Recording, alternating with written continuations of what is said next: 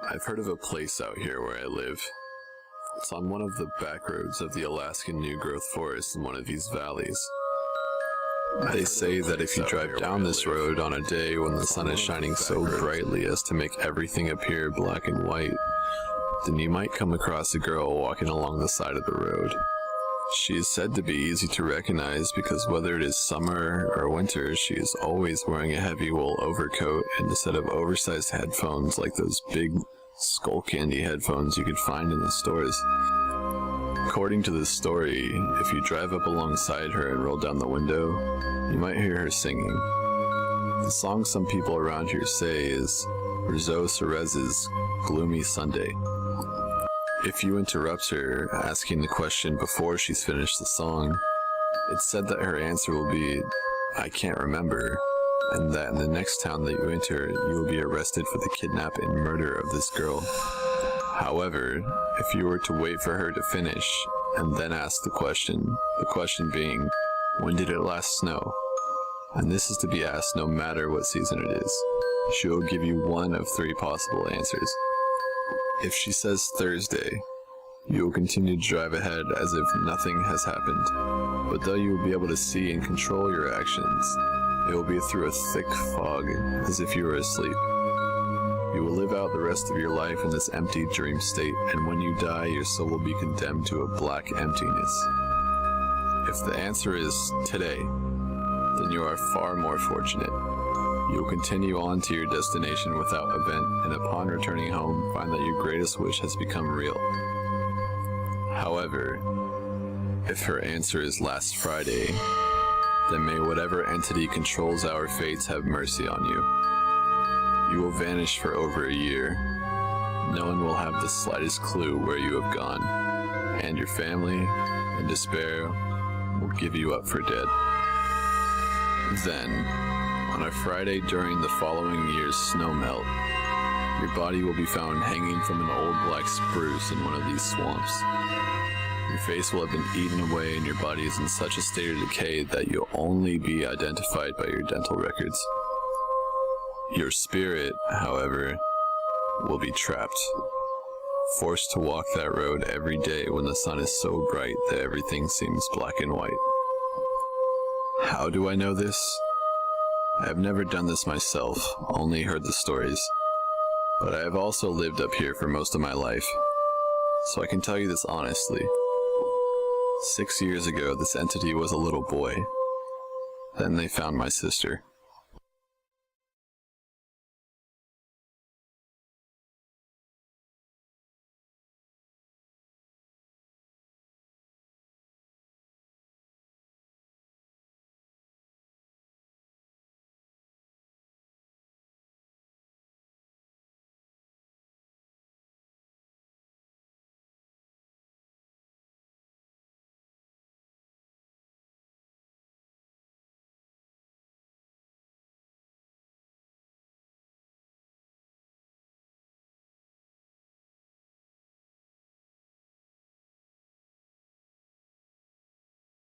Horror stories about. In 2014, after hearing all the horror stories about the deep web, I wanted to check it out myself. In a way, I kind of expected nothing other than the scam sites for assassins, people requesting child pornography, and some underground markets. However, I prepared for the worst, and frankly, I was more worried about getting in trouble by authorities rather than having my mind bleached for the near future. Even after 2 or 3 hours of procrastination, nothing prepared me for what I saw. It was during the middle of the day when I began my search. Of course, there's no deep web Google or anything, but rather a wiki with a lot of links. The links are different than the links you may know of. These links have no way of knowing what lays behind it, just numbers and text at the end. It was boring at first, a lot of dead sites. More than expected eBay-style markets for weapons, military-grade weapons even, services, and of course, drugs. I came across a chat room where I saw a darker side of people I never thought was possible. So many people that were mentally ill, threatening others, requesting child pornography. It was truly disgusting. 2 hours later, I came across one site that ended my little adventure in the wastes of human consciousness. A cult site, perhaps, with little info other than an email address and some religious mumbo-jumbo. However, there was a video embedded in the site's homepage. Like a naive child, I clicked it without a care in the world. The video was shot with a crappy video camera. Perhaps it was shot in the early to mid-2000s. It was a man with a mask and a knife. As quickly as that scene showed, another presented itself. He was cutting something in similar fashion to a butcher shop. It was then and there I realized the body was bipedal and without fur. It was a human being. He was violently cutting at the legs, followed by the screams of this person. A new scene showed the decapitation of the head. Another shot of the man with the mask, followed by a picture of a church with a weird symbol. This was a cult recruiting website. It was followed by more bodies being cut up and hung in ways more gruesome than you may expect. Shortly after, I turned my computer off and I stayed off it for quite some time. This was my first and last visit to the deep web. I have never contemplated going back since. Number 2. I am a computer technician by profession. I work for a company that is contracted by local businesses and private consumers to set up internet connections, install software, and repair any sort of computer problems that they can come up with. So naturally, I get all kinds of crazy stories and problems that these people can come up with. I swear, some of these people just don't know how to work a computer, even in this day and age. Anyway, one day I get a call from a local business complaining that their internet is acting up and that they must have a virus. So I shake my head, thinking that someone must have unplugged a network cable or downloaded a Trojan horse accidentally. Get up and drive over to the business to address the problem.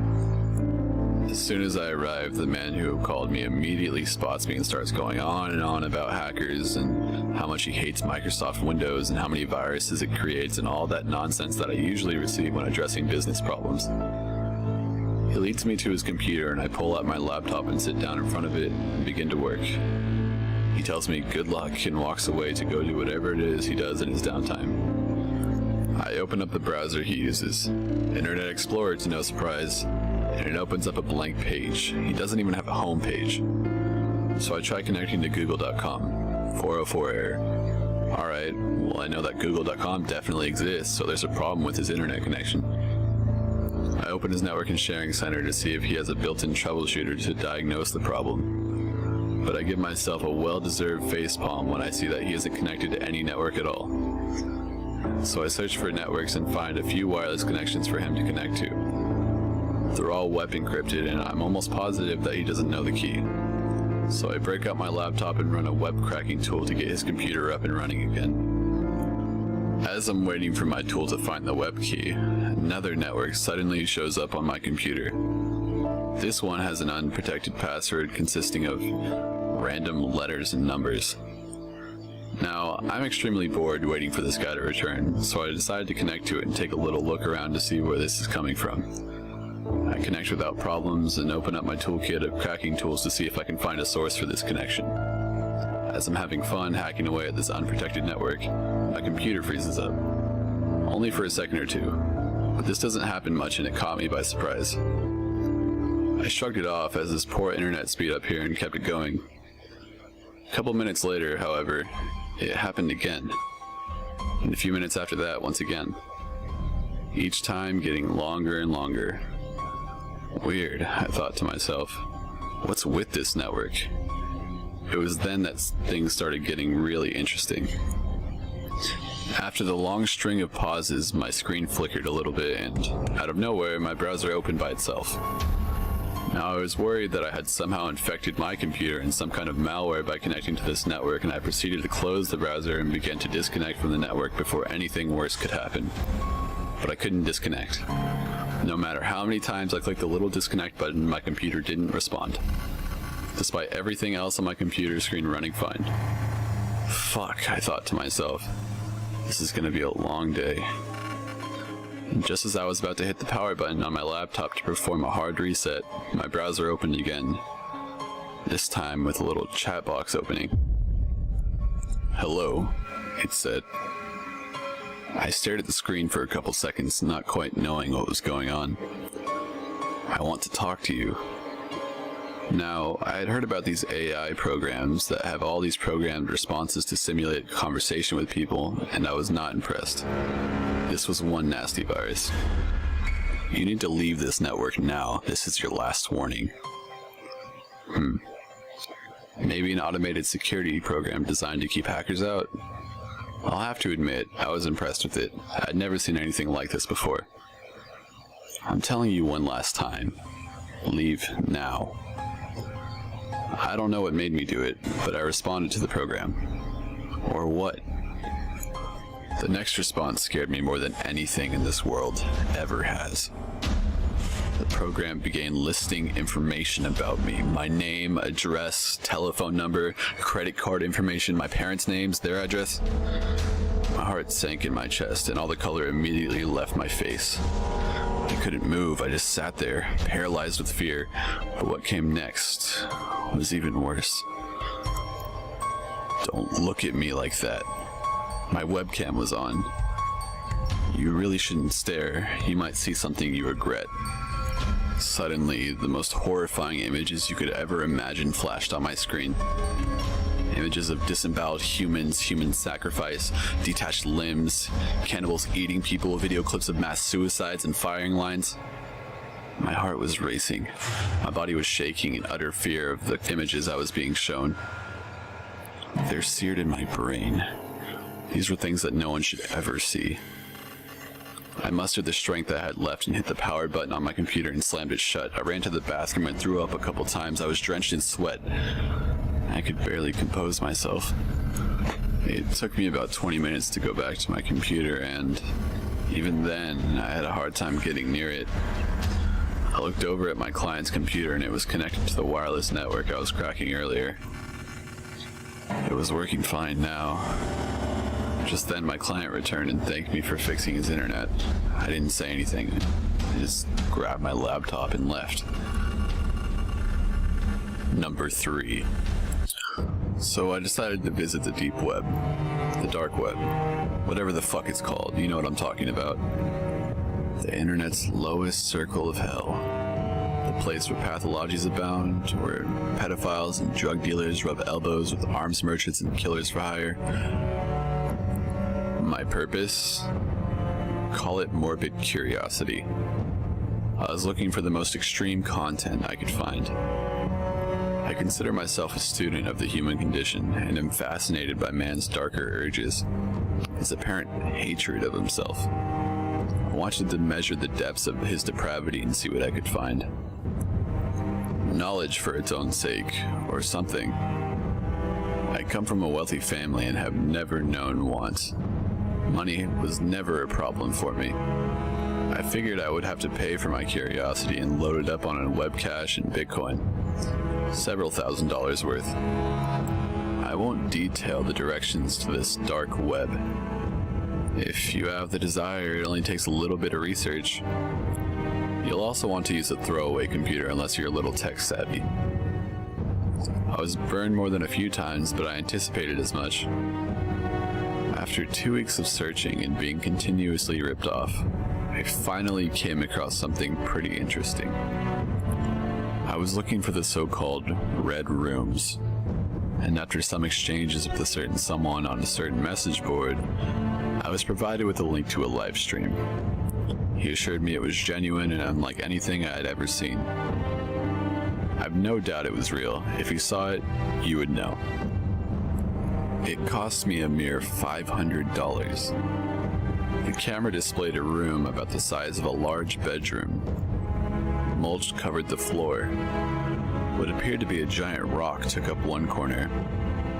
Opposite this was a kid's swimming pool filled with water. I couldn't even imagine what was about to take place. Suddenly, a portion of the ceiling disappeared, and a girl, upside down, was lowered into the room. She was suspended by the feet from what looked like giant forceps. Her hands were bound behind her back and tape covered her mouth. She looked to be about 20 years old, maybe younger. Needless to say, she was terrified. Nothing happened for a few seconds. Then, from under the rock, a head appeared. It was a snake. An anaconda, I believe. Slowly, very slowly, he emerged from his hide, forked tongue tasting the air. The girl's eyes bulged from her head with the most profound terror I have ever seen. The snake continued his creeping advance. He was fucking huge. He had to be at least 30 feet long. His face rose to within inches of her, tongue darting in and out. He loomed above her, all coiled aggression. Mercifully, she fainted. Whatever was holding the forceps began to shake the girl, like someone dangling a toy in front of a cat. The snake's head pulled back slightly, tongue still flickering. He remained still for a few long seconds, and then, without warning, he struck. His jaws clamped down on her throat, and his body whipped around her with tremendous speed. He took her to the floor and proceeded to squeeze the life from her as the giant forceps were lifted from the room and the ceiling panel replaced. I watched, stunned, as the snake uncoiled and released his teeth from her throat. He then unhinged his jaw and began to swallow her whole. The entire process took less than 5 minutes. And it was all bought and paid for by me. See you in hell, I guess. Number 4. I'm posting this through a proxy, so don't even think about getting cute and trying to find me. I've got enough trouble with people trying to find me as it is. It all started a few months ago when I found a good source of amphetamines on a deep web marketplace I won't name. I live in a town so small and bland that even the local high school kids don't bother selling drugs. It's boring as sin here, which is one of the reasons I started ordering speed online in the first place. I was always very cautious. I tumbled my bitcoins carefully and ensured that every transaction was very well encrypted. Yes, before you even ask, the proxies I used were fully configured and trustworthy ones. It wasn't the technology that failed me at all, actually. It was a single mistake in judgment. To a single trusted seller, I gave my real physical address. At first, I was only getting small packages for my personal use, so it was easy to have them delivered to the house of an old woman who lives nearby. Her live-in nurse consistently checked the mail very late in the day, so there was never much of an issue in retrieving the speed before it was noticed. But my habit grew, and I began to introduce my close friends to the drug. So eventually I contacted my seller about ordering much larger quantities, enough for me to sell locally. We began to work like business partners in a supply chain, and I was placing substantial orders regularly. The drugs came originally in a small padded envelope, but now it would have to be shipped in a larger cardboard box. The envelopes always fit easily inside a mailbox, but a box like this would have to be delivered to the front door. I couldn't have the mailman walking up to a stranger's driveway to ring the doorbell, so I requested that the drugs start being sent directly to me. I knew by this point that the seller was a legitimate and reliable source, so trusting him with my address just seemed safer than the alternative. We had become something like casual friends at this point, and began to do the same things together, like visit the same deep web communities and chat if we were both online. My seller was wickedly funny sometimes, and really seemed to be a nice guy. I guess that's part of why I trusted them. But then again, it's not his fault about what happened. Recently, though, I got a totally unsatisfactory shipment. The pressed pills looked right at first, but tasted like bitter flour and were far too brittle. They produced no high at all. I had been stiffed, and when I checked the marketplace, I found that my seller's accounts had been closed out. He left no messages to explain it. I assumed that he had just ripped me off, but it also didn't seem like something he would do. I wondered if I had misjudged him. Yesterday, I noticed that one of his accounts was actively posting on one of the small community forums that we both visited together. I contacted him immediately in a private message and asked whether he knew that his last batch was complete bunk.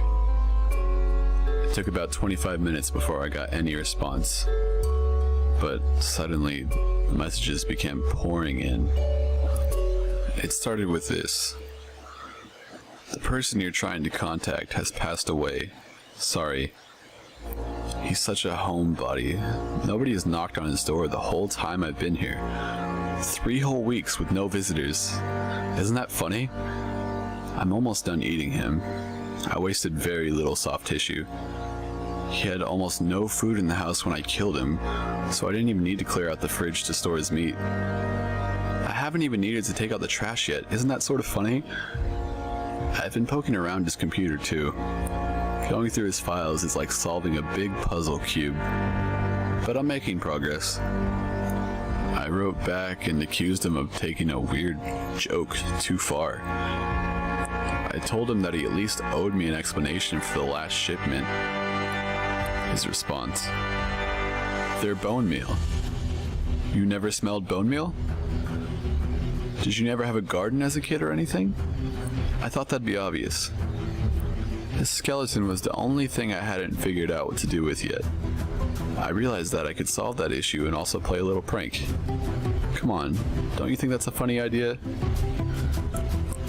There was a brief pause, and then another short volley of messages appeared before I could even form my response. "You know, you actually don't live too far away from where I am now. Judging by the address I have here, you and this guy are just over the state line from each other. Isn't that something? Well, be seeing you." What do you guys think? It's probably just a scheme to scare me off, right?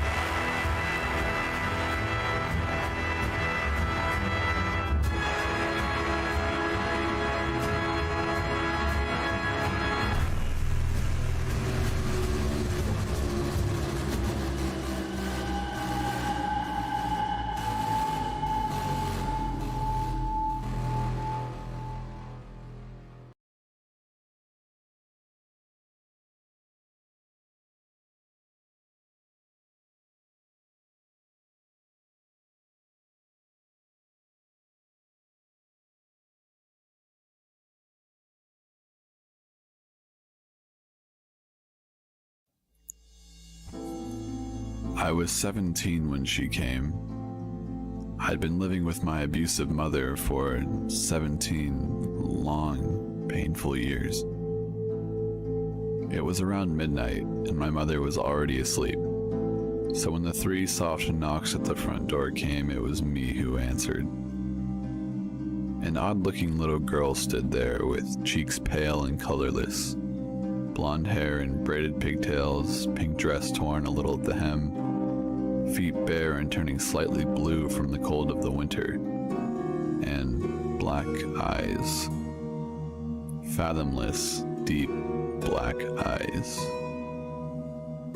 I quickly let her in, thinking of how horridly underdressed she was.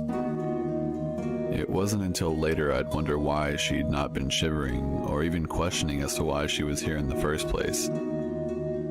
I got her into the living room, wrapping her little form in a thick afghan my grandmother knitted.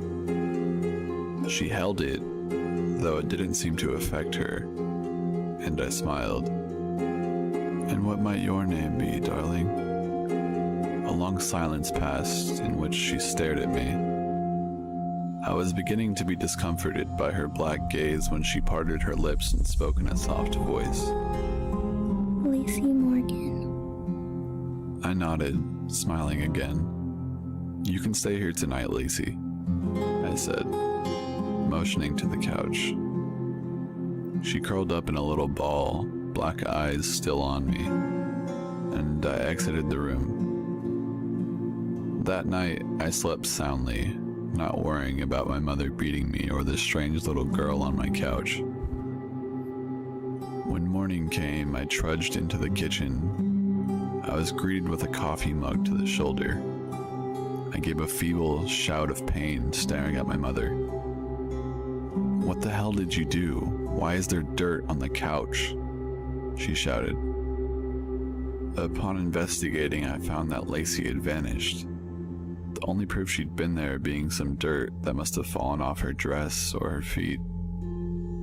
I took responsibility, earning myself a strong hit to my cheek, then left for school. While there, I heard something that sent chills through my spine. Lacey Morgan was found dead last night. I passed the day waiting for any more news on the subject, but found none. Upon arriving home, the news was broadcasting a live report on her, though.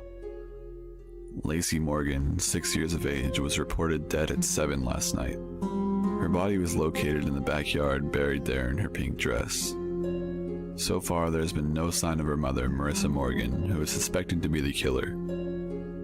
Marissa has reportedly abused Lacey multiple times and may be responsible for her death. Suddenly, a picture of Lacey appeared on the screen. She appeared very close to how she had been when I met her. Blonde hair in braids, pink dress, pale face. Only her cheeks had color and her eyes were baby blue. To most, this would seem unimportant, but to me it was. She died before arriving at my house, if what the newscaster said was true. Died hours before. I tried to play it off, going about my business. I went to bed early so as not to have to see my mother. It was around midnight when I awoke to cool fingers stroking the bruise on my cheek. I sighed, leaning into the small hand. Never again. Lacey whispered, before her hand vanished. Not 10 minutes later, I heard my mother screaming. I rushed into her bedroom, nearly fainting at what I saw. My mom was thrashing wildly on her bed, a small creature having buried its face in her chest. I could hear the sound of flesh tearing and my mother's screaming increased in volume. I wished I hadn't got up. Later on, I'd tell myself I hadn't, but I had.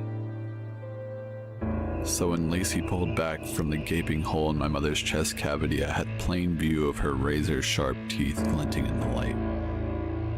Glinting with my mother's blood. She smiled innocently at me for a moment before swiftly tearing out my mother's jugular. That time, I did faint. When I came to, I was in my bed. I walked to my mom's room, morbid curiosity getting the best of me. Upon opening the door, I found the room empty. The bed made neatly as if my mom had left for work early. The only oddities were the dirty child's footprints and the open window showing that Lacey had in fact visited. I never saw my mother again, and I never missed her either. I eventually got married and we had a child together. I named her Lacey. Recently, I noticed the neighbor's daughter had all sorts of scrapes and bruises on her arms. I started watching their home. And the other day I saw something odd. A little girl running barefoot through their backyard, up to their back door. It was around midnight, so I couldn't be for sure, but I thought she met my eyes with her black ones. And I could swear she mouthed 2 words to me. Never again.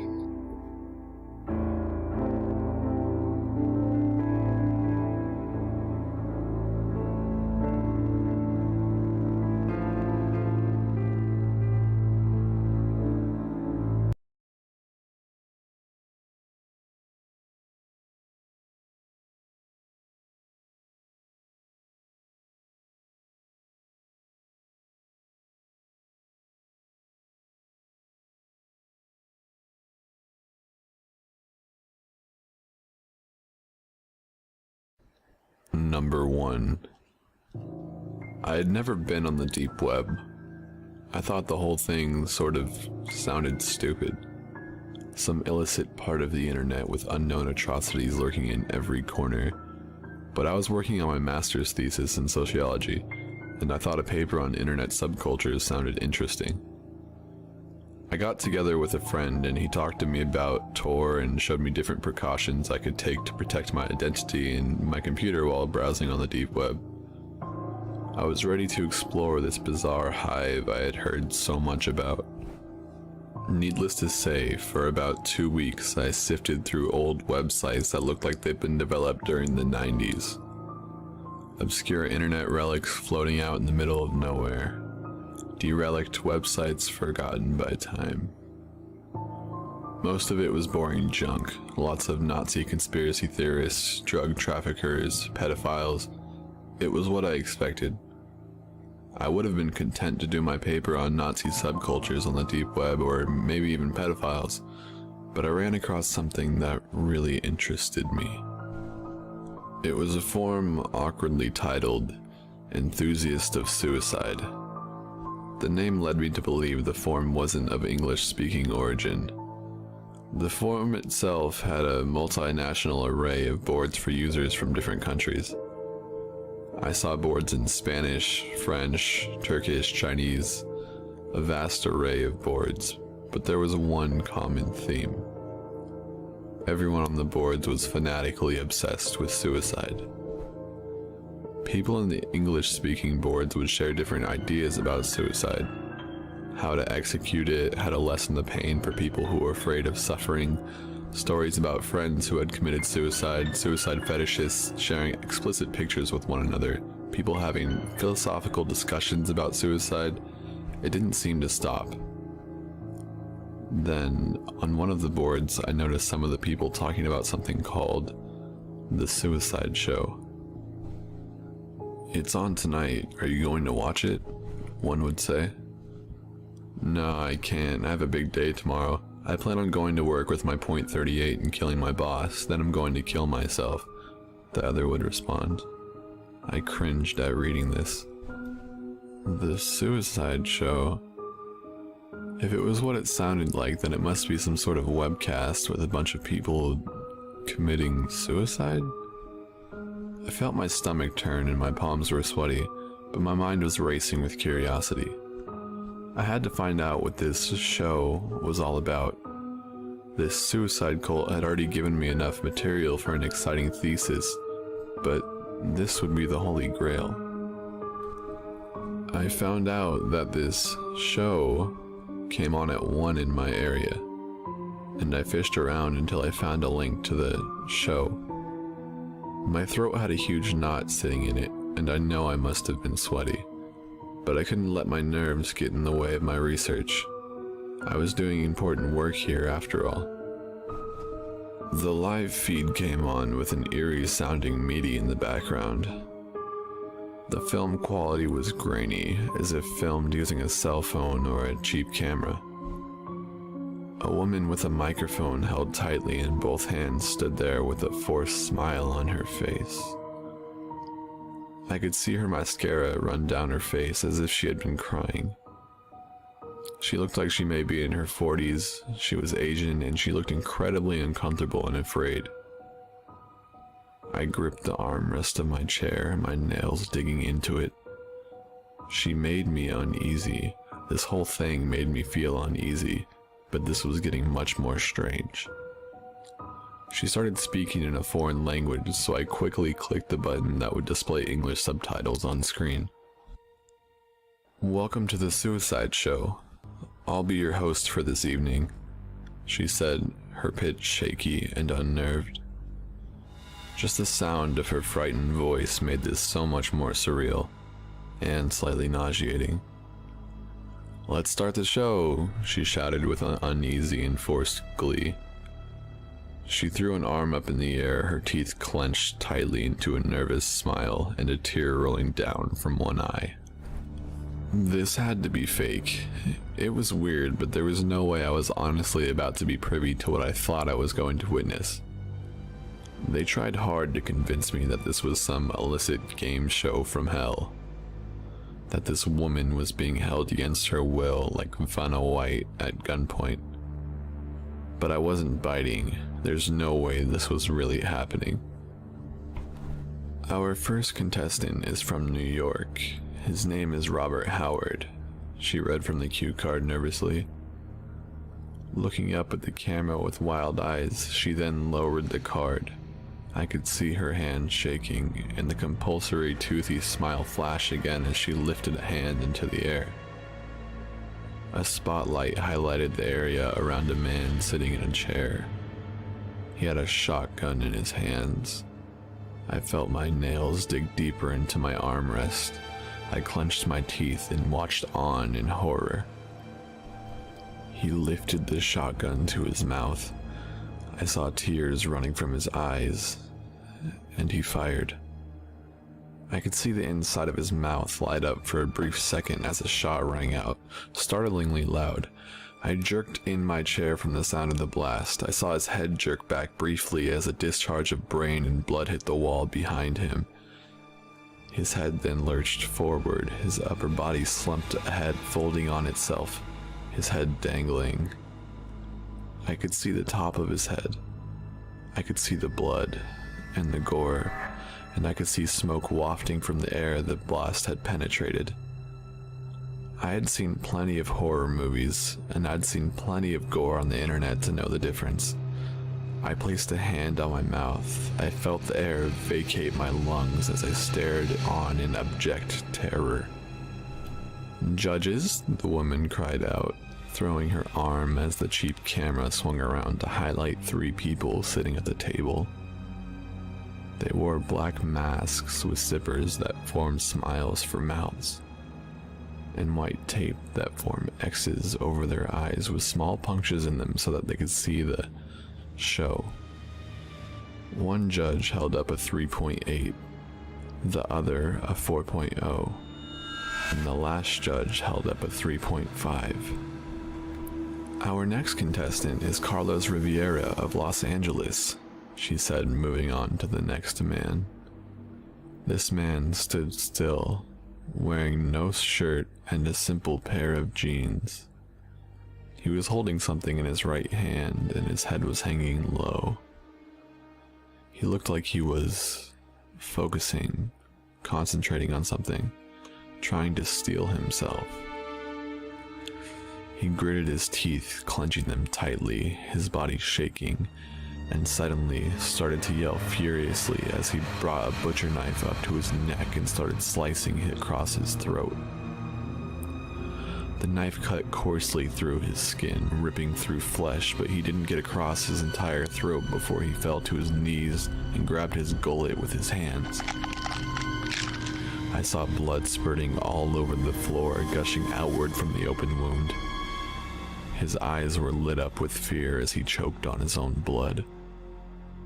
"Look at him gush," the woman cried out, her voice a mixture of false enthusiasm, panic, and something akin to disgust.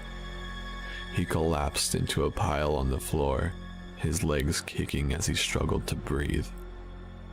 "Judges," the woman said again, the camera swinging around once more. The judges held up a 4.8, 4.9, and 4.7 respectively. There were 2 other contestants, but I couldn't watch anymore. I closed the feed and walked over to my window. I had to catch my breath. My heart was racing. What had I just seen? I didn't sleep that night. I could see the man who'd slit his throat. I could see his eyes as he struggled to breathe through a throat full of his own blood. I could see his bloody hands clasping at his neck in a combination of instinct and regret. I could see him kicking on the floor, laying sideways in a pool of his own blood. Every time I closed my eyes, it's all I saw. Needless to say, I dropped the paper on the suicide enthusiast. Number 2. So this is my story about how I made one of the biggest mistakes I've ever made. going on the deep web. In every friend group, there are certain people who fill certain roles. The nerd, the annoying one, and the one that seems to hold the group together. I was always the quiet one, usually kept to myself within the group and stared at the floor during any social confrontations. I guess you could call me shy. Well, incredibly shy actually.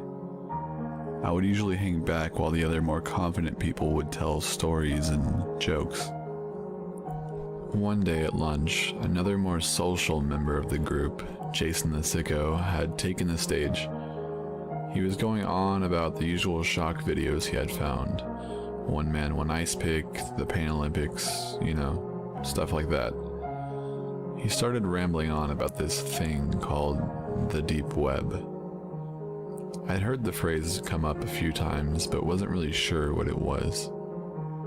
I was used to him talking about the shock videos and trying to get me to watch it, but this time things seemed a bit different.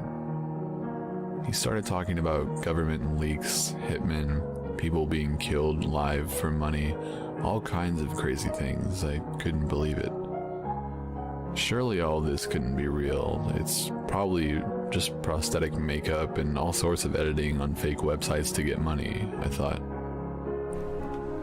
I was sort of curious to go on it myself, but I usually make a point to not stray onto any websites that could be considered suspect. I asked Jason how all these people were able to get away with all these things they were supposedly doing.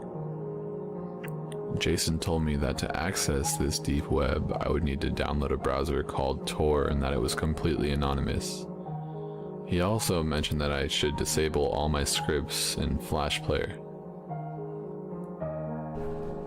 He has always been a tech-savvy guy, so I trusted him. It did make sense after all, the way he explained it. I finished off my day at school, preparing myself for all the possible things I might see later on when I got on the deep web. When I got home, the first thing I did was go straight to my room and take out my laptop. I was pretty stoked to see some of this stuff. After all, I've always been sort of interested in hidden government experiments and things like that. After a few hours of research and downloading, I was finally ready to go. I was finally ready to visit the deep web. Right as I was about to start my journey into this hellhole of the human mind, I got a knock at the door. It's my mother.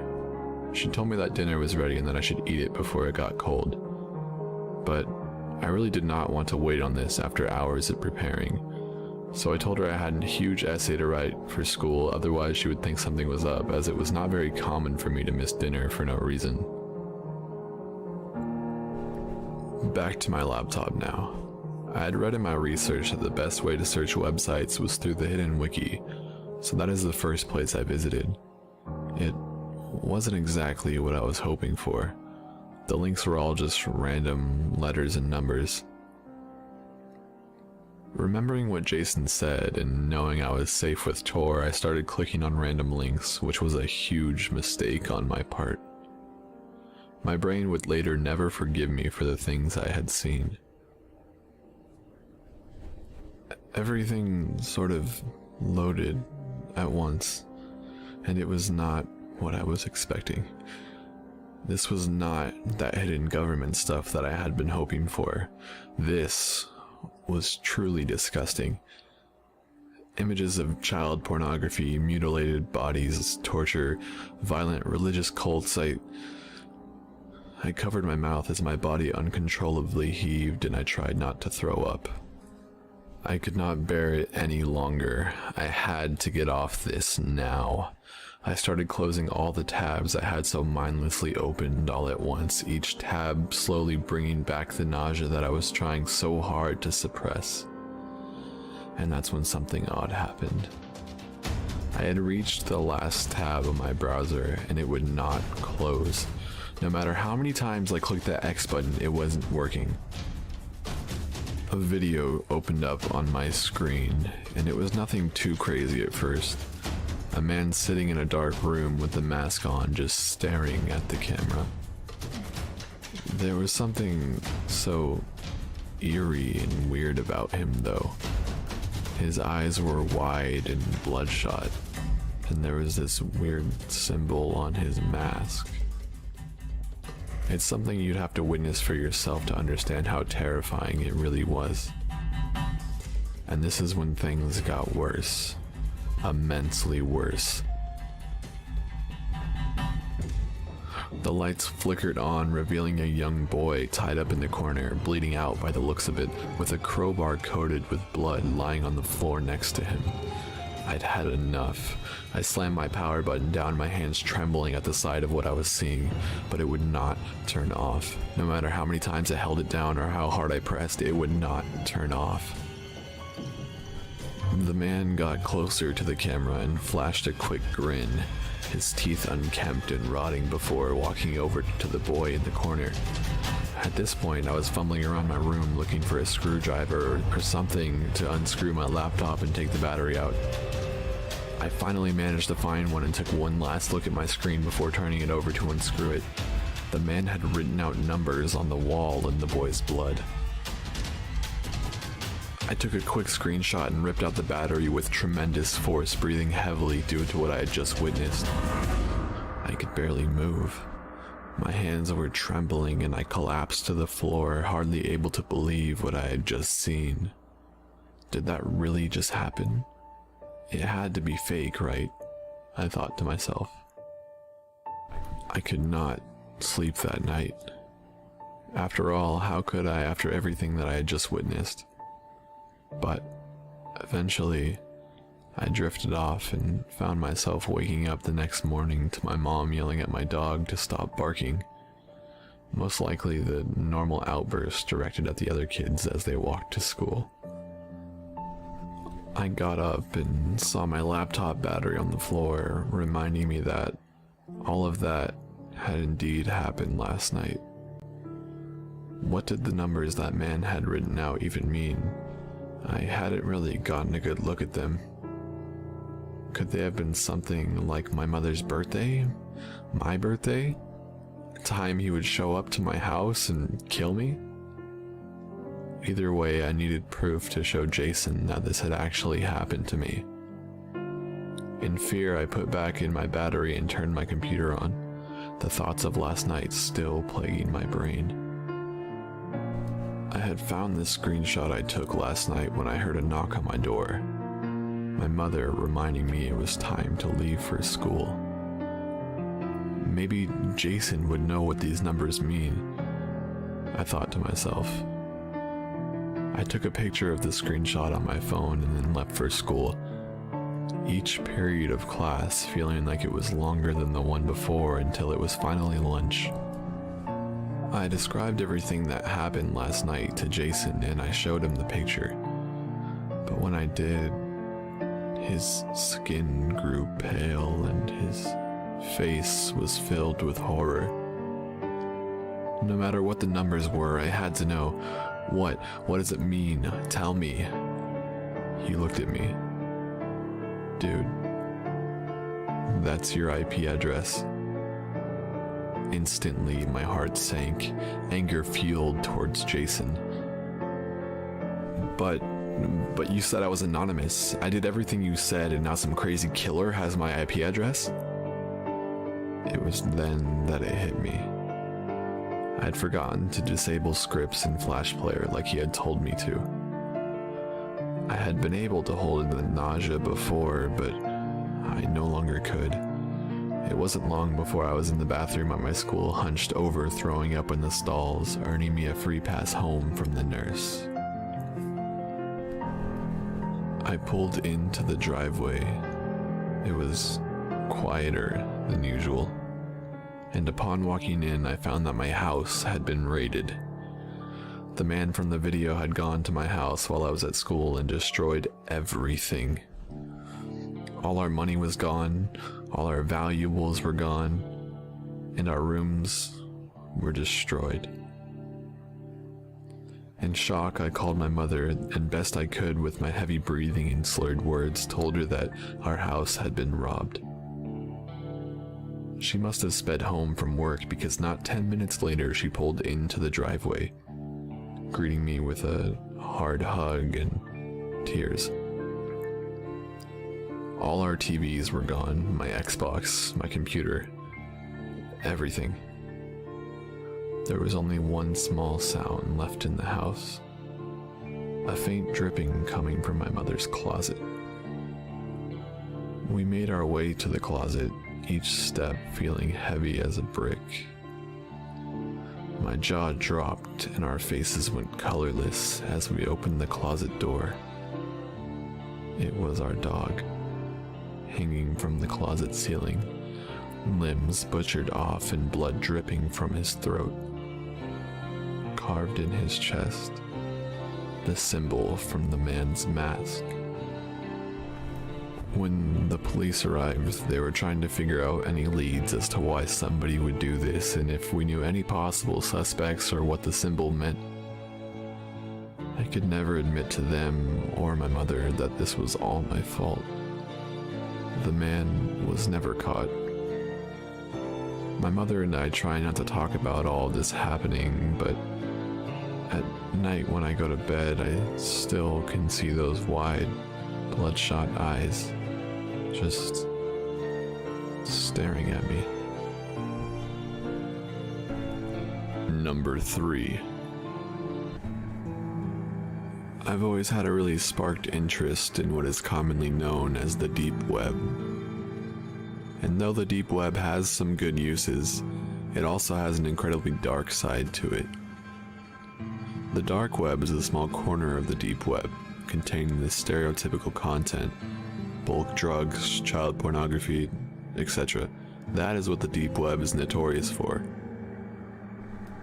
I took my first steps into this little excavation of mine into the darkest parts of anonymous sites to undermine the stereotype that the deep web is more a home to dark, illegal websites than anything good.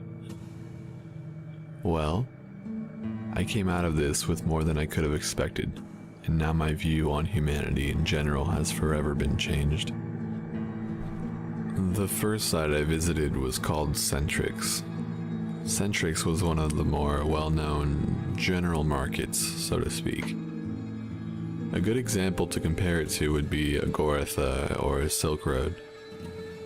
Now, Centrix, from what I hoarded via lots of questions on the chat room over the course of a couple days, has been around for about 11 months and has been untouched by any means of being shut down.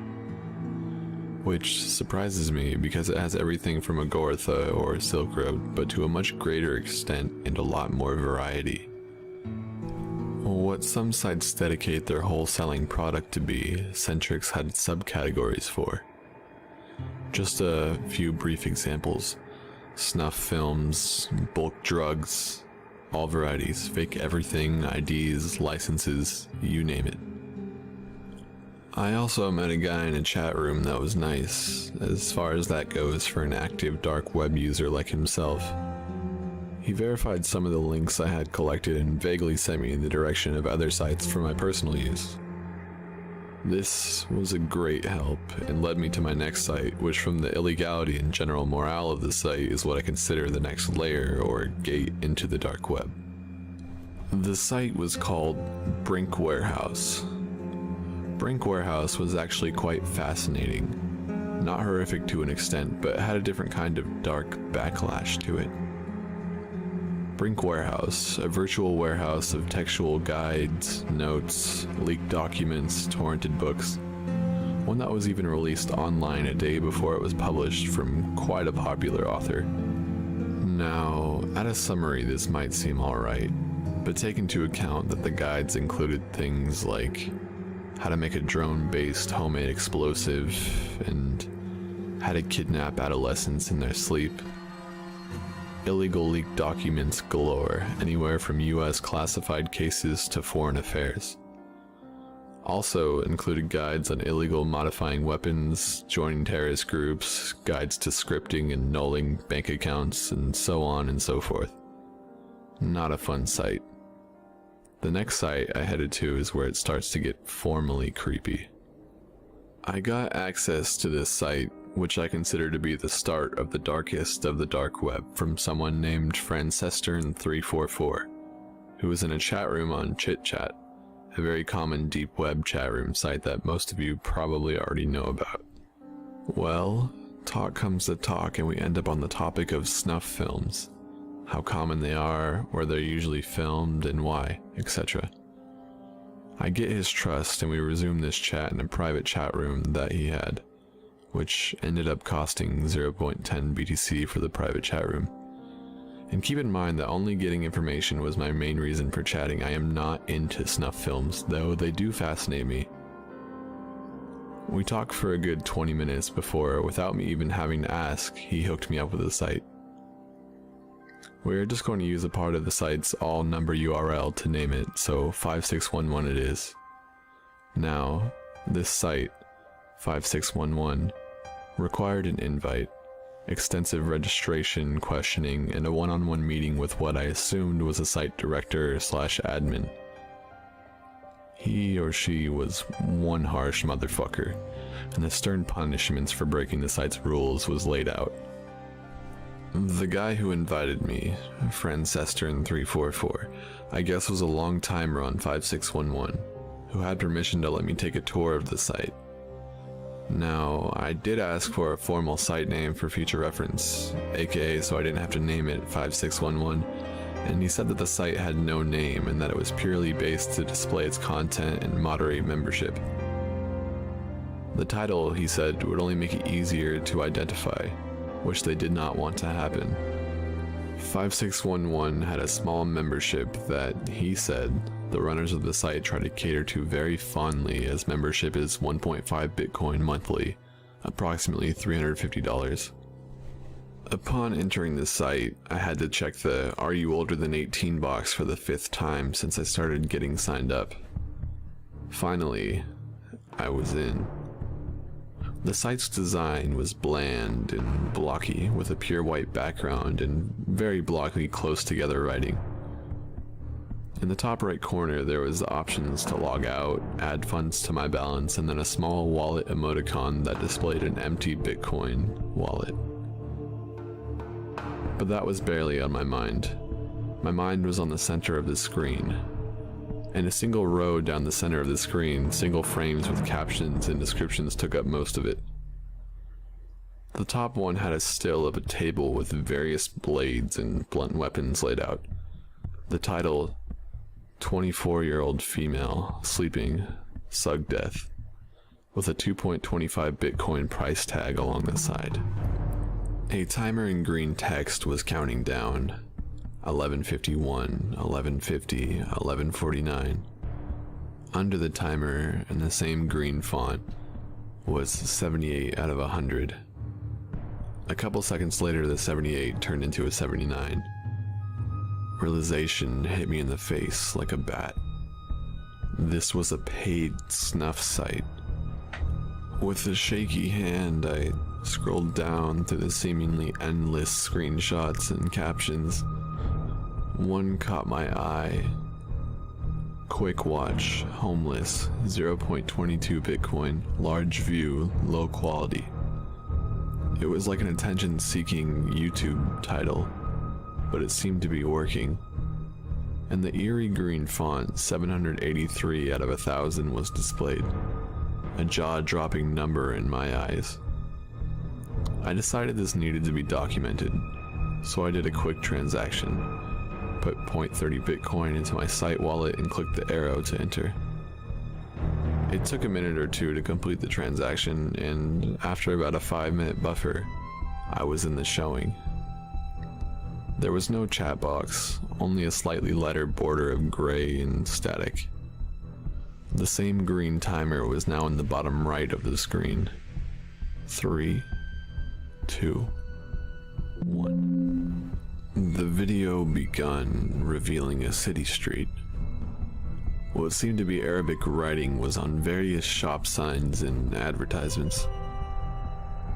Light from the street post gave a fuzzy glow to the scene. The cameraman, from the position of the camera, seemed to be leaning against a wall, the shot focused on a dinky red junker on the street's curb. From the side of the camera's view, a gloved finger points toward the entrance of a dark alley, where a man lays on his side. Like a breathing pile of rags, obviously homeless and alone. The finger makes a motion towards the car, and three men quietly exit the car and walk along the storefronts toward the sleeping homeless figure. The quality is totally shit, but the scene can still be made out and is enhancing by my horrid imagination about what is to come. About 5 meters from the homeless victim, the lanky group of thugs pull out plain white theater masks from their jackets, take out various small weapons, and pounce around the corner onto the innocent, unsuspecting victim.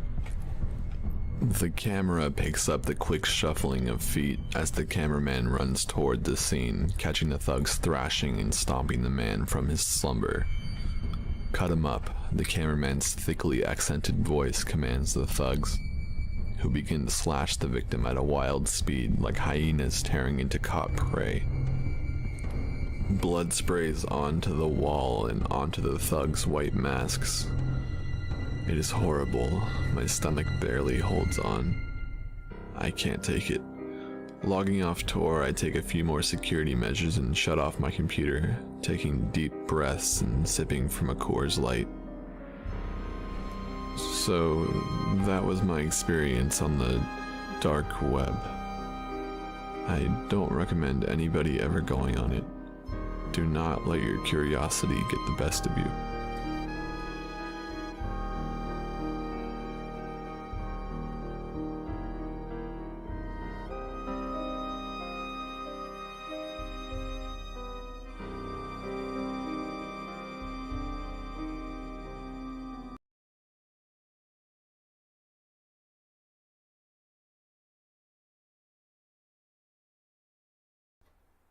Warning.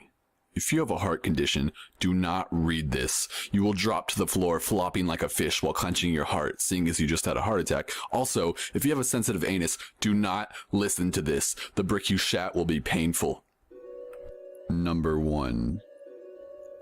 About 5 years ago, I lived downtown in a major city in the US. I've always been a night person, so I would often find myself bored after my roommate, who was decidedly not a night person, went to sleep. To pass the time, I used to go for long walks and spend time thinking. I spent 4 years like that, walking alone at night, and never once had a reason to feel afraid. I always used to joke with my roommate that even the drug dealers in the city were polite. But all of that changed in just a few minutes of one evening. It was a Wednesday, somewhere between 1 and 2 in the morning, and I was walking near a police-patrolled park quite a few ways from my apartment. It was a quiet night, even for a weeknight, with very little traffic and almost no one on foot. The park, as it was most nights, was completely empty. I turned down a short side street in order to loop back to my apartment when I first noticed him. At the far end of the street, on my side, was the silhouette of a man dancing. It was a strange dance, similar to a waltz, but he finished each box with an odd forward stride. I guess you could say he was dance-walking, headed straight for me. Deciding he was probably drunk, I stepped as close as I could to the road to give him the majority of the sidewalk to pass me by. The closer he got, the more I realized how gracefully he was moving. He was very tall and lanky and wearing an old suit. He danced closer and closer until I could make out his face. His eyes were open wide and wild, head tilted back slightly, looking off at the sky. His mouth was formed in a painfully wide cartoon of a smile. Between the eyes and the smile, I decided to cross the street before he danced any closer. I took my eyes off of him to cross the empty street. As I reached the other side, I glanced back and then stopped, dead in my tracks. He had stopped dancing and was standing with one foot in the street, perfectly parallel to me. He was facing me, but still looking skyward, smiles still wide on his lips. I was completely and utterly unnerved by this. I started walking again, but kept my eyes on the man. He didn't move. Once I had put about half a block between us, I turned away from him for a moment to watch the sidewalk in front of me. The street and sidewalk ahead of me were completely empty. Still unnerved, I looked back to see where he had been standing, to find him gone. For the briefest of moments, I felt relieved until I noticed him. He had crossed the street and was now slightly crouched down. I couldn't tell for sure due to the distance and the shadows, but I was certain he was facing me. I had looked away from him for no more than 10 seconds, so it was clear that he had moved fast. I was so shocked that I stood there for some time, staring at him. And then he started moving toward me again. He took giant, exaggerated tiptoed steps as if he were a cartoon character sneaking up on someone. Except he was moving very, very quickly. I'd like to say at this point I ran away or pulled up my pepper spray or my cell phone or anything at all, but I didn't. I just stood there, completely frozen as the smiling man crept toward me. And then he stopped again, about a car length away from me, still smiling his smile, still looking at the sky. When I finally found my voice, I blurted out the first thing that came to mind. What I meant to ask was, "What the fuck do you want?" in an angry, commanding tone. What came out was a whimper. What the f... Regardless of whether or not humans can smell fear, they can certainly hear it. I heard it in my own voice, and that only made me more afraid. But he didn't react to it at all. He just stood there, smiling. And then, after what felt like forever, he turned around, very slowly, and started dance walking away. Just like that. Not wanting to turn my back to him again, I just watched him go until he was far enough away to be almost out of sight. And then I realized something. He wasn't moving away anymore, nor was he dancing. I watched in horror as the distant shape of him grew larger and larger. He was coming back my way, and this time, he was running. I ran too. I ran until I was off the side of the road and back onto a better lit road with sparse traffic. Looking behind me then, he was nowhere to be found. The rest of the way home, I kept glancing over my shoulder, always expecting to see his stupid smile, but he was never there. I lived in that city for 6 months after that night, and I never went out for another walk.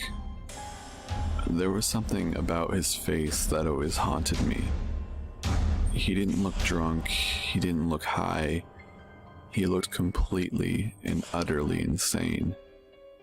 And that's a very, very scary thing to see. Number 2. This happened when I was in college. One night, after having a few drinks, I came home to my small house where I lived with 2 other girls, probably around 2:30 a.m. We were all serious students. I was probably the least serious, actually. And when we partied, it was not your typical UCSB mega rager. More like a small get-together with friends. We would often have a few people spend the night, sleep on our furniture, and even in our beds, whatever the case may be. That night, my roommates had had a few people over who I didn't know, and I saw when I returned home that one of them had opted to sleep on the couch. I could tell from the shadow that I saw there. But as I was passing the couch to enter my bedroom, I noticed that the figure was lying very stiff. He just had this weird energy to him. He was lying down, but it was like he was putting all of his energy into lying as still and rigid as possible. I paused, and the guy quickly jerked his head to face me without moving his limbs so quickly that it startled me. I could see his wide-open eyes glinting in the dark. Figuring that I'd startled him or that he was drunk or maybe on some kind of stimulant and unable to sleep, I just hurried past into my bedroom and locked the door. The dude made me nervous, and I wasn't taking any chances. I fell asleep. At 4:30 a.m., I woke up. There was a strange sound at the door, almost like somebody was drumming their fingers against the wood very quietly. I lay still and listened. There were more quiet sounds, like someone scratching the door with their fingers, which got louder and louder until it was clear that he was using both hands and scratching as fast and as hard as possible. It created an extremely loud and intimidating sound that filled me with fear. I got my cell phone and texted my roommate because I was afraid to make a sound. "Your friend is freaking me out. Is he coked out? Can you talk to him? He's banging and scratching on my door." She didn't text me back, probably because she was asleep. I texted my other roommate to the same effect, covering all my bases. Keep in mind that the scratching had been going on at this point for a couple minutes. I have no idea how he could have sustained it. Scratching a wooden door with your fingernails can't feel good. He also grabbed at the knob and jiggled it super forcefully. Because neither of them answered, I decided to call and really wake them up, though I was scared to make a sound. I know it sounds stupid, but there was something seriously horrifying about being teased like this through the door. I knew that he was trying to terrify me. I felt like a little kid, but I could tell this guy was fucked up or something, and maybe the police needed to be called. And I wanted to loop my friends in since it was one of their friends. The scratching stopped abruptly, and I called my roommate, who answered sleepily. "Yo, your friend is messed up. Can you please deal with it? Do we need to call the cops? He's seriously scaring me, and he was scratching at my bedroom door. Really fucking weird." She didn't say anything for several seconds, and when she did speak, her voice had no sleepiness in it at all. "What friend?" she said. "That fucking guy that was sleeping on the couch," I said. She was quiet again. "We didn't have any guys over," she said. "Call the police." My adrenaline surged, and I told her to please lock the bedroom door as quickly as possible. I realized that I hadn't heard scratching in a while, and I had no clue where the dude had gone. Suddenly, I heard a loud banging in the other end of the house, where my roommates, Lauren and Monica, shared a bedroom. The bangs were followed by the sound of them screaming in fear. I quickly dialed the police as this maniac proceeded to bang against the luckily locked bedroom door of my two roommates as they screamed. The heaviness of the blows left no doubt that he was trying to break the door down. I'd told the 911 operator the situation, and she dispatched 2 squad cars. The police in Isla Vista are generally used to peeling drunks off the sidewalk and breaking up brawling frat bros. This was really serious and strange, and I think the dispatcher got the sense from my tone at how terrified I was, and she stayed on the phone with me. At one point, the banging stopped and everyone was quiet for a while. I talked with the dispatcher and suddenly looked down to see that this guy had slipped his fingers through the 1-inch gap between my door and the floor and was just kind of wiggling them around, making this weird growling sound. I screamed and backed away, which is my biggest regret about this situation, since when I look back at it, it would have been so awesome to just stomp the shit out of those fingers and hear the guy howl in pain. When the cops rolled up, I heard running and the sound of our sliding glass door opening and closing, and then he was gone. The cops never caught him. He had broken in through our side door by jimming the lock somehow. My door was covered in what turned out to be huge gauges he'd made with a pair of scissors, which he discarded on the ground before he left. What terrifies me most about this is that I walked right past him. I looked him right in the face. I realize now that he was not trying to sleep or on drugs, but was lying so stiff like that because he was hiding. He probably heard me open the door and freaked out because he hadn't realized there was another person living there and tried to blend into the couch in the darkness. Number 3. My sister and I recently stumbled across a memory during our weekly visits. We had just moved to a suburb, our first house in a decent but isolated part of town. She was 12 and I was 7. Mom let us take our white German Shepherd for a walk. I remember the sun was setting over the desert landscape, but we weren't worried. It was nice to be able to walk unsupervised down the street. We lavished in our freedom and took our time, letting Kodak sniff and investigate everything. We had just let him off the leash and were watching him chase a rabbit. I guess that's why we didn't hear the car pull up, nor the huge man that was sneaking up behind us. Kodak was a ways off, and suddenly he turned back and looked at us. And like a streak of white lightning, he raced back towards us. He flew. I'm for sure his feet touched the earth. He blasted past our waiting arms and landed on the man behind us. We turned, and Kodak was latched on the man's arm. Kodak was a big dog with big teeth and was absolutely shredding this guy's arm. The man eventually got him off, and Kodak took a stance between us and the man. We apologized to the creep, not realizing what danger we were in. The man offered a shaky smile and told us we were good kids and stumbled off to his car. I remember there being a length of rope on the ground, which now I assume he had been holding. We looked at Kodak. He was growling and continued to growl until we made it home and he escorted us into the house. My sister told me, "Don't tell Mom or they'll kill Kodak for biting someone." It was so naive, we thought we were protecting our pet, but in actuality he saved one or both of us from a terrible fate. Much later I learned that my hometown is an area heavy in sexual predators and violent criminals. Many of the surrounding communities had passed legislation that wouldn't allow them to live in their towns, so they lived in ours.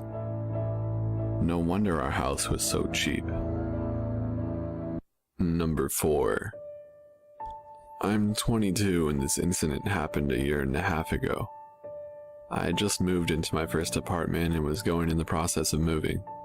The door that led into my apartment locks itself automatically when closed.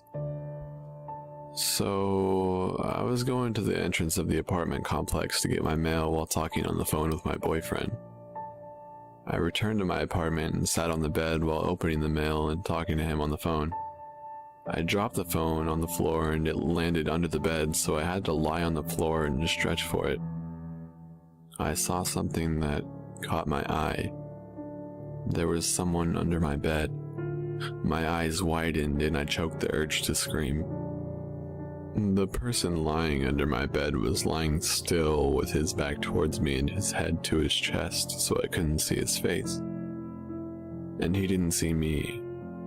Trying to be rational while so many thoughts rushed through my head, I picked up the phone and said, "Sorry, I dropped my phone. I'm just gonna take a shower and call you back."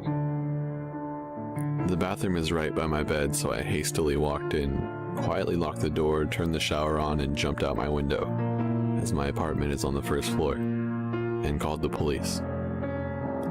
They told me to wait nearby, but to go to across the street and see if anyone comes out the door to the apartment complex. This was during summer and it was still light out. I placed myself across the street, hiding behind a car while watching my open bathroom window and the entry door. I called my boyfriend and he came out to me just before the police. I gave them my keys and they went inside. Only moments later, 2 cops came out holding a thin and tired-looking man. His eyes looked crazy, but he didn't try to get away. The policeman that had stood beside me and comforted me while the police searched through my house, I was a mess, shivering and crying, told me that the man stood outside my bathroom door with one of my kitchen knives waiting for me to come out. This man had somehow crept in my entry door while I was getting my mail and hid under the bed. The man that was trying to hurt me turned out to be a homeless person and was placed in a mental hospital. My boyfriend moved in with me the very next day. Number 5. In the mid-80s, my mom was a cleaner in Australia. She would clean houses in suburban areas and would sometimes do houses in rural wine regions, as we lived near both. She would leave business cards at the local shops and got most of her business this way, and some through referrals and word of mouth. One day she got a call from a lady who sounded like she was around 60, asking Mom to clean her old farmhouse. She made a lot of odd demands, and my mom would usually meet clients before taking on new business. In this case, the lady did not want to meet my mom and said she would leave the keys under the front doormat. Mom agreed, mainly because the lady was quite obviously wealthy and was offering to pay my mom substantially more than she would reasonably expect. Mom went to the house on a Monday morning and said she already felt unnerved by the long driveway. The house was essentially in the middle of a very large and very empty property. She found the keys and started cleaning. About an hour into the clean, she hears the back door shut. Mom was told no one would be at the house, so she immediately felt unsafe. She stood frozen in the kitchen for what she said felt like 3 to 4 minutes, although she said it could have been much longer. There was no other car on the property. She wanted to leave immediately, but had 2 rooms left to do. Both were bedrooms. She said as time passed and she heard nothing else, she decided that perhaps it was nothing. Or perhaps something had fallen and it wasn't the door after all. She walked up the hallway and stepped into the bedroom. All over the bed were black and white photos. As Mom had got closer, she realized the photos were all of her. Some were taken at our family home, and many others were taken at other houses my mom would clean. Some through windows or fences. She used the house phone to call the police and immediately drove to the end of the driveway. The lady ended up being investigated but continued to claim that it was a break-in. After some time, the police stopped their searching and we ended up moving to a new town 4 months later. Every time my mom tells me this story, I get serious chills. Absolutely a true story too. To the day my mom thinks that the lady had something to do with it, but why and for what purpose? Hey everyone, if you've made it this far, you'll notice I really need a good outro with some scary music and stuff, so if you're good at that, please don't hesitate to email me. My email is in the description. Also, if you guys have any requests for videos on a certain topic, please say so in the comments. I love when you guys interact with me. And to some of you viewers who are hesitating to click the subscribe button, what are you waiting for? Just do it! before this video begins, I'd like to say that this is a true story that happened to a girl named Alyssa. This video is made to scare you, but to also bring awareness to what you post online. That being said, let's begin. It was finals week of my first semester at Kent State University in 2011. Naturally, I was creeping on Twitter and doing everything I could to not study for exams. I clicked on a hashtag in a tweet I had posted earlier that day for no apparent reason and was shocked to see the exact text from my tweet posted from another account. The account had my picture and the name Lauren Ashley Cook. At first I thought my computer was switching names and images, that Twitter had a bug, or that I accidentally duplicated my account somehow. It never crossed my mind that someone had made the account with my image on purpose. I clicked on the profile, which had hundreds of tweets and a significant amount of followers. Looking through the account, I could see that all the tweets were copied from my account. The Twitter bio had a link to a Facebook account under the same name, also using my pictures and information. Things got even weirder when I saw that Lauren and her friends were posting on one another's walls. Her friends were using pictures of my friends. Not only did they talk to each other, but the conversations were identical to posts and comments my friend and I had left each other. I called my friends and told them about what I had found. 5 of us gathered around the computer and looked through all the different photos, statuses, and comments on the pages. Finals were the last thing on our minds at this point. Who would do something like that? And, oh my gosh, how did she know that inside joke? Were some of the questions flying around the room. My friends and I were all beyond creeped out. I decided to Google the name Lauren Ashley Cook. Lauren Ashley Cook had multiple websites using my pictures, and she had created quite a life for herself. She was very social on Facebook and Twitter, but posted dark and depressing things on Tumblr. Lauren would post pictures of my ex-boyfriends and me and post about how much she hated them. Most of her posts were made-up scenarios or stories revolving around one of my photos. One post that stood out most to me was a blog entry about her deceased brother. Lauren posted a photo of an old friend and me. Underneath the photo, she wrote about how much she missed her older brother and how she would see him again one day. The boy in the photo is not my brother, and he is very much alive. Many of her posts revolved around depression and death. As if this wasn't alarming enough, I came across a blog under Lauren's name that had been active since 2007. I was only 14 when this started. How had I not known someone somewhere was taking my information and pictures for 5 years? To my knowledge, my social media accounts were private, and only people I approved can view my information. One name popped up on every website, talking to Lauren and comforting her when she was depressed. His name was Mike, and it was very obvious he and Lauren had feelings for each other.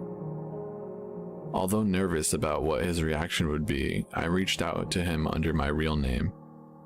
I wrote him a very long Facebook message explaining that Lauren was not real and that someone was taking my pictures. At first, Mike thought I was impersonating Lauren and wanted me to prove I was real before talking to me. He asked me to take a photo holding a sign up that said, "Hi Mike." Once I did this, he messaged me things like, "I can't believe this," and "She lied to me." I told him I was so sorry that someone had done this to him, but I wanted to find out who was behind this and I needed his help. He started telling me all about Lauren. Lauren and Mike had been talking for a year online. "We say I love you to each other. She sends me pictures of herself all the time," he told me. My heart broke for him when I realized how hurt he was. Mike was in his early 20s and lived in New Jersey. He was in the process of launching his own clothing line and loved creating music. "What's Lauren like?" I asked him. He typed me long paragraphs describing Lauren with great detail.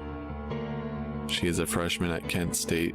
She graduated from Medina High School in 2011, and she worked at a nursing home for the last 2 years of high school. She loves ballet and has a little sister and a lot of dogs. As he rattled off more and more facts about Lauren, I realized just how much Lauren knew about me. I was a freshman at Kent State.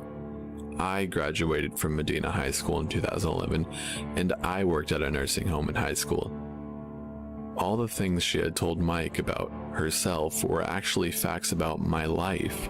I asked Mike if he could give me the number that she texted him from, and he did. As I typed the number into my phone, the name Creep popped up, and I instantly remembered who it was. Rewind 6 months earlier, it was June of 2011. My friend and I decided to go grab some late-night food when I received a text from an odd number. When I opened it, I was taken back to see it was a nude photo of a man in a mirror. Thinking it was someone playing a joke on me, I asked, "Who is this?" The number replied with, "It's your secret crush, gorgeous Alyssa. What are you doing right now?" I decided it was probably one of my goofy guy friends playing around. I ignored the text and put my phone away. The number kept texting me though. The person said things like, "What are you wearing right now?" and "I'd love to hear the noises you make." I kept ignoring them until I couldn't handle the messages anymore. I responded with only, "Leave me alone. If you don't, I will call the police." The person apologized and didn't send any more texts. I saved the number as Creep in my phone in case something ever came up, and that moment had now arrived. I decided to go to the police with a list of more than 20 websites using my pictures and information. I explained the creepy text that this person had been doing since 2007 and that I was genuinely worried about who this person might be. Why would this person send me a picture of a guy in the summer if he or she was pretending to be a girl named Lauren? Why had this person followed me for 5 years? I got goosebumps when I thought about someone I didn't know looking at my pictures and saving them to their own computer every day for so long. I became even more concerned when the officer said there was absolutely nothing anyone could do to stop this person or find out who he or she was. I was told that when it came down to it, I had allowed someone to access my pictures and it was not illegal for that person to take them. I could only pursue the stalker if he or she used my name or threatened me. It didn't matter that Lauren knew everything about me or how long she had been doing this. I was told to stay off the internet and forget about it. Needless to say, I was beyond disturbed and couldn't just forget about this. The websites were so well thought out and detailed, updated every day with new posts. The stalker had pictures from my MySpace account, which was deactivated years ago. I couldn't figure out who would have access to not only my pictures, but my friends' online accounts as well. My friends and I started going through our Facebook friends, picking out anyone who seemed fake. "I think I found the Facebook," one of my friends texted me. It was a profile named Lisa Jones. This person hadn't updated their Facebook in months, but was friends with more than 300 people from my high school. It didn't take long to figure out how she was gaining access to our information. Lisa Jones added hundreds of friends, including us, and we accepted since we had a ton of mutual friends. None of us even thought twice about it. She just logged in and went under the radar by not updating, only using the Facebook account to get our pictures and information. I broke down and decided to text the number myself. I started off with, "You know exactly who I am and I know what you're doing. Take the websites down." The stalker responded. The mood of the text changed from apologetic to angry. The stalker's identity constantly changed. First, the stalker said she was a 16-year-old girl, only to say later that she was a young mother. I was so confused and angry, but I couldn't help but feel sorry for this person. The stalker admitted that he or she had found me on MySpace years ago, then followed me from MySpace to Facebook to Twitter as I created my own accounts. Lauren also managed the 7 Facebook accounts of my friends, admitting that she would duplicate our conversations on their profiles. "You just have the perfect life," the stalker told me. I couldn't believe this person thought I had the perfect life and had been stalking me for 5 years. According to her, she came across my MySpace at random. "It's easier to talk to people using your pictures. I'm not happy with my life at all," Lauren texted me. Something in me felt sorry for this person, but I tried to stand my ground. She agreed to take the websites down, saying she knew it was a problem. "I know what I'm doing is wrong. I need to start focusing on myself," she told me. I was relieved, but I felt she agreed a little too quickly to mean what she said. She proved me right when she deleted the current websites, created new ones, and sent them to Mike, still pretending to be Lauren. She even told Mike that someone was stalking her after I texted her. She had no idea I had been in contact with him. Every time she created a new site, Mike would let me know. I would text her, she would delete the websites, then she would create new ones. It was a never-ending cycle. I was extremely frustrated and angry, but realized I couldn't stop this person from creating websites. The only thing I could do was stop the stalker from having access to my information from now on. I deleted hundreds of friends on Facebook, blocked people on Twitter, and monitored what I posted. After deleting Facebook friends, I received messages from Facebook accounts made hours earlier saying, "Can you please add me? I heard you're the girl that Lauren was pretending to be." I knew it was Lauren trying to gain access to my information again. This went on for weeks. I couldn't believe she wanted to access my information and pictures that badly. Lauren still creates blogs using my pictures. Most of the websites and Facebook accounts have been deactivated, but I'm unsure of how many websites she has that I haven't found. I try not to let it get under my skin. I've accepted that there is nothing I could do to stop her legally, but I want to be proactive. My goal is not to scare anyone out there of using social media, but to help other girls make positive changes in how they use social networks to better protect themselves. If I had known back in 2007 the huge impact social networking would have on our generation, I would have been more selective about adding friends or posting photos. My hope is other girls can read this story and learn from my mistakes. While the show Catfish is truly entertaining, it's a lot more fun to watch than it is to feel like you're living in an episode.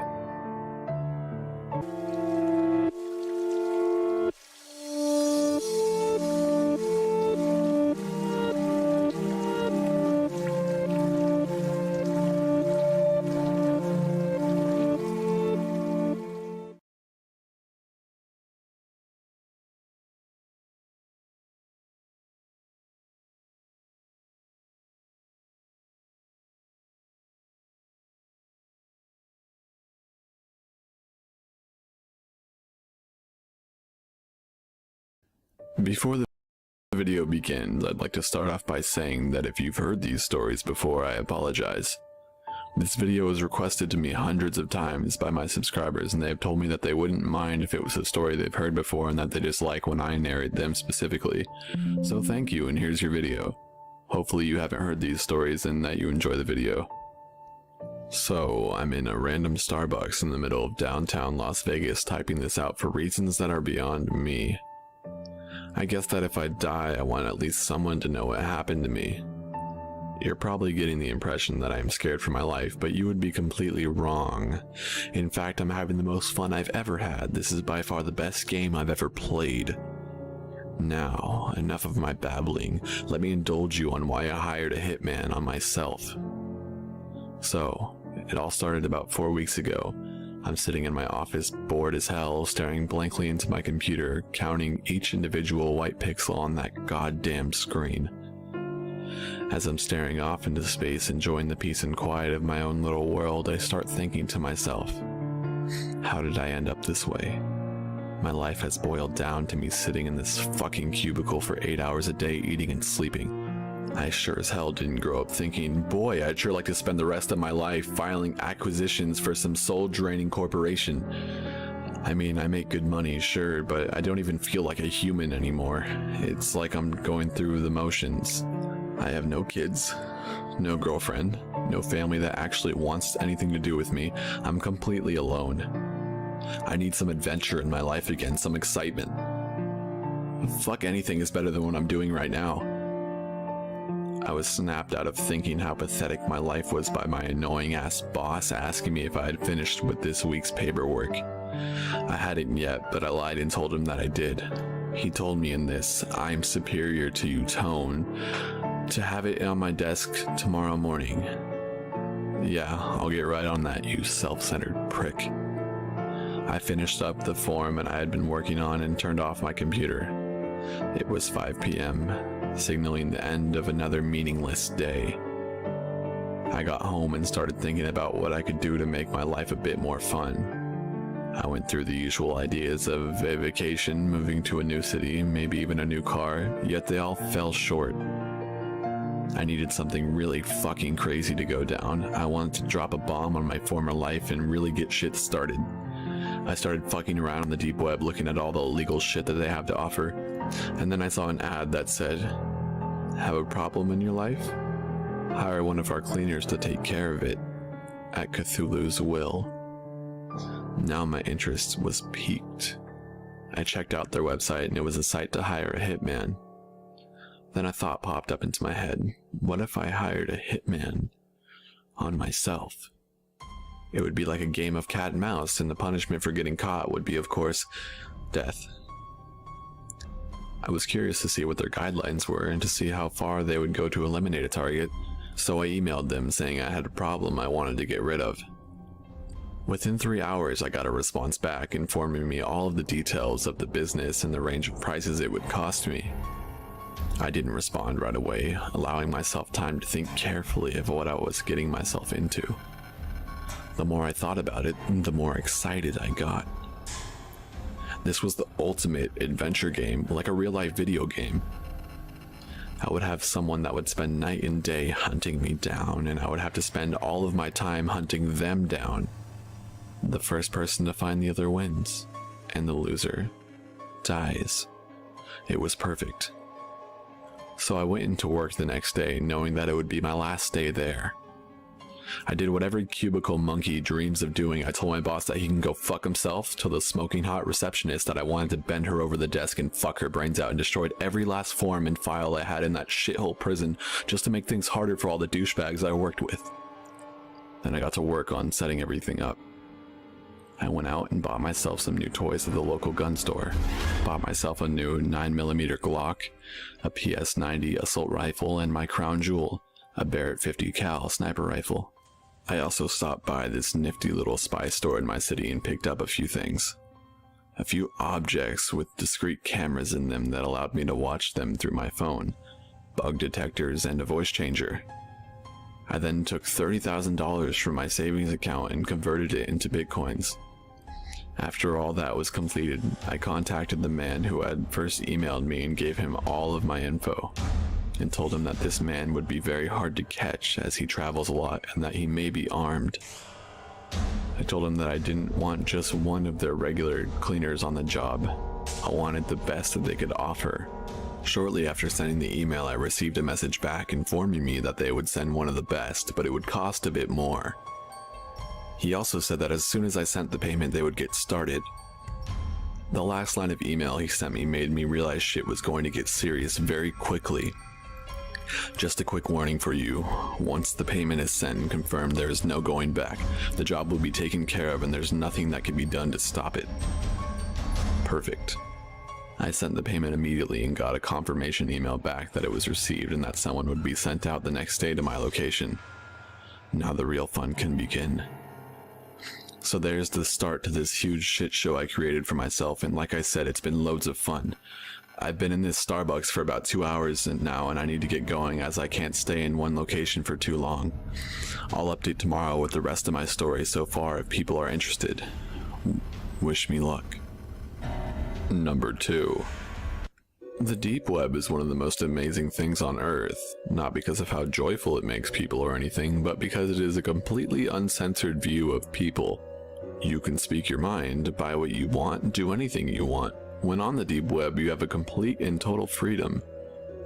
I had always been fascinated by the deep web, and at the time the events in this story occurred, I was in college. Lots of people at my campus had really been getting into accessing the deep web. It was almost like a trend. With so many people getting on it, it seemed perfectly safe for me to give it a try. Now, I had always heard of the deep web horror stories of hacking, stumbling on disgusting sites, and people even somehow finding your address. These stories are mainly what kept me off the deep web, but with most of the people at my college using it on a normal basis, I decided to give it a go. I asked a friend to come over and help me set it up. When my friend arrived, we opened up my laptop and began to set everything up. He told me that we were using Tor, a program that lets you access the deep web. He also asked me if I was planning on doing anything illegal, to which I replied, no. He said that since I wasn't, we didn't need to install Tails, which is apparently a software that makes it more secure if you plan on doing illegal things. A little while later, everything was set up. I had my new IP address and my friend gave me a brief rundown of what to do and what not to do. He made it very clear that when I was using the hidden wiki that I kept it on censored mode so that it would be less likely for me to see something I didn't want to see. After about 2 weeks of using the deep web, I felt like a pro. I had access to many different sites, spoken with some great people, made friends, even bought some weed. I had become cocky and was ready to dig deeper into the deep web.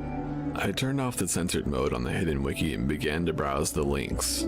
It took a while, mostly because Tor is a bit slow and many of the links just led to dead web pages. Eventually I stumbled onto a site called All the Gore. It was mainly a big chat room with many different topics. I had a fairly strong stomach. I had seen many violent movies and had seen beheadings, killings, etc. through the normal internet.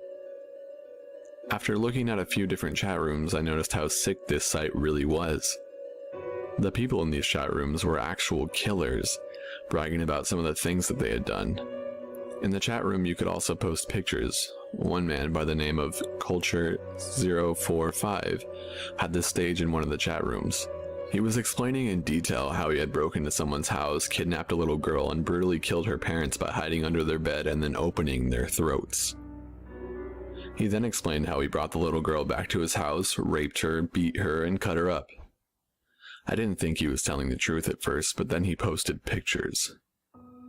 They were the most horrifying pictures I had ever seen. Close-ups of the poor 8 to 10-year-old girl being brutally raped, beaten, and cut with a knife. Culture kept posting photos. The new ones were of the girl tied to a chair, bleeding, crying, throwing up, etc. Then he showed a picture of him with a drill, drilling into her skull. The most haunting part is that while he was doing it, he was looking at the camera with a sheer face of joy. I had seen enough and typed in the chat room window, "You people are sick and deserve to die. How can you sleep at night?" Immediately, people began making fun of me, saying that I was just as helpless and ignorant as the little girl in the pictures, and that I should get off the big boy part of the internet. They began saying I was a pussy and calling me an empath when Culture typed something in the chat box. He said, "Really? Where do you live, buddy? I'm sure everybody would love to see you on this site." I then made the biggest mistake of my life and typed, "I'm calling the police and having this site shut down." Less than a minute later, everything on the site went black and a new chat box appeared in green. In it, someone named Admin1 typed in the box. He said, "Call the cops and you will regret it." I didn't type anything in the box and reached for my cell phone. What happened next haunts me to this day. My phone said I had a new message. I opened it and it said, "Call the police and you're dead." And there was no number. It didn't even say unknown number, it was just blank. I looked back at my laptop and saw my webcam light turned on. I quickly covered it, but I saw on the screen a picture of me looking at my phone. I got wide-eyed and froze for a moment when the admin typed again, "Put the phone down right now and uncover your webcam." I put my phone down but kept the webcam covered when he typed again. "Okay then, be like that." Right after, he posted my full name, age, and address into the chat box and typed, "It would be a shame if you and your college buddies went missing, wouldn't it?" he said. I then did as he said and uncovered my webcam. He then told me to follow his instructions on how to make it impossible for me to reach the site again. I followed each and every one. When I finished, I got a text that said, "Now don't ever try and come back." Just like before, it had no number. I still called the police from my friend's phone, but they were never able to find the site. If you ever go on the deep web, don't ever just mindlessly explore, especially if you don't have additional software to keep you more secure. I was a stupid college kid and I just hope nobody makes the same mistakes I did. I moved to a different home and changed all of my information, but I still get nightmares to this day.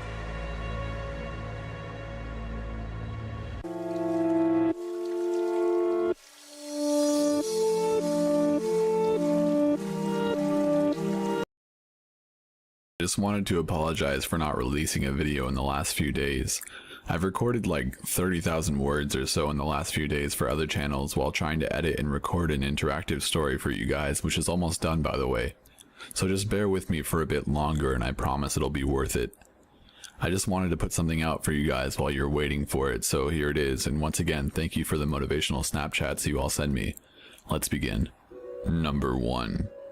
You know how we flip through the channels while comfortably laying on the couch and settle for an episode of Law & Order or Criminal Minds? You know how you see the gruesome case play out and think, "Whoa, this is a good one." Have you ever wondered what it'd feel like if you were the victim? In January of 2014, I went on a study abroad program to Australia. At the time, we were staying in Sydney, and most of our group was heading out that night to Pacha, Sydney for a little, or a lot of, dance fun. And I, being completely oblivious to how fun that stinking place is, decided to call it an early night and stay at the hotel. The next morning, everyone dragged in around 5 a.m. and I couldn't sleep much past their drunken entrance, so soon after I decided to head out to this side street we infamously called Burberry Street, since the Burberry store there offered free Wi-Fi. Now, call me stupid for being a 5'3" girl heading out to hang out on a foreign street by myself, but it was a beautiful, crisp Sunday morning and the streets were clean and quiet. I felt no danger ever while walking around that area. So, there I sat on the bench in front of the Burberry with headphones in while FaceTiming my then boyfriend. After a few moments, I noticed a young man, maybe around 28, had sat down on the bench across from me. And me being completely caught up in the conversation, I hadn't even noticed him or that he was staring at me. The funny thing was, he had a huge grin on his face as if we were some long-lost best friends. I just politely smiled back, then went right back to FaceTiming. A few minutes passed and the young man stood up and walked into my peripheral vision and stood there anxiously stepping back and forth from left to right foot, like a child waiting to see their birthday surprise, all the while still grinning. This is when I assessed his appearance. He was dressed in black from head to toe. He even had black hair slicked back really nice and had black eyes and pale skin. I looked at him and furrowed my brow out of curiosity, and this is when he held his right hand up and seductively bit his knuckles at me.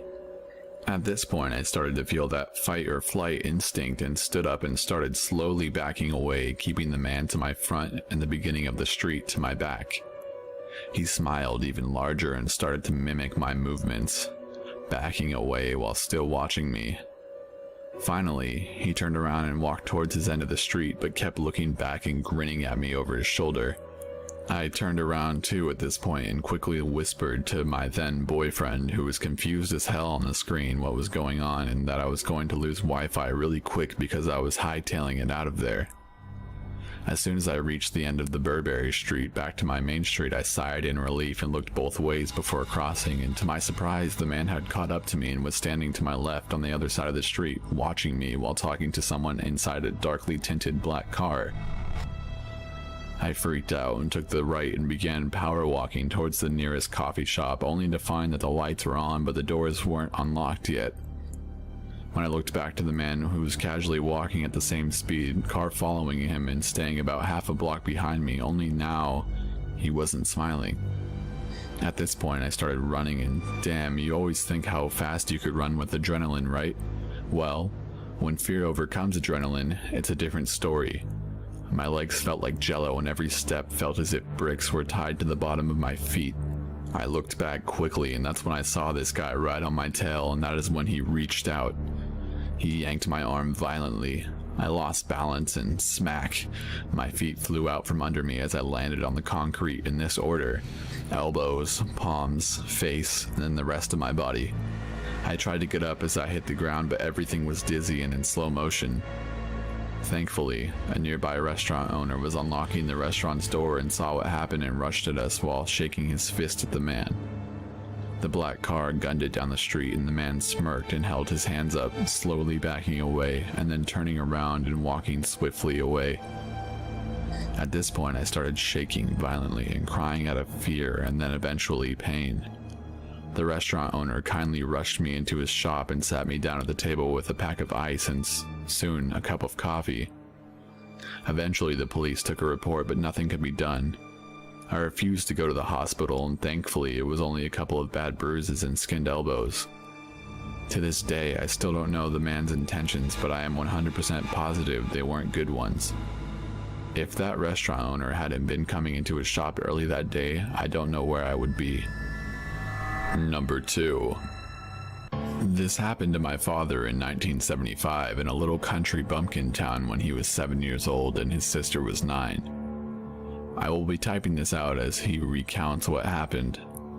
My father was a truck driver who had to be up at 2 a.m. every morning.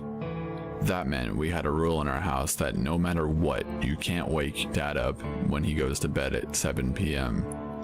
My mother worked at an old folks home till 10 p.m. every night, so for a couple of hours it was just me and my sister in the house by ourselves. It was our bedtime one night, so me and my sister went to bed. In a couple minutes I heard something hitting the side of the house. Then it started hitting my window. It was really weird, so I got my sister to come in my room. We looked out the window and saw a man bouncing one of my toys against the window and catching it. He put his hand to his mouth and motioned for us to be quiet. Then, he motioned for us to go outside and play with him. We were frozen in fear. Then he started walking away and we couldn't see him out the window. We ran to the kitchen and there he was motioning for us to open the sliding glass door. We knew we couldn't wake my dad up, so we ran and hid in the living room. The man walked to our front door and started whispering something we couldn't understand and making scratching noises. All we could do was cry and remain paralyzed. We saw car lights approaching the house. It was my mother returning home from work. We watched as the man ran off the porch and hid behind my father's truck. We watched the man smile and wait till our mother got out of the car. She got out, opened the trunk, got her belongings, and walked up on the porch. I'm embarrassed to say we were too scared to open the door and warn her. All we could do was watch as the man sneakily tiptoed behind her. She opened the front door and shut it behind her. She saw us hiding, and just as she was about to yell at us for being up so late, she saw our fear-stricken eyes glued to the glass on the front door. She turned around and saw his face pressed against the glass and him jiggling the doorknob. She screamed, put all her weight against the door, locked the door, and called my grandfather, who lived a street over. Then the man shouted profanities and how he was going to rape her children in front of her. She called the police and told them as well. Next thing we know, my grandfather is speeding up the driveway with his gun out the window, just firing it randomly. The cops pulled up just as the man took off into the woods. They saw his back, but that was it. They chased through the woods with dogs and a whole squad out searching. Other officers inspected the house and saw multiple scratch marks at our doors and the side of the house. Apparently, he tried to break in and couldn't, so he tried to lure us into letting him in. They never found who it was, and that was the last we ever saw him. We were all pretty traumatized for a while, but it didn't bother our dad one bit. In fact, he didn't wake up the entire time. So, weirdo back in 75.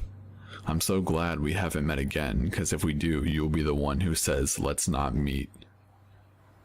Number 3. Around 6 years ago, I worked in a small convenience store in a pretty quiet neighborhood. I was around 18 at the time, maybe a little older, and all of the staff members were female.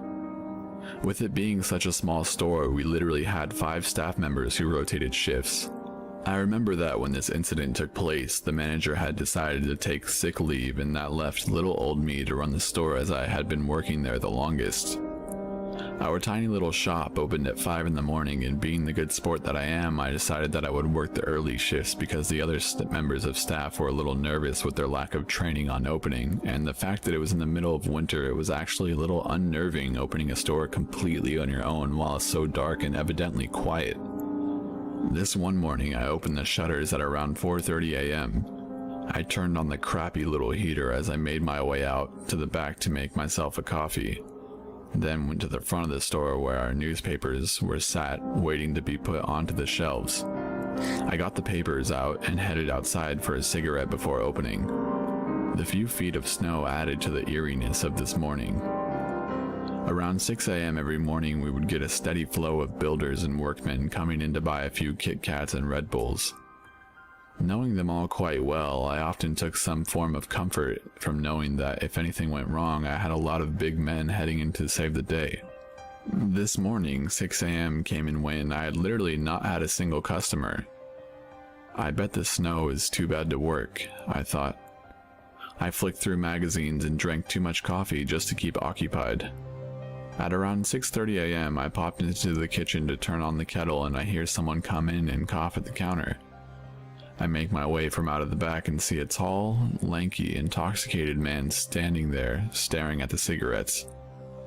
I apologize for his delay and ask him what I can help with. I'm horrible. I was taken back a little bit by what this man had said, and I repeat myself and ask what I can help with. I need you to punch me in the face. I'm a terrible man.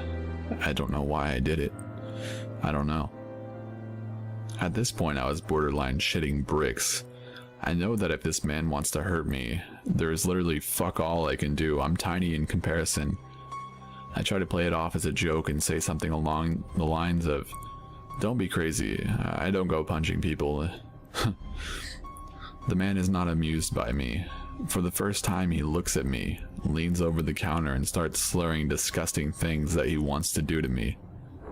What if I fucked you so hard you couldn't breathe anymore? What if I made you bleed? I'm going to make you gag on me for being a slut. I need you to punch me. My heart had stopped. We had no panic buttons.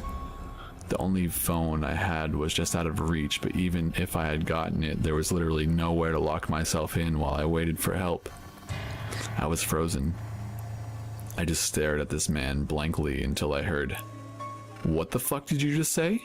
And a loud crack as I watched my bleedy raper friend's jaw was no longer in line with his face. Apparently, when I was making my coffee, 2 customers had came in. A lanky raper guy and one of my faithful builders that was later disappointed no one had informed him it was a snow day. My builder pal wrestled our lovely friend out of the store, where he managed to pretty swiftly disappear considering the amount of snow. That morning, I made my builder friend a cup of tea and didn't charge him for his purchases as a massive thank you for what he did. God knows what may have happened.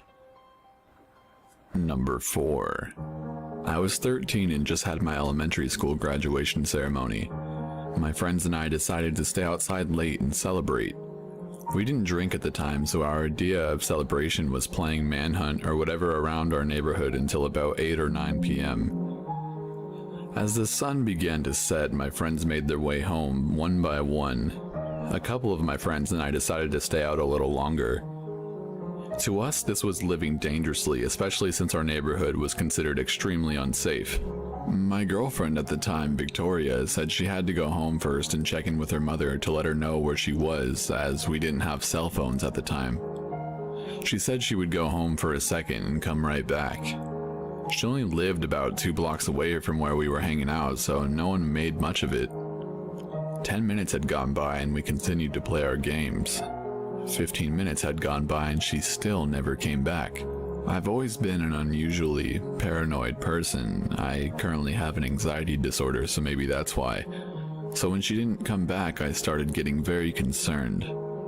It didn't make sense for it to take her this long to cover 2 blocks there and back. My friends reassured me that she was probably just convincing her mother to let her stay outside. Finally, after about 20 minutes, we see Victoria coming to us and crying with scratches on her right arm. She told us that on her way back to the park, there was a car following her and she started walking faster because she was getting creeped out. She's used to getting whistled at by older men. She was a pretty mature and brave girl and usually didn't lose her cool when stuff like this happened. But I recall her saying that this time, a feeling of dread and gloominess washed over her. About after 30 seconds, the car pulled up next to her and a man in a mask came out and tried to grab her. She screamed and tried fighting back. The man was about to drag her to the car when suddenly another car was driving down the road, passing by them. When it came close enough, the man let go of her arm and went back to his car and drove away while she ran for her life back to the park. By the time she got back to the park, there was only 2 people remaining, me and Victoria's best friend Jennifer. Petrified, Victoria begged us to walk her back home and said that her dad would drop me and Jennifer off at our houses. It was pretty dark at this point, so obviously we agreed. We walked through the field and were walking through our school parking lot when suddenly we got blinded by the front lights of a car. As you would suspect, the man in the mask came out of the car. At first, I thought if he got close enough, me and my two friends might have had a shot at overwhelming him since it was 3-on-1 and would have had a chance to get away. At the very least, I could hold him off while they made a run for it. What happened next stripped me of every last bit of courage I had while fear and panic quickly came over me. 2 other men had come out of the car. One of them was a giant. At this point, I was scared shitless. There was a few meters between us when they came out of the car, but you could still hear them talking. "Oh look, she's got a friend. Let's take her too," one of them said excitedly. I was probably the most frightened at that point. These monsters were going to take my friends and do God knows what with them, and chances are they were going to kill me if I stood in the way. I had to think quickly because they were getting closer. The parking lot was at a slight slant, sort of like a driveway, so there were bricks laid out to keep some of the teachers' cars from rolling backwards during the day. I honestly don't know what to call what I did next. It was either an act of bravery or complete insanity. I always considered myself to be a bit of a timid boy. Even cowardly at times, I always avoided fights and I used to get picked on, even though I was stronger than a lot of people in my grade. But this time, something came over me. I quickly grabbed one of the bricks beside me and threw it onto their car. It smashed their left light, which really pissed them off. I yelled at Victoria and Jennifer to run to the opposite direction while I held them off. I grabbed another brick and threw it into them when they tried to run after Victoria. It did keep them away and buy my friends a bit of time. Now, I should tell you that I ran track and I was pretty goddamn good at it. Top 3 in the city actually, so I was quite a bit strong for my age. And I was more than confident that they wouldn't catch me if I ran. After about 10 seconds, Victoria and Jennifer had covered maybe 40 meters or so, giving them enough distance between us. That really pissed the big guy off. He pulled out a box cutter and started charging at me. At this point, I ran to my left and sprinted as fast as I could and didn't look back. I ran all the way to the fence that bordered the school property. Unfortunately, it was way too tall for me to climb and the men were gaining on me quickly. Luckily, I remembered that close by, the bottom of the fences were cut open wide, enough for me to slide through. I knew this because I used to go through that hole to get into my friend Martin's backyard. By this time, the 2 smaller men were really close while the big fella was some ways back. I was pretty exhausted since I was running in dress clothes.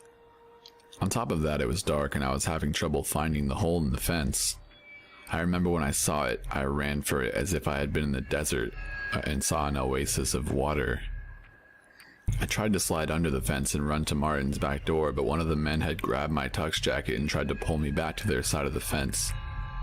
Growing up in this neighborhood, I had experienced a lot of scary stuff, but I had to say this was by far the scariest moment of my life.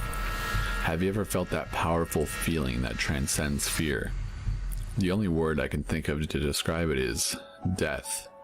I felt death. I felt my heart seize up as my limbs got heavier, all while my mind started becoming hyperactive as the stench of alcohol on the man came flooding into my nose. It was honestly as though the Grim Reaper himself was holding on to me. I knew that once I got dragged to that side of the fence, I was going to get stabbed or worse. I clutched onto the fence as tightly as I could. I didn't try to say words at first, I just tried to scream as loud as I could so anyone in the houses could hear me. Then, when I noticed a light in Martin's house along with some neighbors turn on, I started screaming for Martin and screaming for someone to please help me.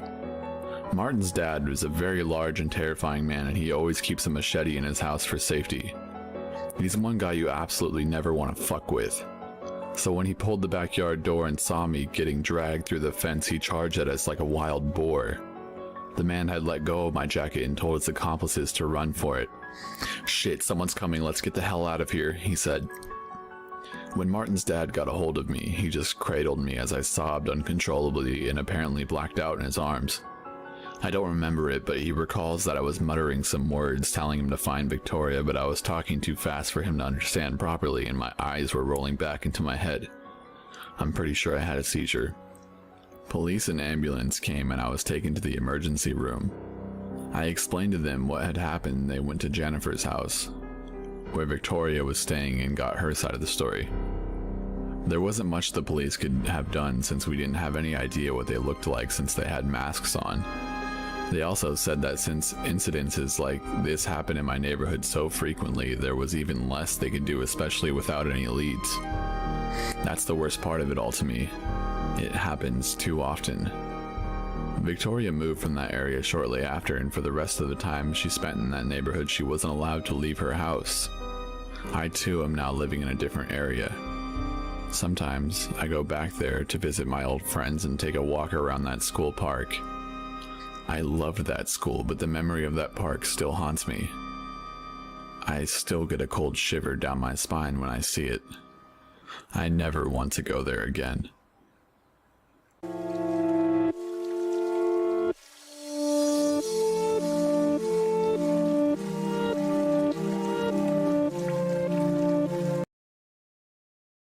To work at a security company with a bunch of friends. We all got along well, and most of us even hung out after work. The ones I didn't hang out with kept to themselves. There were two brothers that worked nights with me, and they were their own little group. They were new to the company and would have many conversations about their guns. Bill was the older brother and Luke was the younger brother. After hearing Luke and Bill talk about target shooting so much, I developed an interest. I don't own a single firearm, but my roommate owns several. I mentioned at work one night that I was going shooting in the morning with my roommate and I needed a good place to go. Well, the two brothers pointed out a spot on Google Earth for me and said it was great and they have shot up there once before. It was 45 minutes away and higher up in the mountains. I knew the spot precisely due to a single image posted to the coordinates on Google Earth with used shotgun shells covering the ground. I decided that was a good spot as any and told my roommate Don where to drive us. We arrived the next morning at 10 a.m. and parked at the top of the hill. We saw our spot about 150 yards away in a clearing down in the valley and began hiking down. On a quick side note, I wear this very bright neon yellow hooded sweatshirt at work and during the winter. I am also a pretty large guy. Being big and brightly colored makes you very visible from very far away. I've seen hunters using bright colors to avoid accidentally getting shot by other hunters, so I decided to wear my trademark bright hoodie on our little hike. We made it a quarter way down the hill and I see a group of fellow target shooters at our desired spot. These were the only other people we had seen in 30 minutes. Our spot is taken.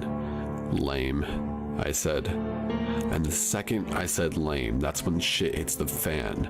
We're on the side of the mountain walking down towards them and the rounds start flying. This group was shooting at us. Don and I were targets for about 3 guns and we didn't have any immediate cover. I see Don running across the mountain, strafing the shooters. I see what he was running for. It was a small plateau about 20 yards next to us. The sounds of bullets flying inches away from my ears is a sound I will never forget. Movies do not do the sound justice at all, not even close. I still get chills thinking about it right now. The vibration and rotation of the bullets chilled my bones. It's not a sound I want to ever hear again. It made everything go slow-mo and very clear. My adrenaline was kicking in. We made it to cover and hit the dirt. We were pinned down, but we had cover now. I had to have heard at least 100 rounds pass just over the lip of the plateau. I heard a pistol, a rifle, and a shotgun. I know I did. The trees, boulders, and mountainside were being hammered by rounds after round. If we sat up from our cover, we'd have been shot in the face. These people were shooting up a hill towards a road. They had their backs to their paper targets. Thinking back on it, my father said I should have yelled down to them to let them know they were shooting at 2 people and to hold their fire, but the thing is, I think they knew they were shooting at us. How could they not? We weren't that far and the mountainside was almost bare. I didn't want to let them know they were close to hitting us. I should have shot back. We had the high ground, but I'm not a killer. We just waited and listened for their footsteps and wanted them to stay where they were. If we were killed, no one would ever find our bodies out there. 15 minutes went by and the gunfire didn't let up until it just ended. The mountain was quiet again. After 5 more minutes of silence, we checked down the hill. They were gone. We had our guns ready as we scanned the valley down below, and nothing. No more guys, no vehicle, just their garbage left behind. We decided this was a great time to get the hell out of the hills. We made it back to our car and back to our house faster than ever.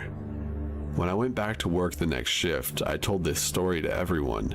I even thanked Bill for the sweet advice. He apologized for the bad locals and said that's crazy. Another coworker told me Bill and Luke went out shooting the same morning as I did, in the same area. I asked Bill about it immediately, asked him where he went shooting and what guns he brought to shoot. He pointed at the same damn Google Earth images before. Luke, his friend, and a psycho had almost killed us. He denied shooting at us, even changed his mind about where they were shooting. He said he was actually 2 miles west because his GPS was inaccurate. I knew he was lying, but what could I do? I had no proof. He worked with me for another 2 years before I moved away and never heard from them again. I remember how emotionless he was when he denied shooting at me.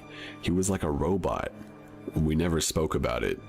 I haven't gone shooting since. Number 2.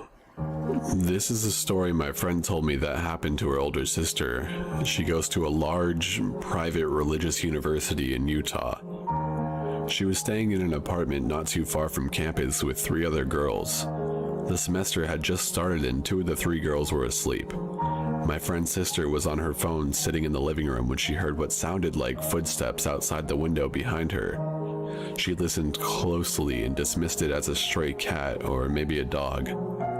Soon after, she heard a thud against the dining room wall coming from the outside and heard what sounded like muffled whispering. My friend's sister is an excellent marksman, so she decided to scare whoever was outside by opening the blinds and turning on the lights and grabbing the shotgun she kept on the mantle and pointing at the window while screaming for the other girls to wake up. She saw a short man wearing all black and a ski mask running away. The cops came shortly after and she filed a report. Fast forward a few weeks later. My friend's sister keeps seeing a small white truck with tinted black windows following her. She dismisses it as her imagination, but it freaks her out a little bit. One weekend, her roommates have gone out of town, so it's just her by herself. Right as she's trying to fall asleep, she hears a pounding at her door. She bolts the door and looks through the peephole to see a cop standing there. "Who are you?" she asks. "I'm a cop," says the guy. "Open up, it's the law," he yells menacingly.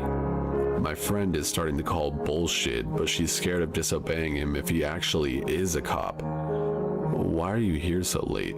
she asks. "Remember a few weeks ago when that guy tried to break into your house? Yeah, I have an update on him." My friend is freaking out now because why would a cop come try to talk to her about the case so late and by himself? He wasn't even the officer who helped her fill out her report. "Show me your badge," she demanded.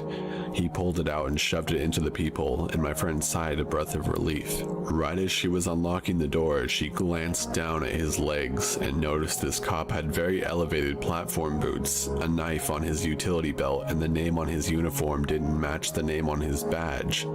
"You're not a fucking cop," she yelled at him. The fake cop screamed and started slamming on the door, saying, "I am an officer of the law and you will obey me. Open up, police." She called 911 and held her weight behind the front door, clutching her shotgun until the cops arrived.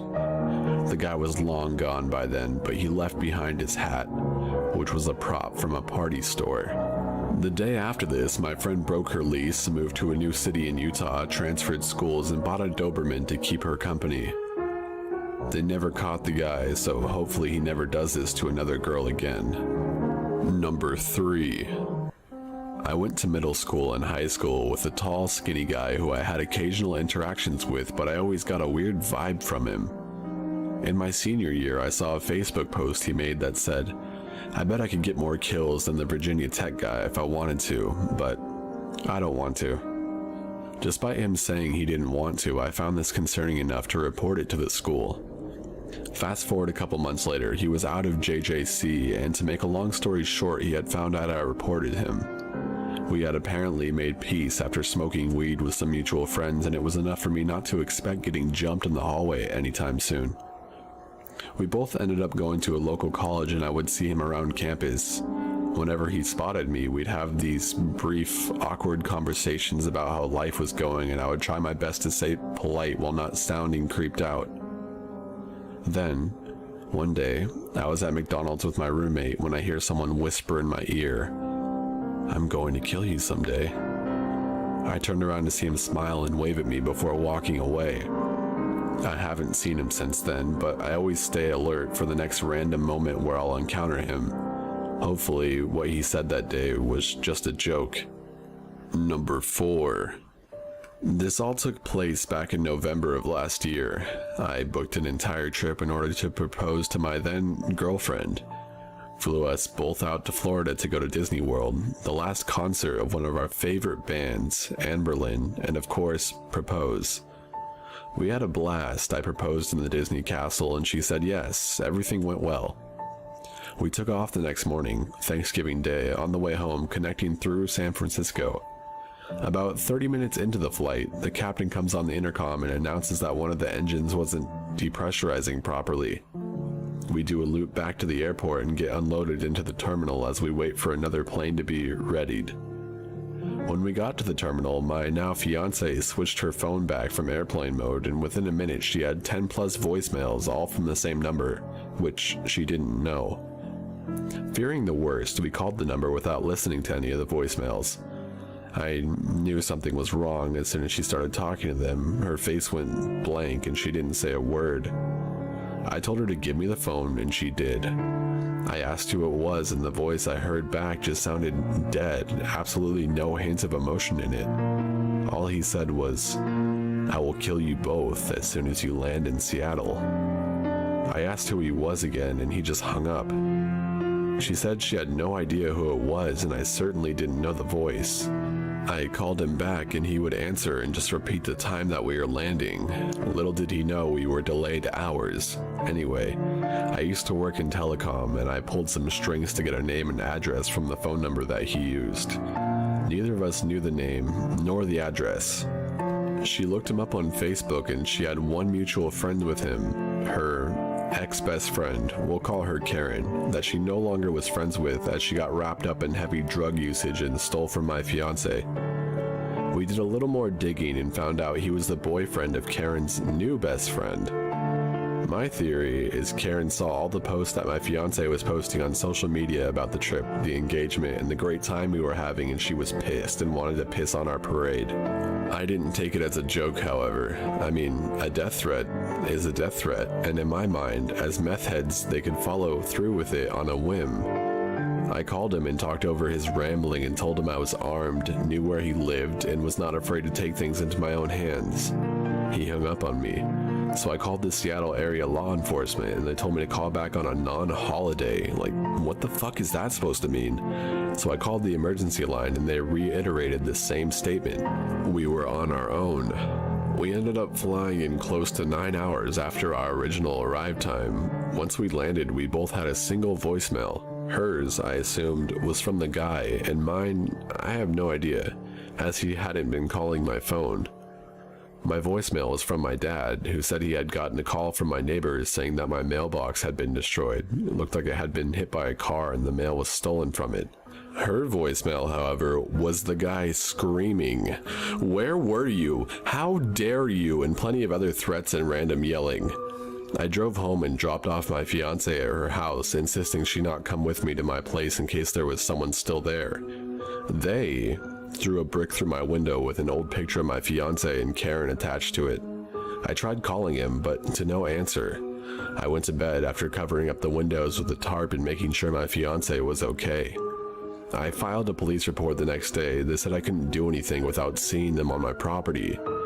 We blocked everyone involved on social medias and went about our lives. I didn't hear from him for 3 weeks when he sent me a picture of my fiancé working. I immediately called her and told her to go to the back of her work, a bubble tea shop. I then called mall security and explained the situation, but by the time they got to the food court where the picture was taken, he was gone. At this point, I was done messing around. I knew his address and swung by and dropped off a note attached to a critical defense .40 bullet, saying, This is your last chance to leave her alone. This is your only warning.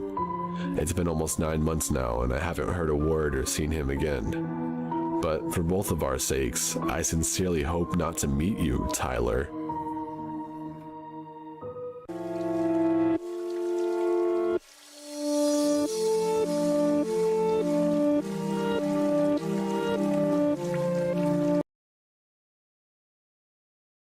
On the deep web, which caused quite a stir on various user forums at the time. The website itself took an incredibly long time to load, as many sites accessed through Tor notoriously did and still do. The background of the site was simply white, and there were 4 videos titled, listed one beneath the other without any thumbnails. These videos were downloadable and were simply titled Farm 1, Farm 2, Farm 3, and farm4.avi. The videos were said to contain malicious software that would make it impossible to close the program used to open the file. It was reported that the video would continue to loop without stopping if opened. There are various reports about each of the different videos, but amidst the different reports there was a universal agreement that the videos were, well, very disturbing, to say the least. The first video, titled farm1.avi, had an old camera placed in the corner of what appeared to be some kind of factory farm with a dimly lit interior. The video was 3 minutes long and of very poor quality. It just showed pigs wandering around in the dark. In the background there appeared to be several people standing against the furthest wall of the large enclosure, but due to the poor quality of the video, it was difficult to make out any defining features. There was no audio attached to this video. In farm2.avi, a South African flag is visibly hung from one of the walls. The quality was marginally better this time, with some limited audio that consisted of a loud humming sound. Pigs were reportedly wandering around in circles within their pens. The video lasted for around 4 minutes this time, and during the last 30 seconds of the video, the pigs appear to panic and swarm in a circle as if something had startled them. A large object could be faintly seen landing in the pen, but was nearly impossible to identify. Farm3.avi and Farm4.avi were the most disturbing of the videos. Farm 3 lasted for around 4 minutes, and Farm 4 lasted for around 10. The camera seemed to have moved into a smaller tiled area that resembled a public restroom with various brown stains on the walls and the floor. In the room were 3 slaughtered pigs that were spread across the floor, their heads dismembered. The camera was placed at foot level for this video. Someone in Wellington boots can be seen walking in front of the camera encircling the 3 corpses. It appeared at first that these pigs were dead. However, the corpses appeared to be sewn shut along each of their underbellies with visible stitching. Although the audio was obscured by the humming sound from the previous video, muffled noises could be heard along with visible twitching from within the bellies of the pigs. Towards the end of the video, there appeared to be something resembling the foot of a child stepping into the room. But again, this is difficult to see, and the video stops as the man kicks the underbelly of one of the twitching pigs. The final video, Farm4.avi, was the most disturbing of the series. There are several naked figures lined across a wall with dismembered pig heads forced over their own. These were presumably from the bodies of the pigs in Farm3.avi. It was claimed that 2 men and 1 woman were chained to the far wall from the first room. They were described as visibly shaking and appeared to be frantically moving their heads from side to side as if trying to remove the animals' heads from their own. Again, there are muffled noises allegedly coming from behind the pig heads, and the victims are described as having various cuts and bruises across their arms, thighs, and even some form of a brand on each of their chests.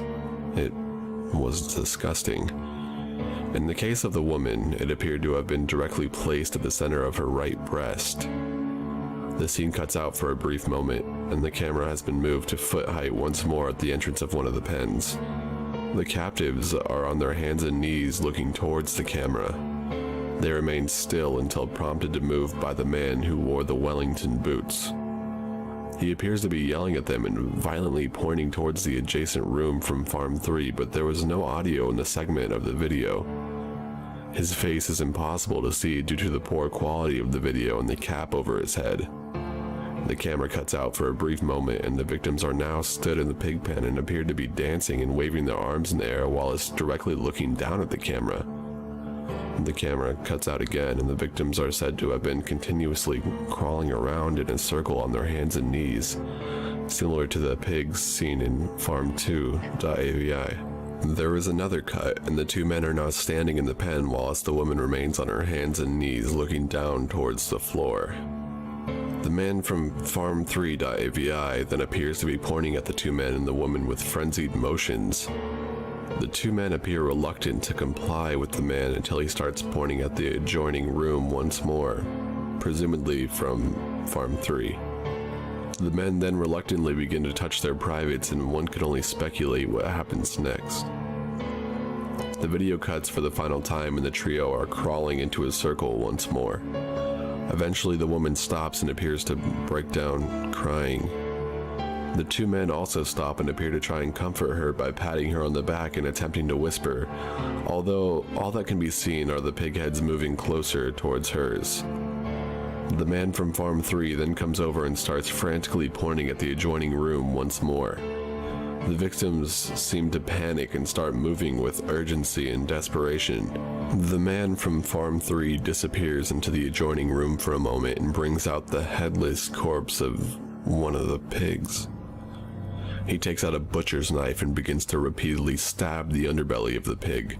A muffled scream can be clearly heard over the humming audio. This came directly from the female victim as she and the other two men desperately try to climb over the pen towards the man. The video then abruptly ends before repeating itself once more. Allegedly, the SAPS were informed of the videos and many different farms across the region were checked for any possible evidence of the activities shown in the videos. There were no special characteristics which could point to the building as the architecture was common. Due to the annual number of missing people in the region and limited resources, the case was essentially closed and labeled as an elaborate hoax. The videos and Onion link are rumored to still be around to this day. Number 2. I can't disclose much information, but I work for the UK government. I was assigned to track down several missing people who were spotted on what is known as the Deep Web. I had briefly heard of this place before, but some research was required before I went in. It is a place where criminals can be safe. Contract killers, live stream murders, child pornographers, the darkest depths of the internet. Time to get to it. I fired up my PC and downloaded the Tor browser. No problems. Installed it up and running in a matter of moments. Due to my prior research, I knew the hidden wiki would lead me to find some sites I needed. The missing people had been spotted on a live stream torture site. This is where I started. And what I found was just so many horrific acts. I saw one where someone captured a homeless man and the director presumably was commenting on what they wanted done to him. He had his eyes gouged out, face cut and skinned, alive. On with this search. I was looking for a white male, brown hair, blue eyes, around 6 feet and 195 pounds. Or 183 cm and 88 kgs for people like me in the UK. This was not going to be a pleasant experience. I counted 23 people, if not more, being tortured, raped, mutilated, and brutally murdered in front of the camera, until I found one which stood out. White male, brown hair, around 6 feet, who looked about 195 pounds. I had to endure watching him tortured and killed for 47 painful and horrendous minutes. After the murder, something even worse happened. I saw that the murderer cut open his chest and spread his ribs and lungs out like a bird. I'd seen this before. The Blood Eagle.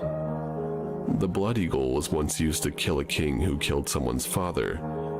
originated in Nordic civilizations. The details weren't important now. What was important was the fact that the Blood Eagle cult could be back. A group of contract killers who operated anywhere and everywhere, always sacrificing people to the eagle, which they called God. Someone has to put a stop to this. I didn't have the resources, I didn't have the training to take down a criminal organization by myself. I didn't even have any solid evidence to take to my superiors, no proof of the Blood Eagles even existing. Just one sick and twisted video I found on the internet. I needed a break to return to normality. I closed down the browser after exiting the site. Something was very wrong. My desktop background. It wasn't the picture I cherished of me graduating from the Sandhurst with my proud uniform and family. It was something which could forever change me. A picture of a corpse with his ribs spread open and his lungs on display. A blood eagle. I couldn't take it anymore. I gasped and powered down my computer. A virus? It has to be a virus used to scare the sickos who watch those things, right? I ran out of my office, but I heard my computer coming back to life. Dashing back into the room, I stared in horror at the monitor. No blood, no gore, just some words. My name, and then the words, "The eye of the eagle sees all." How did they remotely turn on my computer? How the fuck do they know my name? I ran outside, grabbing my keys, wallet, phone, everything. I quickly took a breath of fresh air and walked. I just walked for a while. In the real world, it was just a computer virus. Right? Wrong. I couldn't be out too long. My wife could be coming home from work. She can wait. I was scared. For once I was truly scared, terrified, you could say. I found myself sitting on a bench, talking to a nice old man about the weather and woodworking tips and other hobbies. I forgot about everything that had happened until I went home. My door was unlocked, a little bit open, which was strange. Jenny, my wife, always keeps the door locked. I opened and bellowed upstairs. "Sorry, love, I took a walk. I needed a breather." I ran upstairs to see her, not noticing the blood on the walls. I opened the bedroom door. The whole room was red, soaked with blood. What I can only hope wasn't Jenny's face was slashed up beyond all recognition and her throat was slit multiple times. I've seen dead before, but nothing close to this. I stared in horror. The wings, her lungs spread out over her ribs. The blood eagle. What the fuck? How the fuck? My flood of anger and fear and overwhelming misery was interrupted by a voice. It said my name, although heavily distorted.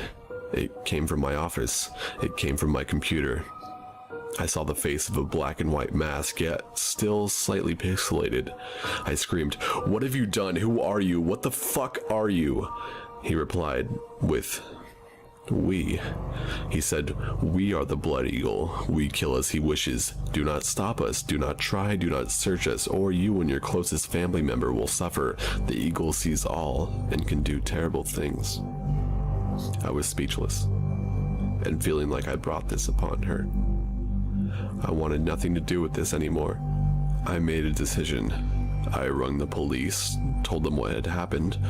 They investigated. They said it was a suicide. I couldn't believe it.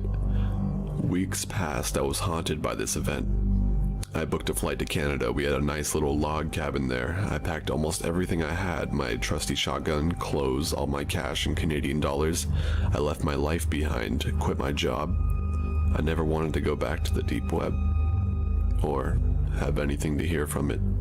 Now, I keep to myself and live a relatively simple life. Therapy helped me recover. I'm happy now. Years have passed. I feel safe. Almost. However, let this be a lesson to everyone. The eagle sees all. Want to look into them? Want to stop them?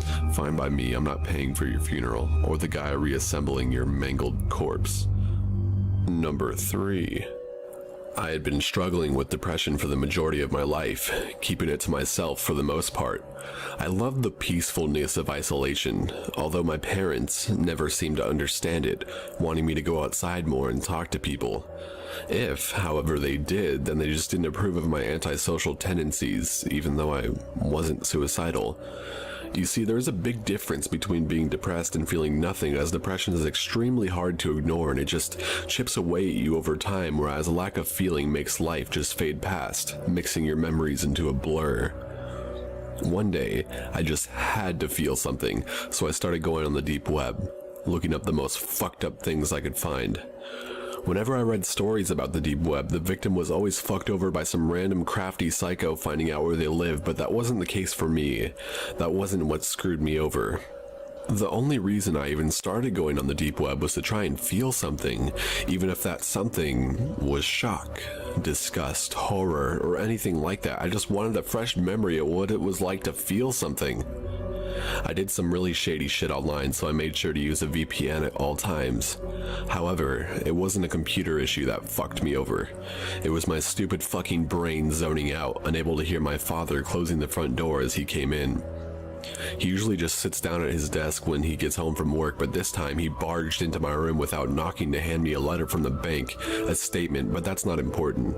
I was currently streaming a fucking snuff film live as he walked in, and all he could do was just watch. He dropped the letter, marched over to my desk, and unplugged my PC, snatching it and throwing it out the fucking window onto the stone slab patio in the back garden.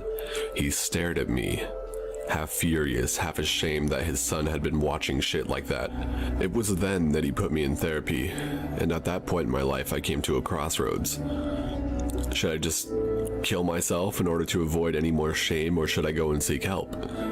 To be honest, in hindsight, I think I made the wrong decision, but it's the one that puts me here, writing this.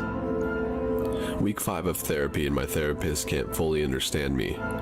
Although he thinks he can help my emptiness, he prescribes me some antidepressants and tells me I should take up a hobby.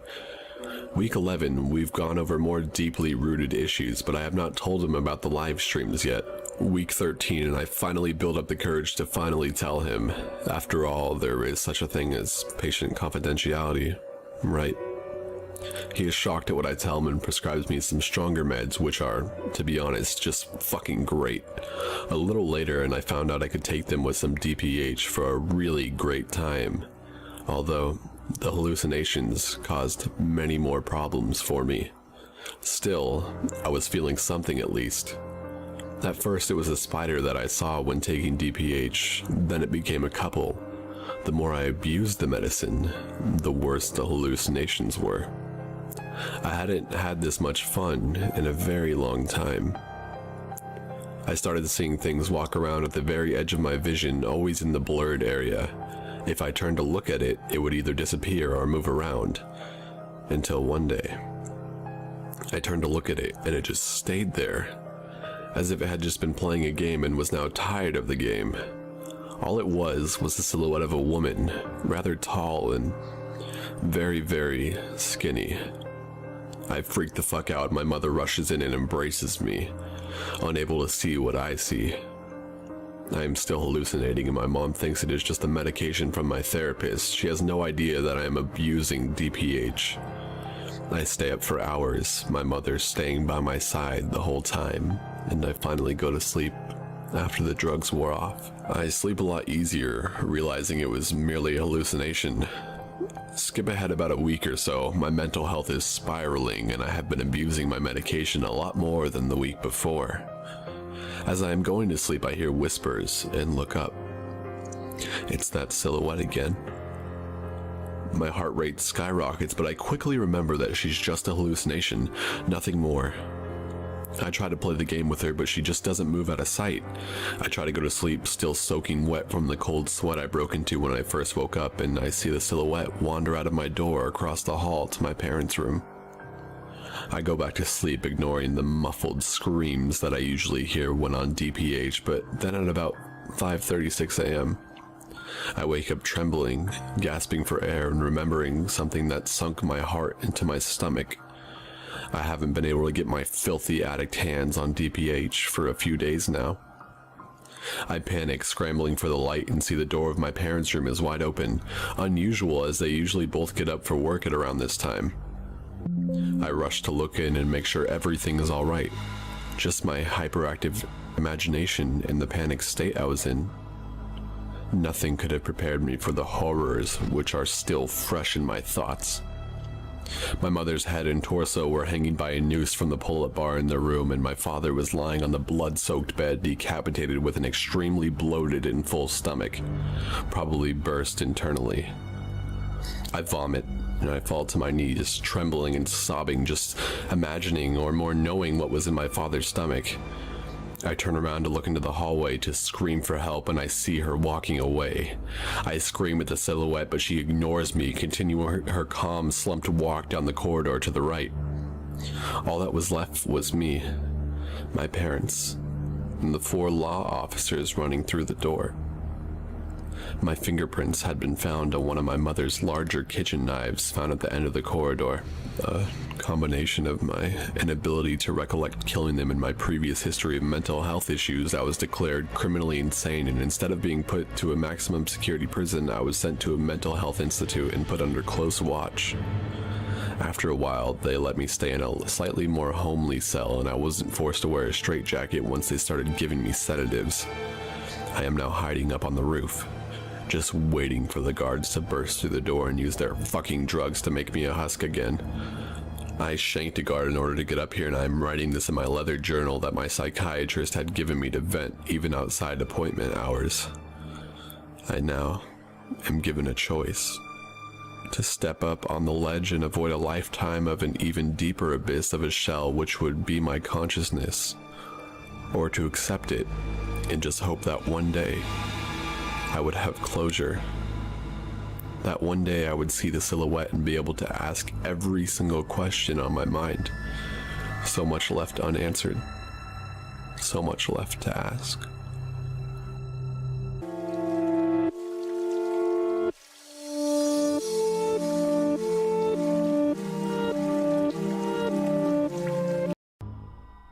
I used to work as a third-party contractor in the convention area of the Swan and Dolphin Resort/Hotel. Sometimes we would have to be there at really odd hours for convention setup/teardown. One morning, I was there about 30 minutes before the union laborers, probably around 3:30 a.m.-ish. I also would like to point out that I used a couple of dating apps at the time: Grindr, Scruff, and Growler. The apps I use also have that location indicator that tells you how far away they were. All of a sudden, some guy whose profile was blank except for a blurry close-up of his shirt, collar, and neck started blowing up my phone on 2 different apps at the same time. I basically replied that I was at work and busy and may be available to possibly chat later. He started sending really creepy messages like, "Oh, I see you working," and other semi-stalkerish messages. I shut down the apps. I have a small office located across from one of the convention halls. I holed up in my office and told the union guys to check in with me there when they arrived. Once they got there, I felt more safe, so I set up my desk out on the convention hall's floor and just continued with my work. Around noon, I launched up the apps again to pass time during my lunch break. As if he had been waiting for this moment, he started chatting me up again from locations like 200 feet away. I told him he seemed a bit creepy and that I wasn't interested. He stopped, or so I thought. A few weeks later, I had a late night teardown around 10 p.m.-ish. As soon as I got to my office, he appeared again and started messaging me. His messages didn't seem creepy at first. Just simple things like, "Hey, how are you? You busy?" I got really creeped out and blocked him. He would then just create new profiles and continued to message me for months. The messages quickly transitioned after the first time I blocked him. He switched to saying things like, "You can't block me every time. I know where you work so I can find you again. Why won't you answer me? I deserve an answer." Later, he would just send creepy messages like, "I found you again. It looks like you're working hard. Are you alone right now?" I always believed in the "don't feed the trolls" adage and refused to engage with him, blocking him every time. He would generally only message me when I was working very early or very late, with occasional day messages while I was working the convention center floor. Convention centers are giant, wide open spaces when no events are going on, which can really add to the creepiness. But what's worse is when there were events happening. I mean, the floor is crowded with people. Hundreds, if not thousands of people, all of which could be this odd mystery man. I never really felt safe, but I can't describe the heart-sinking feeling I had when, in late July, he sent me the final messages that sent me to report him to hotel security and my own company seeking help. Here's where the unexplained part comes in for me.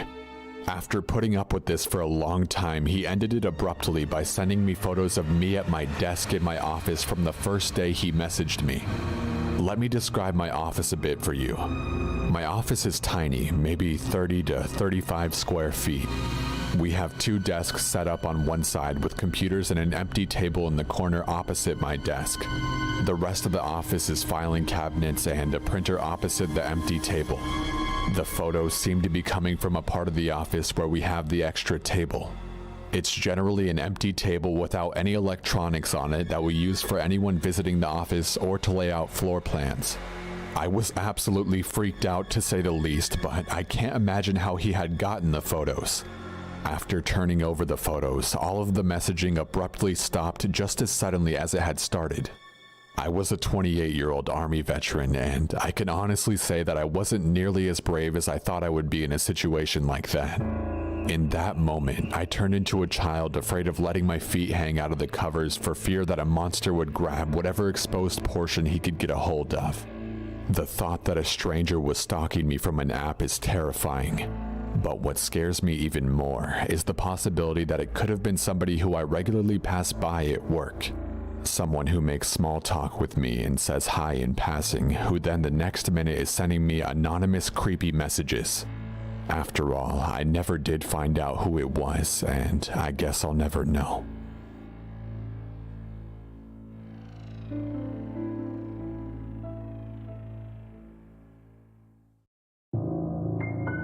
This happened in June of 2016. I have celiac disease, a disease where gluten is detected as an allergy and your body attacks itself trying to kill the gluten. Thus, my intestines are extremely damaged and sometimes bloody or infected. The reason I was in the hospital was because of me being a dumbass and eating a bunch of bread, so my intestines got really messed up. Basically, I had to go to the hospital to get some pictures taken of my intestines. This story takes place when they were extremely damaged and bloody. I was spending the night at the hospital with an IV filled with medicine to help me get better quicker or something like that. I don't really remember. The IV was attached to my stomach. I was half asleep and it was around midnight. My dad had left about an hour earlier and I was there all by myself. The hospital has a door with a window and a yellow light from the hallway was preventing me from sleeping. There was a sound of footsteps right by my door and I opened my eyes. I thought it was a nurse or something checking in on me, but it was some guy. He looked like a dad. Middle-aged, glasses, a flannel shirt. He looked really normal. But he wasn't my dad, as my dad is way paunchier and it wasn't a nurse since nurses had their scrubs on at all times. He looked like a visitor. I was a little freaked out, but I wasn't scared yet, as I don't get scared easily. He opened my door very quietly. "Hello?" I asked, and the guy looked around nervously. He put his finger to his lips in the cartoon famous shh face. His face was stoic and his eyes looked wild. I would have either punched him or ran, but I'm connected to a liquid bag and I have a huge throbbing in my stomach. I had been under an operation of sorts earlier and I was not allowed to get up. "I'll be quick," he muttered. He quietly moved around my cot and crouched down. I didn't take my eyes off of him. Then he fucking unplugged my IV. I was livid and I was terrified. What the fuck did he think he was doing? The IV stopped making the humming sounds as it stopped being run with electricity. These things are not meant to be unplugged. Their plugs are tough so that they don't get unplugged. He then looked at me dead in the face and said, "Fuck you." He flipped me off and left without another word. Looking back at it, it's almost kind of funny the way he said it. Like a teenager flipping off his parent, but at 15 years old, I didn't think that it was funny. I was still in complete shock for 3 seconds before I screamed bloody murder. A nurse was in my room very quickly after that. I told her what happened and she just stared at me. It wasn't until she noticed he unplugged my IV that she freaked out. She plugged it back in, and I remember she stayed with me until either morning or until I fell back asleep. I don't remember what came first. There was a lot of shouting from the hall, and every time I tried to speak up, she shushed me. Eventually, I fell asleep. I wouldn't have told this story if my dad hadn't told me what happened after. Somehow, this story came up recently, and I kinda chuckled about it. My dad was quiet before he asked me if he ever told me about the end of that story. I said no. My dad told me a guy had come into the doctor's office asking to visit his friend who had gone under surgery. They didn't let him in since he was asleep and it was way past visiting hours. This man didn't listen and somehow got past the people at the front desk. They also didn't know that this guy had some kind of knife. He cut 4 people's medical wires and unplugged my IV. There was also some other guy who was sleeping and he unplugged that guy's IV too. That guy went into a coma, a fucking coma. So the police caught this guy and put him into a mental hospital. I was shaken. I had really come into contact with a full-on crazy person. What would he have done to me if I had been sleeping? I don't know. Ever since I talked to my dad, I wanted to tell this story. It may not have been very scary to anyone but me, but I was so vulnerable at the time. Who knows what he could have done if I was any more vulnerable? I hope he's getting the care he needs, or something. Like I just said, this might not make any sense or be very scary, but it freaked me the fuck out. I don't have a very strong end or moral to the story, but I don't really trust that hospital anymore. Not after some crazy guy sneaks in right under their goddamn noses.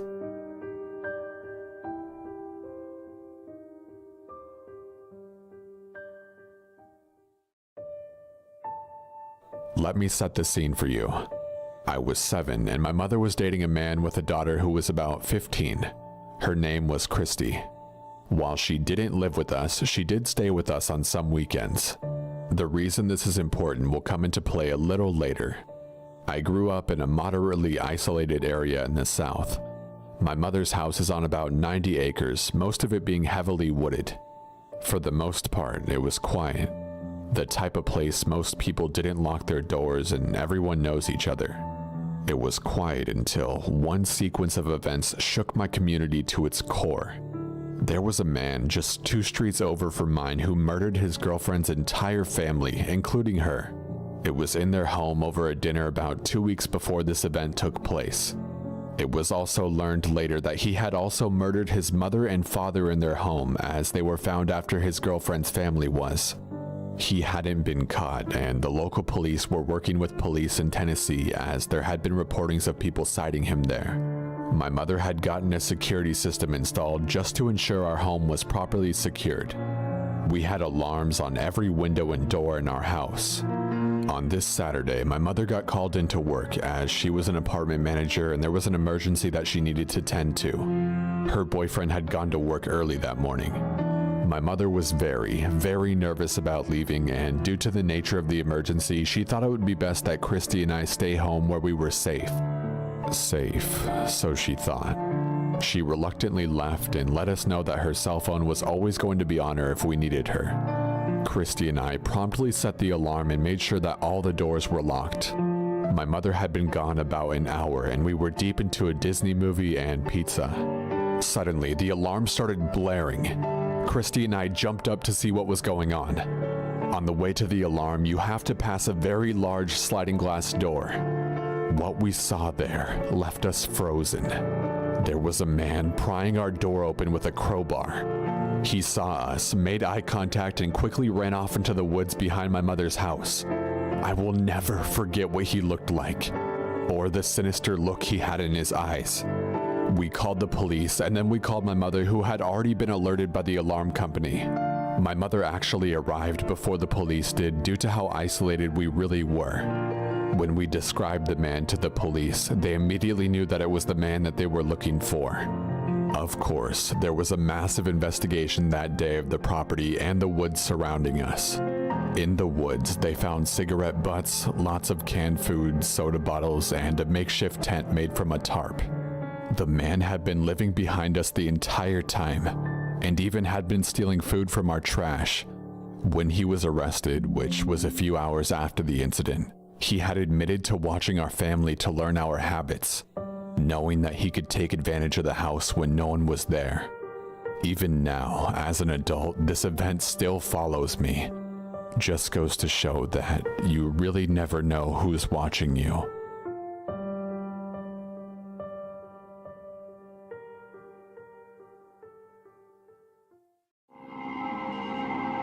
I was backpacking with my friend in the Yukon. We met this dude named Carl in Dawson at a free dinner put on by the town church. He asked my friend and I, both girls, where we were staying. We told him we were backcountry camping to play it safe, and then he went on to say that he knew the whole area like the back of his hand. He asked for specifics, and we lied and said that we were at the main campsite. We finished our dinner and tried to run out of there, but then he cornered us and offered to give us a ride back to our campsite. Luckily, we had our car, so we said no thanks and tried to make a run for it. We got to our car and started driving down the road to where we were camping. It's the Yukon. There's only a few people driving back and forth, and we took a turn onto a gravel road heading north. We realized that there's been a truck following us since we left town, and we especially notice once we're on this gravel road with absolutely no service and no emergency services. There are literally no turnoffs on this road. And even if there was, we were in prime bear territory next to a river, so running for it wasn't even worth it. My friend decided she was just going to drive faster and try to pull a fast one on Carl. So we blitzed down the gravel road until we hit snow. The whole road is covered in snow and ice, and we can't go much further in the pace that she's set. We see a campsite ahead of us, blitz it there, and park the car on the far side of the road to hopefully confuse the guy. We grab our tents, sleeping bags, food, and everything warm within our vicinity and make a run for it. We saw that the campsite had a shelter in the middle. We knew we had to get warm quickly, so the game plan was to run to the shelter, get fully dressed, and prepare to sleep in a snow embankment. However, once we got to the shelter, we bumped into a family of 12 people. 8 men and 4 women. We ran into the shelter swearing, cursing, and freaking out because we felt that that creepy Carl guy was after us. So once we turned around and saw the faces staring at us in amazement, we calmed down and tried to explain our situation. From the moment we uttered the words, "There's a man who has been following us for the last 100 kilometers," everyone stepped up. The men ran outside with their knives, hiking poles, bear spray, etc. And the women took us in and told us to run. They had seen a dense patch of trees in the northeast corner of the campsite, and knew that all of us could hide within the trees without fear of being caught. They even mentioned we could build quinzees super quickly to hide in, but running further away felt safer. As we ran to safety, we could hear the men yelling and telling creepy Carl to stay away. There were loud noises, a car alarm as we knew it was our car, and then complete silence. My friend and I stared at each other with tears in our eyes. We were in the northern part of the Yukon, in the snow, in -10 degrees Celsius weather, and we had just been followed from what we thought was just going to be a free dinner from the local church. After 30 minutes, the other women decided that it was time to return to the shelter and to find the men. We returned and found the men safe and sound. Apparently, creepy Carl had told them that we were none of their business and that we had wronged him in some sort of manner. So he broke our car window and turned around and left. One of the guys had a car, so he had followed creepy Carl down the road a good 15 or 20 kilometers before turning back around. The women invited my friend and I to sleep in their campsite, and we gladly obliged. We woke up the next morning safe and sound in the middle of the Yukon without cell or emergency services. and a giant appreciation for finding other humans.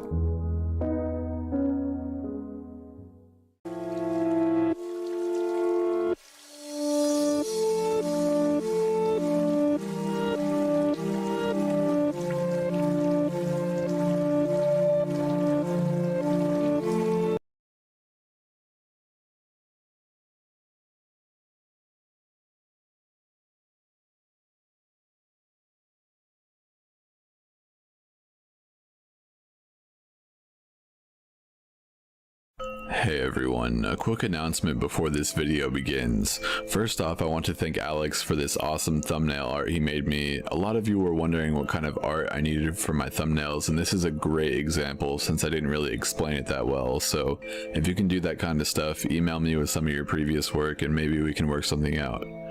Also, his deviant art is in the description and you should go check him out for sure.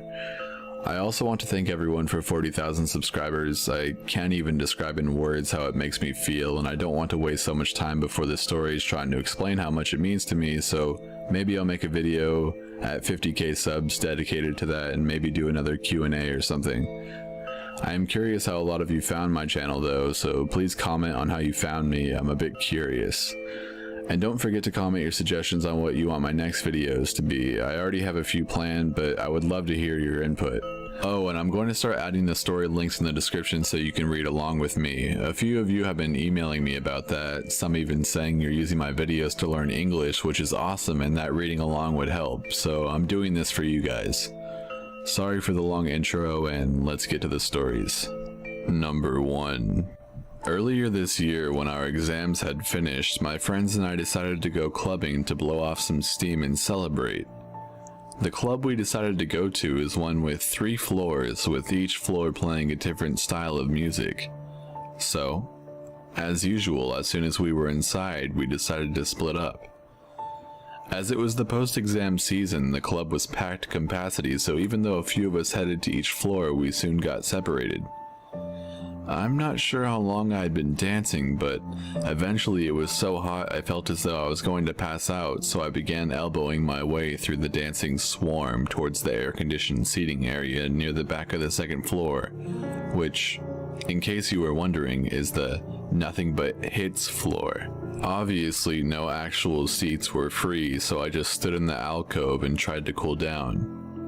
One of my friends, Noor, is Muslim, and so for religious reasons she doesn't drink, and she definitely does not hook up with people. She literally just goes to clubs in order to spend time with friends and dance.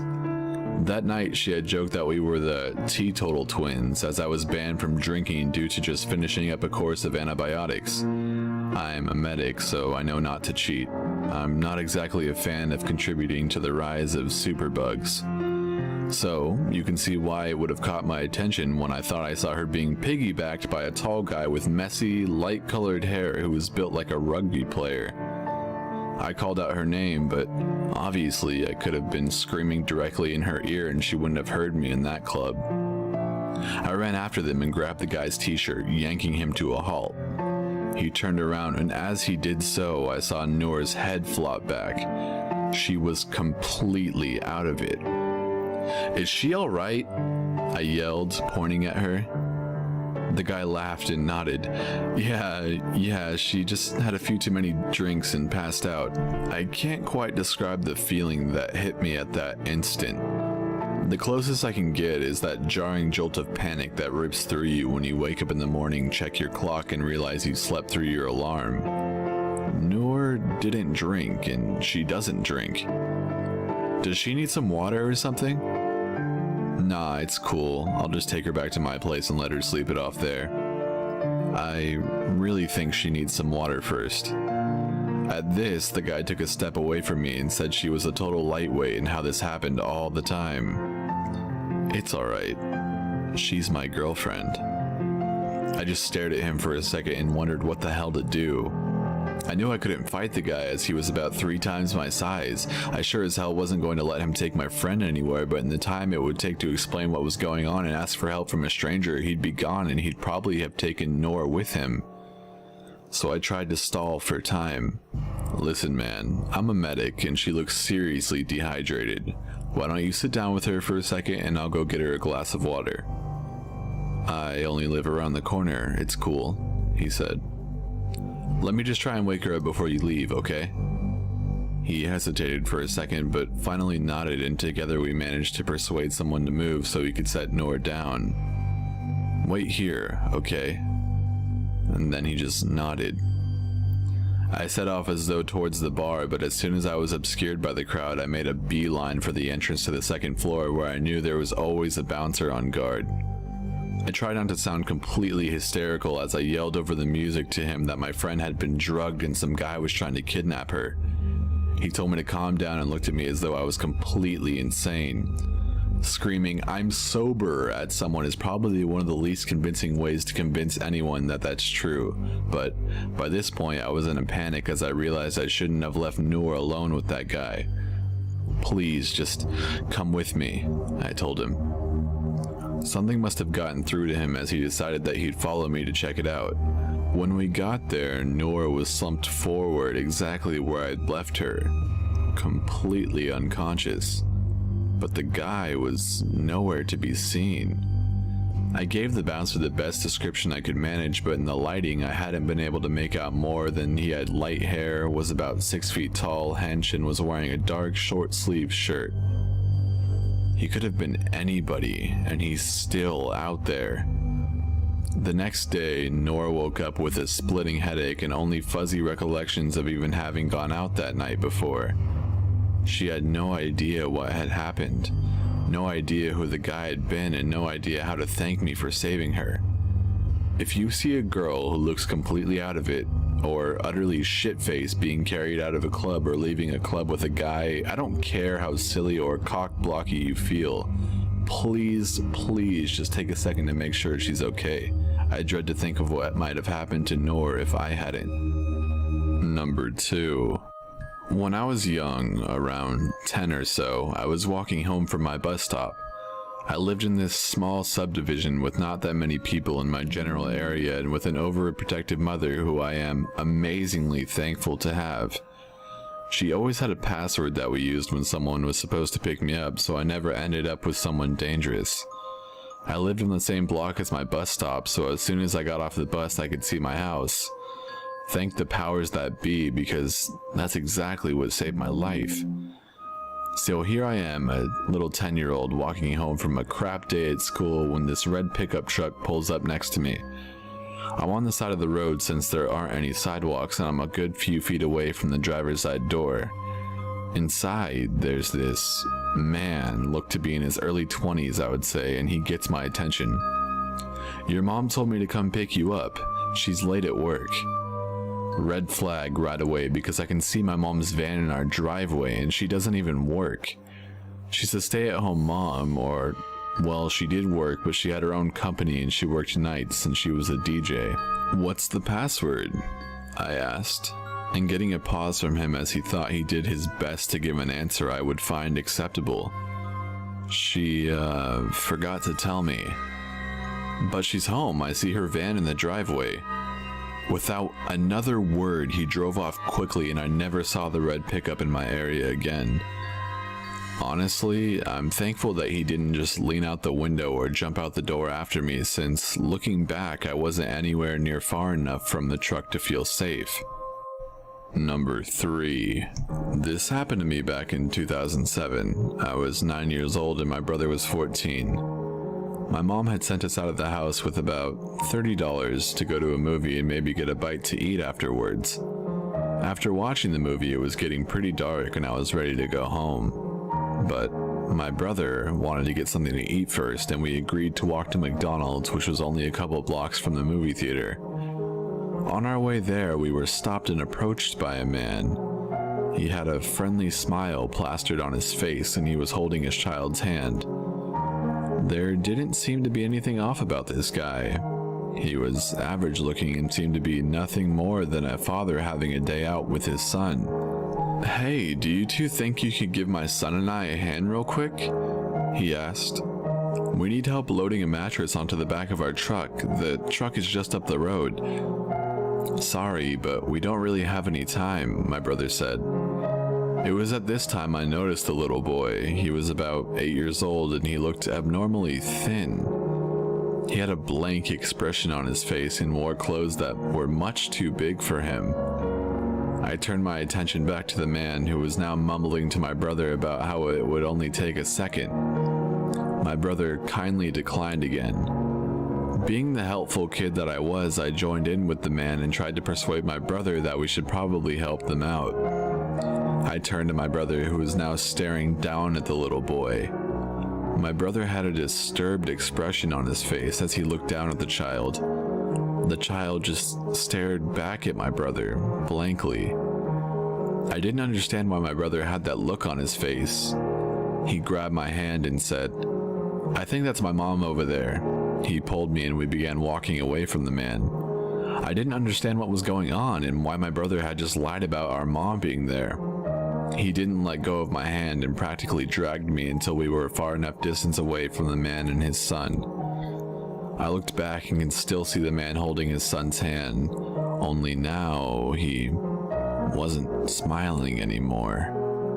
He had a look of fury on his face and he yanked the little boy by his arm and they walked away. I pulled away from my brother and bombarded him with questions. He just shushed me and pulled his cell phone out of his pocket. He dialed in a number and began pacing around nervously while talking on the phone. I remember the police showing up and my mom came soon after. She took me home, but my brother was left with the police. I asked my mother what was going on and she said that the police were just questioning my brother because the man we had encountered was dangerous. That's all she told me, and I just went to bed. By the next morning, I had completely forgotten about the incident and things went back to normal. It wasn't until a few days ago that these memories flooded back into my mind. I decided to call my now 22-year-old brother to get some answers. When I brought the ordeal back up to him, he finally gave me the information I wanted to know, and now that I know everything, I understand how fucking terrifying our encounter with the man truly was. My brother told me that while the man was constantly trying to convince us to come with him, he happened to look at the little boy. The little boy then looked at my brother with his eyes filled with terror and mouthed the words, "I'm not his son. Please help me." Then his expression went back to being completely blank, almost as if he had never said anything at all. Visualizing it now fucking haunts me. This was why he had become so freaked out and snatched me away. When he called the police, they hurried down and he described the man the best he could. They couldn't do much with the little information my brother had given because we hadn't even seen the car that the man supposedly had. My brother told me that a few weeks into the investigation, they had found the little boy who was with the man dead. His body had been cruelly dumped in the woods. The cause of death was malnutrition and dehydration. If my brother and I had gone with this sicko, we likely would have met the same fate. He obviously couldn't have kidnapped both of us on his own, as my brother was a fairly strong guy. That meant he had to have had other pedophile partners who would help him snatch up unsuspecting kids. Unfortunately, they were never able to catch any of the sick fucks who did this to the child. But the man was definitely not his father, that's for sure. His real parents had been already searching for their missing son for almost a month.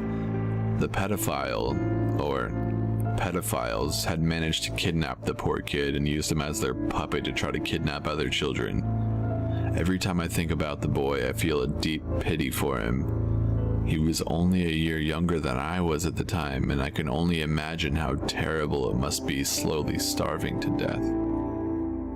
Number 4. This happened to me about a year ago. I was 19 years old and I was living in Florida for about a year with my grandparents. I was working and saving up for a car. I'm not really a day person and I like to do all my errands at night. I grew up in New York City, so I'm used to all the weirdos. I walked from my grandparents' complex to Chase Bank at around 7:30 p.m. because it was a 3-minute walk surrounded by fast food restaurants, a 7-Eleven, Publix, and a gas station, so that area is usually lit up by the surrounding lights. As I am walking, I see a man in an old 1990s green Camry.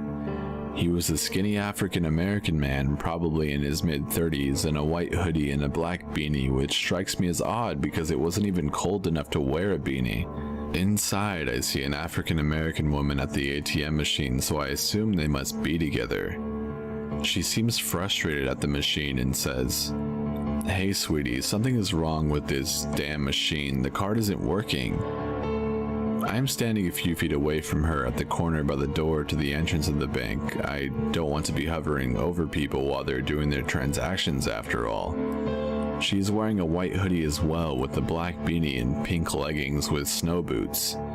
I find it weird because, like I said, it's not even cold.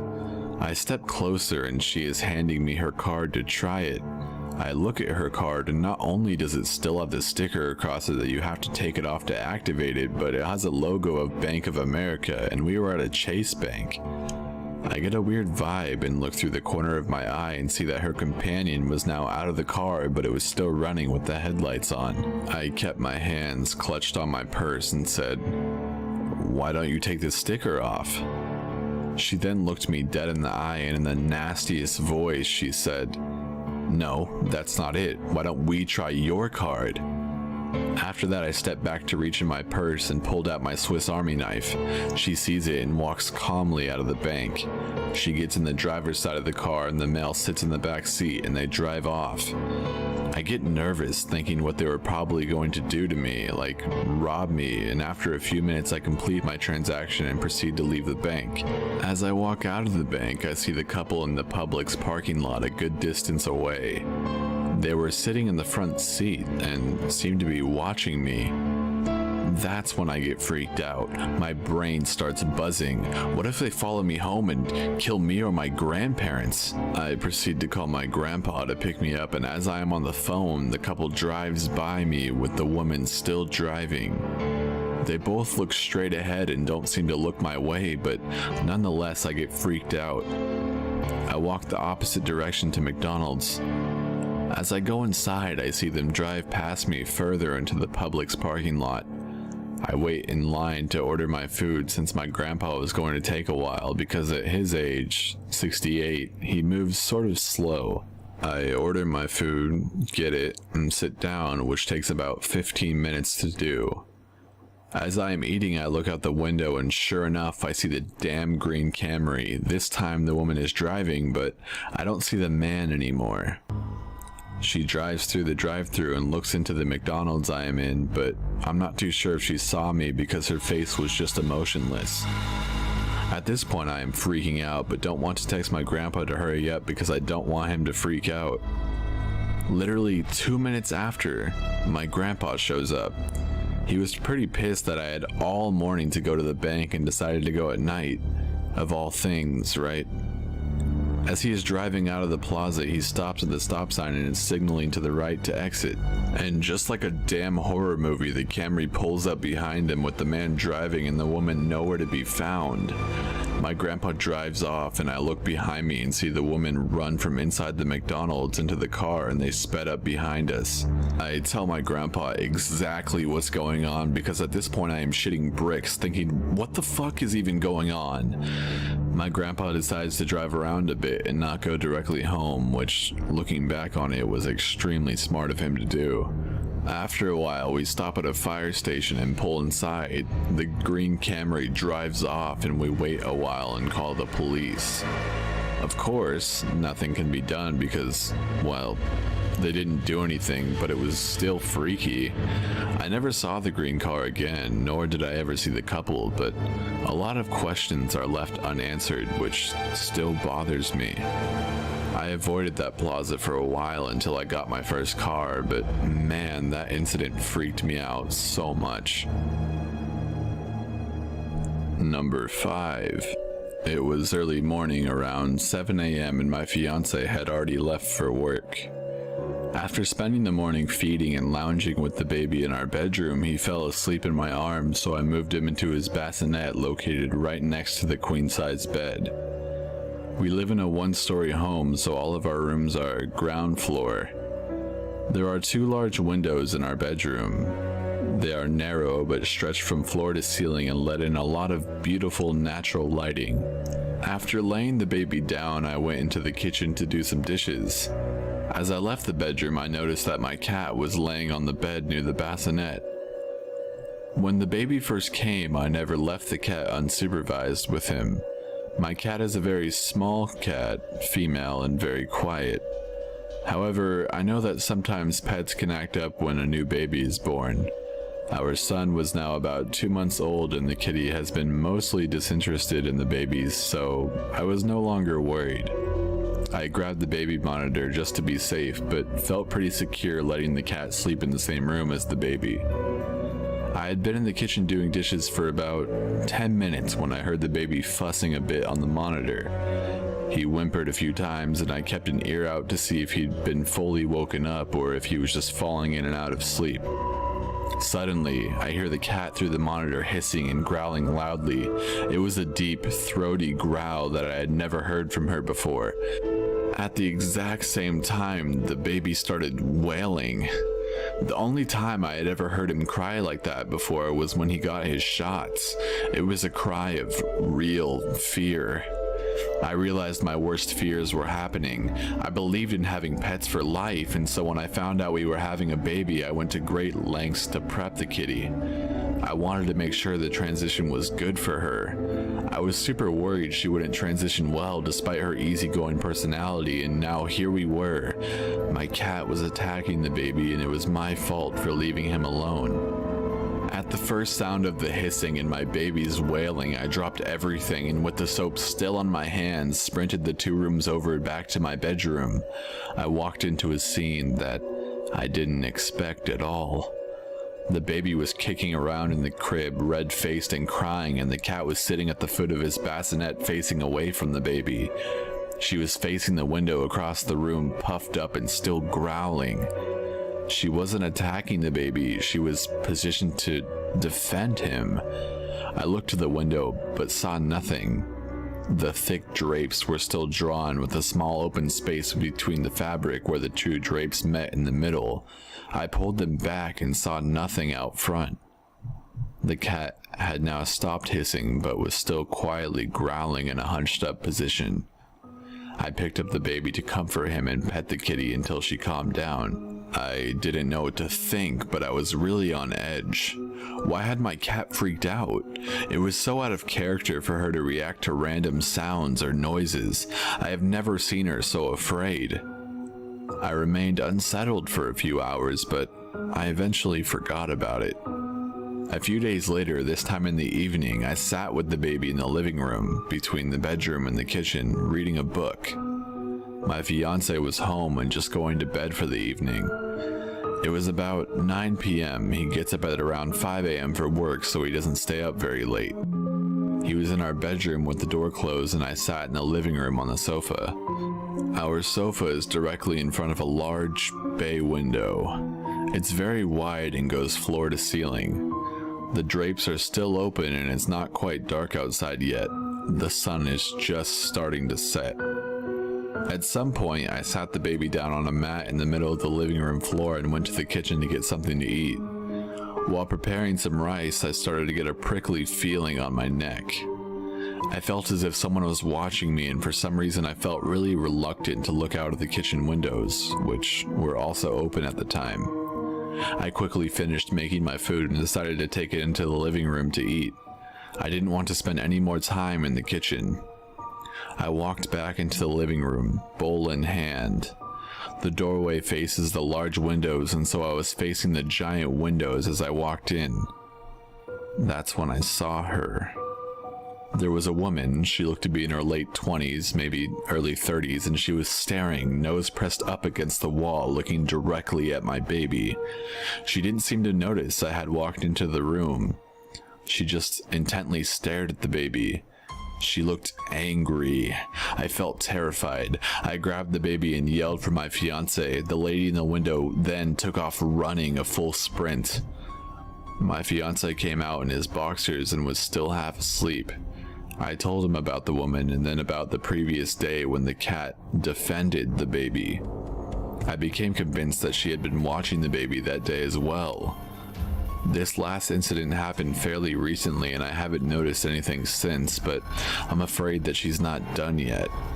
I honestly think she wants my baby. I can't explain why I think that, but I am convinced that she wants to kidnap him.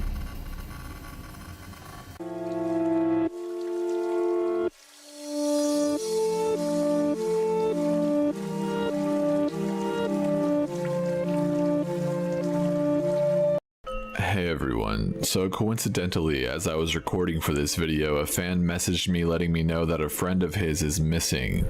He was last seen leaving for a job on Craigslist in his mother's 2006 black Ford 500, and I know it's a long shot, but I want to help in any way I can. If you live anywhere near Saudi Daisy, Tennessee, sorry if I butchered the name of that, and you have seen this man, please contact the police department. I will leave links in the description with more information on the case, but he's been missing for about a month now. Now, let's get to the stories. Number 1. This happened about a year ago now. I am a college student and I was basically forced to move out on my own, which I didn't mind, but that meant finding a new roommate, which can be a daunting and scary experience. I've had a few weird encounters, but I think this one takes the cake. I posted on Craigslist looking for a bedroom in a shared house or apartment for $300 or less, and on my ad I had mentioned, please no phone calls, only texts or email, because I find being on the phone with someone I haven't had a chance to size up a really uncomfortable situation. I'm just an awkward person, I guess. Anyway, I get a call from a dude who clearly didn't read the no calls part, which I mentioned because this type of phone call was exactly the reason I don't like to talk to strangers on the phone. At first, he was just pleasant and normal, told me he had a room available and relevant information like that. We started to talk about when and where we'd meet up, and he started going on tangents about random stuff. I'm a combination of too interested in deep conversation and too awkward to end the call when it started to get weird. So this call went on for about 2 hours and we talked about the meaning of life and all kinds of weird shit. Honestly, this should have been the red flag and I shouldn't have met him, and of course I also should have grown a pair and told him I needed to leave. So he wants me to meet him at his place and show me the room. I've since learned that you should really insist on meeting in public first.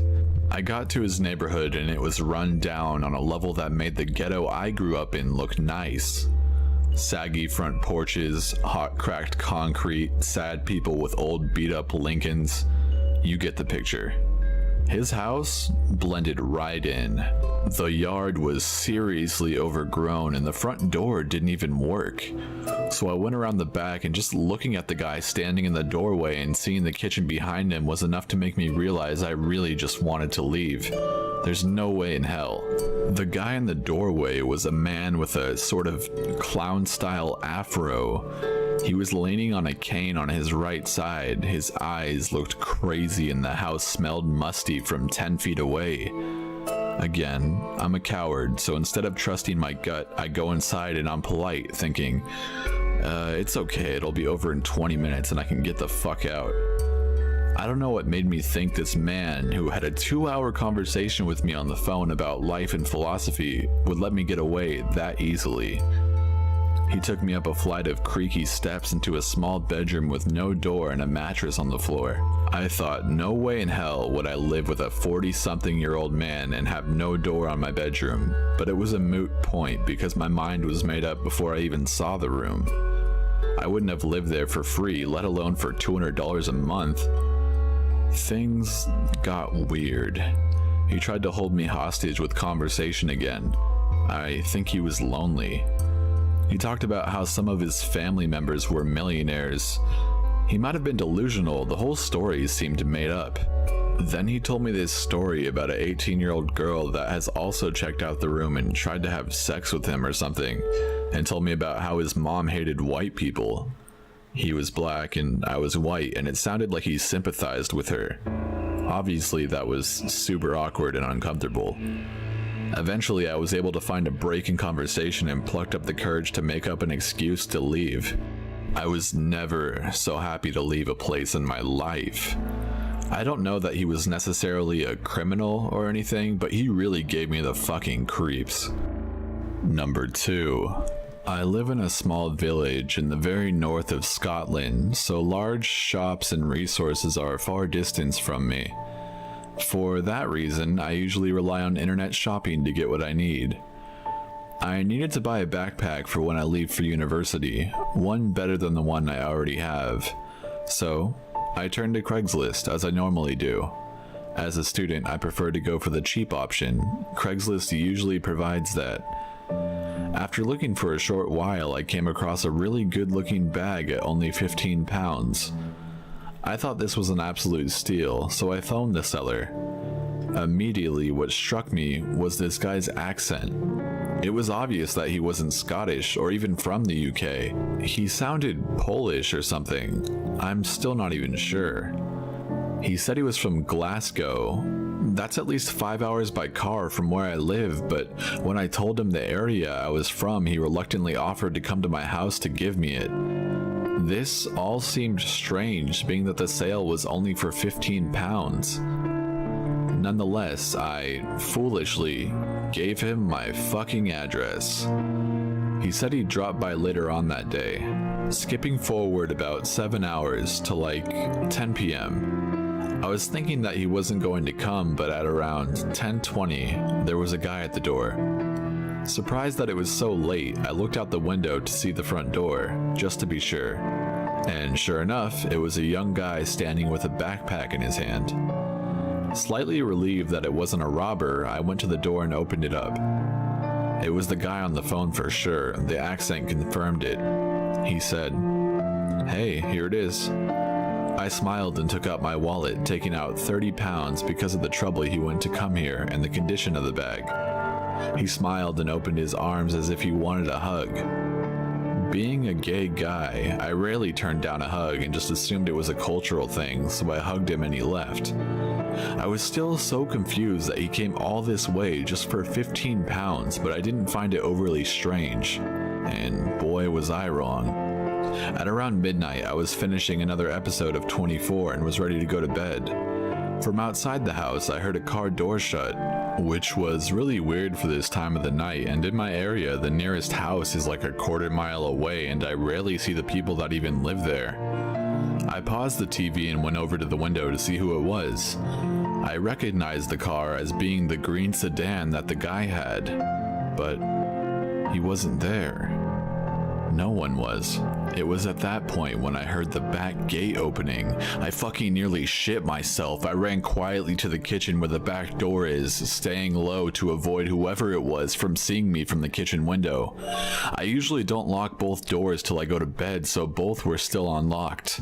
I grabbed the keys from the counter and quickly locked the door. As I did, I see a security light turning on in the back garden. It's a motion sensor that turns it on.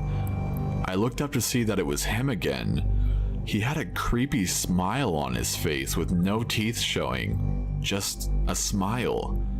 I stood up and shouted, "Whoa dude, what the fuck are you doing back here?" He said nothing and just smiled, looking directly at me. I found myself just staring at him until the situation actually kicked in and I took the keys from the back door, then bolted to the front door to lock it. About halfway to the front door, I heard a window smash in the kitchen. My stomach ached at the fact that he's probably making his way into my house. I made a turn to go up the stairs towards the bathroom so I could lock myself in there. When I was in the bathroom, I heard him stumbling and broken glass falling to the floor. He was in my house.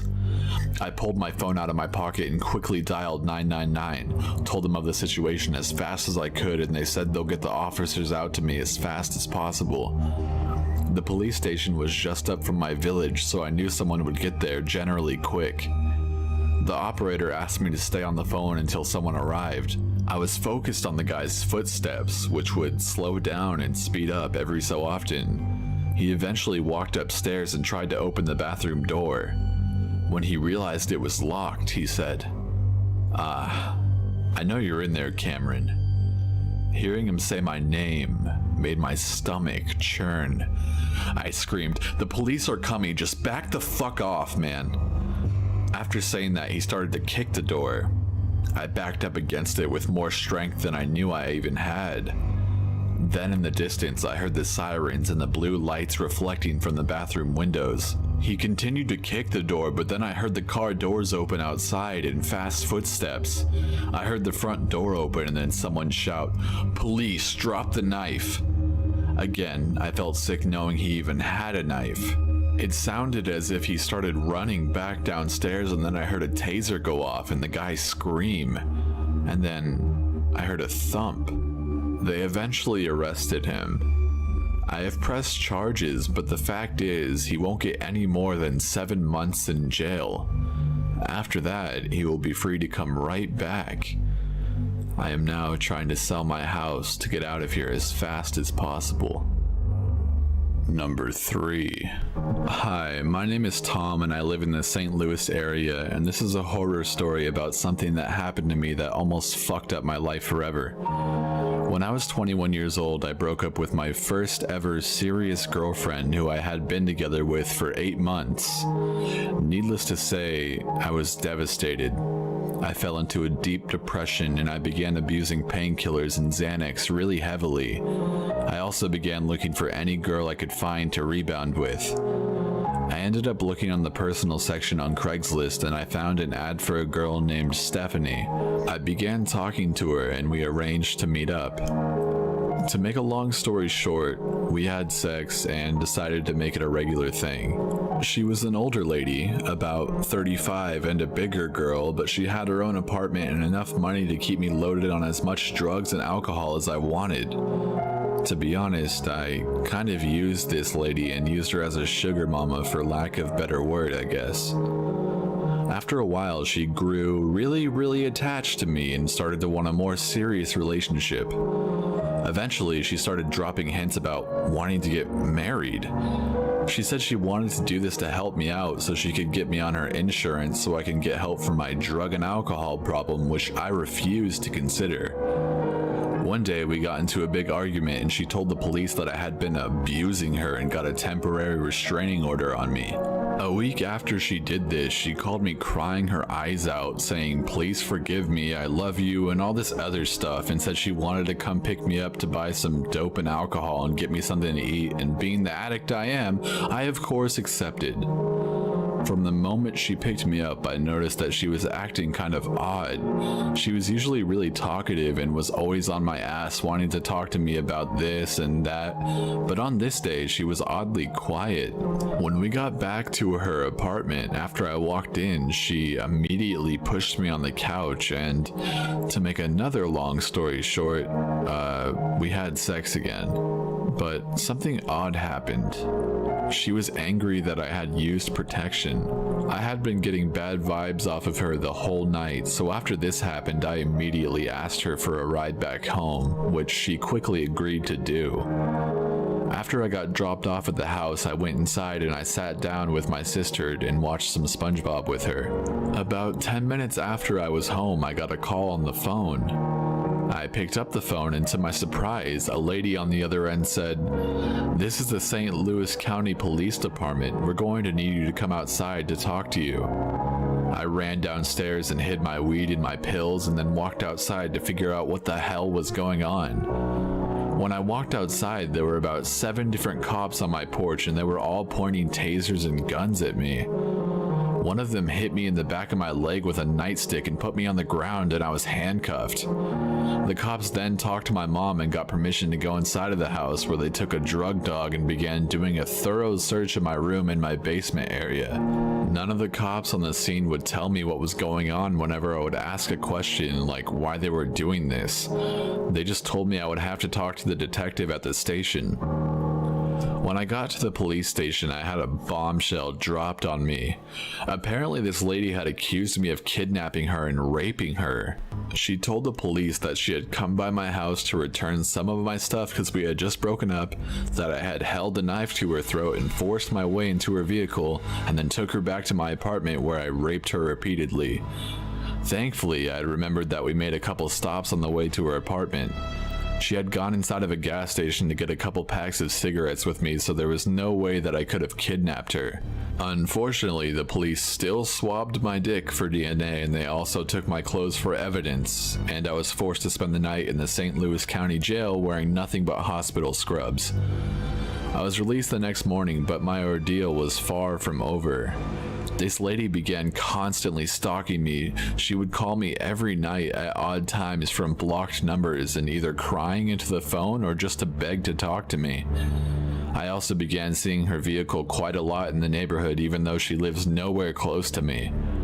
I called the police about this a couple times, but they didn't really seem to care. They just told me I would have to get a restraining order on her in order to make her stop. I wanted nothing to do with the court system though, because I have a criminal record, and I just decided to ignore her and hope that the problem would go away. After a couple months, she finally did stop bothering me as much.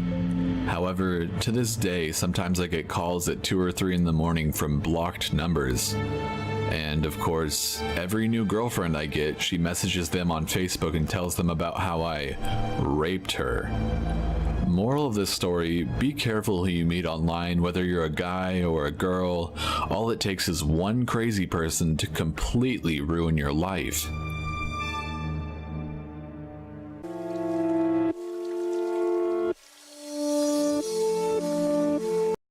I want to start out by saying that this story is 100% true. I know people will say that to add immersion, but it really is, and this is the only place I know where to post it at. Do I believe everything that happened actually happened? Not necessarily. I'm as skeptical as you will be, and I welcome any explanation as to how the events that occurred were not supernatural. It could have been an elaborate prank on behalf of my friends, but there are several reasons why I find that hard to believe. Mass hysteria, maybe. Who knows? Anyway, here's the story. I enlisted in the Army in 2009 and had my AIT, Advanced Individual Training, in Fort Huachuca, Arizona. Pretty much any soldier stationed at Fort Huachuca, often named Fort We Gotcha, has above average intelligence. Most of the MOSs require a very high ASVAB score. Needless to say, the friends I made were a unique bunch, many of us gaming nerds. Huachuca is about 20 minutes from the Mexican border and about 40 minutes from the infamous Tombstone, Arizona. One day, we were bored and swapping ghost stories. One of my buddies bought a Ouija board at Walmart for us to play around with. We'll call him Jackson to protect his identity. I'm not sure Jackson believed in the supernatural, but when your disposable income to free time ratio is skewed horribly in the wrong direction, you buy stupid shit to entertain yourself with. Jackson and I attempted to use the Ouija board in our barracks as the base is extremely old and ripe with hauntings. Unfortunately, the barracks we had recently moved to were brand new, so the Ouija board didn't work. Tired of strip clubs and flirting with the Mexican border, we hungered for a unique adventure. I brought up the idea of traveling to nearby Tombstone, Arizona. Jackson lit up when I mentioned this, as he had just heard a story of a haunted house in Tombstone he wanted to check out. We came to a quick ghost hunting consensus and invited our buddy Thompson along for the ride. We arrived at Tombstone shortly after dark. It was not quite how I expected it. I had pictured a literal ghost town with a few dilapidated Wild West buildings and the obligatory tumbleweed blowing through the street. This was not the case at all. Even at night, it's basically a normal town with a few historical buildings and tourist traps. In addition to the downtown stretch, they have a residential area just like any other small town in America. It was in this residential area that we began hunting for the supposed haunted house. We got to the area we thought it was in, but weren't sure which house it was. After a few minutes of circling the block, the group decided to take a break to piss. Everyone went a separate direction to pee, but I could not find a place private enough, so I didn't go. I was the second person back in the car. I climbed into the back seat and asked Jackson, "Where's Thompson?" "I don't know, he's been gone for a while. I'll text him," said Jackson. All of a sudden, Thompson, looking whiter than he normally does, comes sprinting towards the car and frantically tries to open the passenger door. Jackson calmly unlocks the door and lets him in and asks, "What happened?" "Dude, you're not gonna believe this shit," Thompson gasped. His southern drawl tightened like a cello string. "I was in this house that looked abandoned, right? So I go in and look around and decide to have a smoke. I look down at my phone to text you guys and tell you about it, and all of a sudden, something touched my shoulder." "Holy shit, what was it?" I asked. "Nothing. There was nothing there." I sprinted back to the car. Pumped with adrenaline, curiosity, and stupidity, I suggested we go full mystery machine and park in a nearby lot and use the Ouija board from inside the car. As soon as we could get parked, roughly half a block away, we anxiously pulled out the Ouija board and put it in our laps. As the person designated to ask questions, I began. "Is there anyone here?" To my disbelief, the planchette started moving. It slowly but surely moved towards yes. "Were you the thing that touched Thompson?" "Yes," it replied. "Are you the ghost in the haunted house we were going to visit?" "No," it answered. Now this is what took me by surprise. If this was one of the others trying to scare us, why wouldn't they take the obvious bait? Claim to be the ghost we saw and commence scaring the shit out of us. I mean, that's like a Nigerian scammer writing you about your long-lost fortune and then responding no when you ask if he's able to give you $6 million instead of $5.5 million. At this point, I had a flashback of just about every creepy Ouija experience I had ever seen or read about. They always started with some cliche questions like, "LOL, how did you die?" and ended with, "Oh my fucking god," in a flurry of telekinetic activity. I wanted this session to be different. After all, we were a hand-picked bunch of intelligent people, not a group of scared teenagers. If this was real, I wanted this specter to break history with me. So, I took a moment and started thinking, what would I want to know about a ghost? What questions can I ask that aren't cliche? What can I ask that will break the linear decision tree where all Ouija boards end up telling you they want you dead? I realized any questions I asked had to be extremely specific and offer no chance for creepy deviation in the answer. I suppose I could ask it for the coefficient of pi, and it could just respond with, "Die, bitch," over and over, but I had faith in the ghost. So the first question I asked was, name one thing the building you touched Thompson in was used for. The planchette slowly started moving again. Ha, I thought to myself, this thing can't possibly get creepy from this question. I bet it will say like general store or post office. SLAUGHTER. Slaughter. Pucker Factor 9. Good game, Ghost. Have an upvote, I guess. But seriously, I again realized this was probably not one of us joking around because the term slaughter has not been used since the 1800s. You don't log on to CNN and see man slaughtered today in small house in Arizona. Details at 11. If my friends were pulling a prank, the easiest verb would have been something like murder. Intrigued, I decided to ask it why it touched Thompson. HELP. Help, it replied. Thinking this would lead somewhere creepy, I asked when it died instead. 1867. I again started thinking of questions I could ask that no one ever thinks to ask a ghost. I remember hearing on some website that you are never supposed to ask a Ouija board about God. So, I did the only logical thing an atheist would do at that point. Why aren't I supposed to ask you about God? No, came a quick, terse reply. So, I tried to be more creative about it.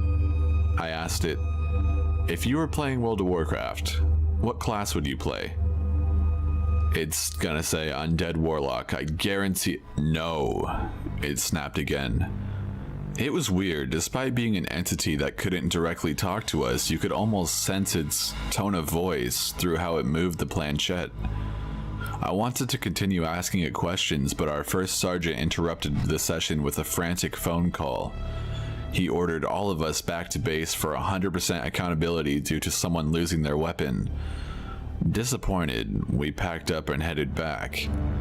The next day, we were telling the others in our platoon about our experience the night before. After many bullshit and eye rolls, another soldier named Green showed interest. We decided to try to talk to the ghost again and take Green with us. He had an SUV, which would give us more room to set up the board. As a soldier, my first instinct was not only to plan our arrival and departure time, but safety contingencies as well. This was especially on my mind after the previous night. I briefed the group in advance that if anything creepy happened, we were better off with a pre-identified plan on what to do as to take the spirits by surprise. Our ghost hunting SOP was as follows. At approximately 2,000 hours, we will depart for Tombstone. This will allow us to arrive after dark. We will take 2 vehicles, Green's SUV and Jackson's coupe. Jackson and Thompson will ride in the coupe while Green and I will ride in the SUV.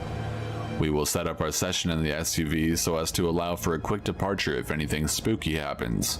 We will leave any weapons or sharp objects back at the base. Spirits can only harm others by proxy. If there are no objects around to throw or possess someone into using, then the only physical danger will be soiling our underwear. In the event of one of us feeling creeped out beyond belief or an impending sense of doom, we will give an obvious signal to the others to quickly pack up and leave. Each soldier will return to the vehicle they traveled in and take off back to the base. Upon leaving this scene, the vehicles will immediately establish contact via cell phone to ensure safety and share in the moment of, holy shit, what the fuck just happened? So, it was settled. We had our plan and were feeling confident. The undead were no match for Arizona's finest soldiers.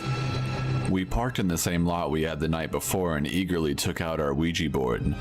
There were 4 of us now and we were feeling very confident, but I would lie if I told you I wasn't jittery as fuck. Literally everything I knew about life in the universe at this point was challenged by what we had seen the previous night. I felt like the equivalent of someone who discovers a 6-inch tall genie in their closet that only they can talk to. It literally felt surreal, like a movie. Green was especially nervous about being with us as he was raised Catholic. Though he was no longer religious, he still had that strongly ingrained fear of Ouija boards.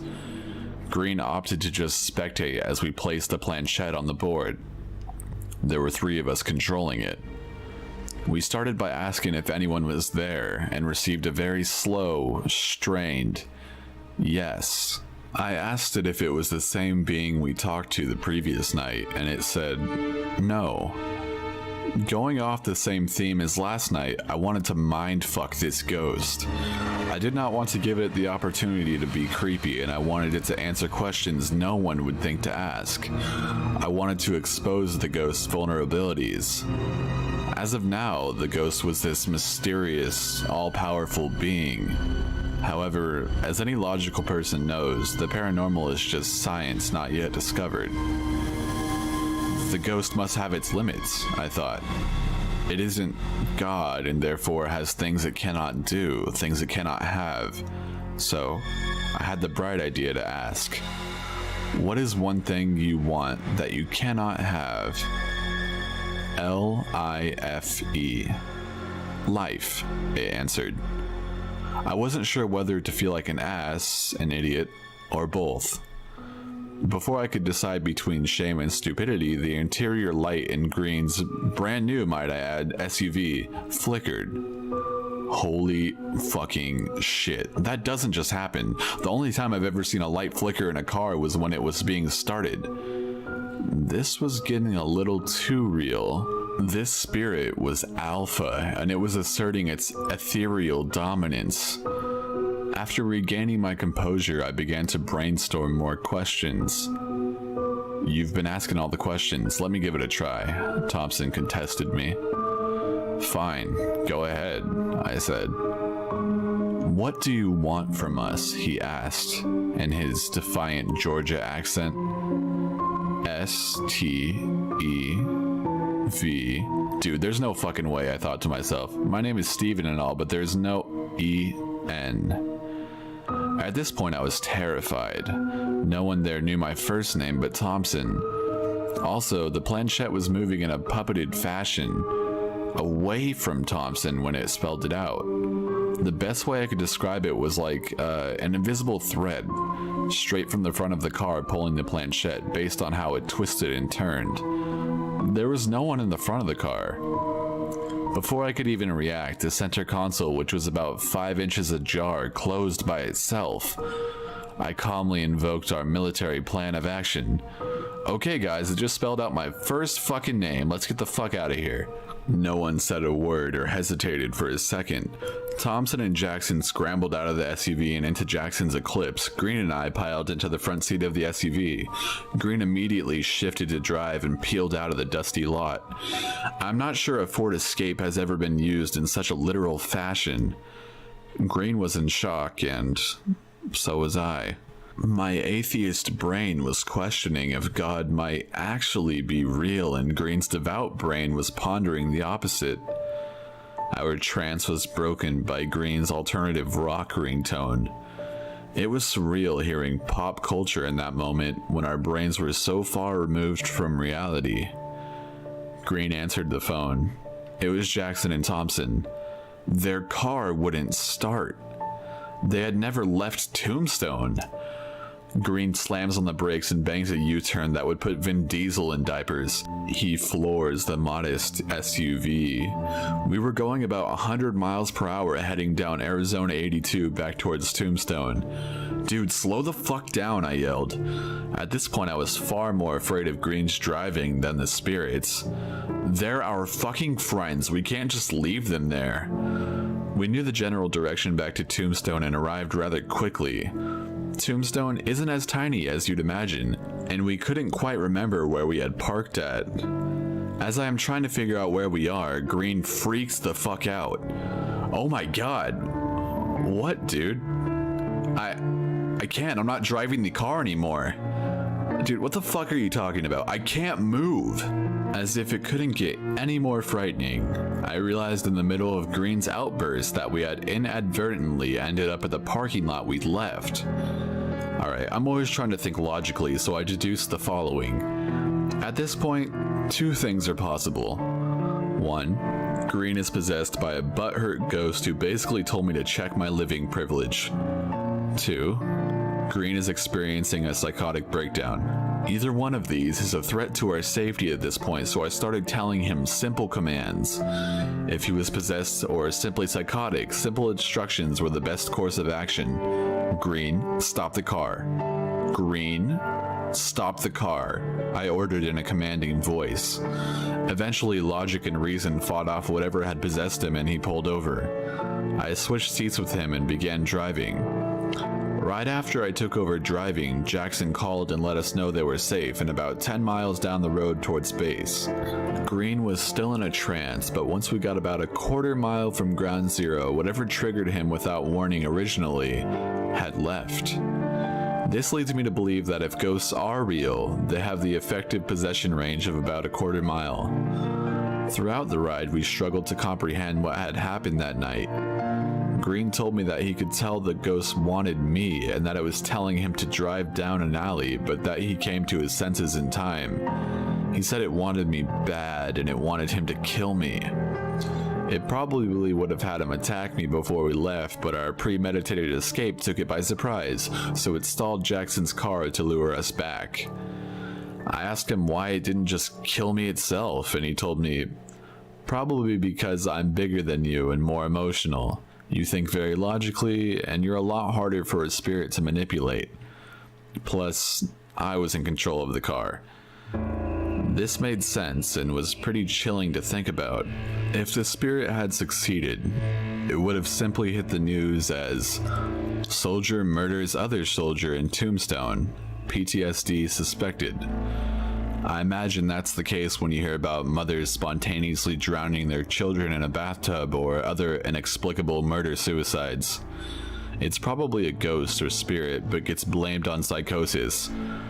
About halfway back to base, we stopped at a gas station. Green, still not completely in his right mind, opened the hatch of the SUV, took out a sunshade that came with his car, and threw it in a dumpster.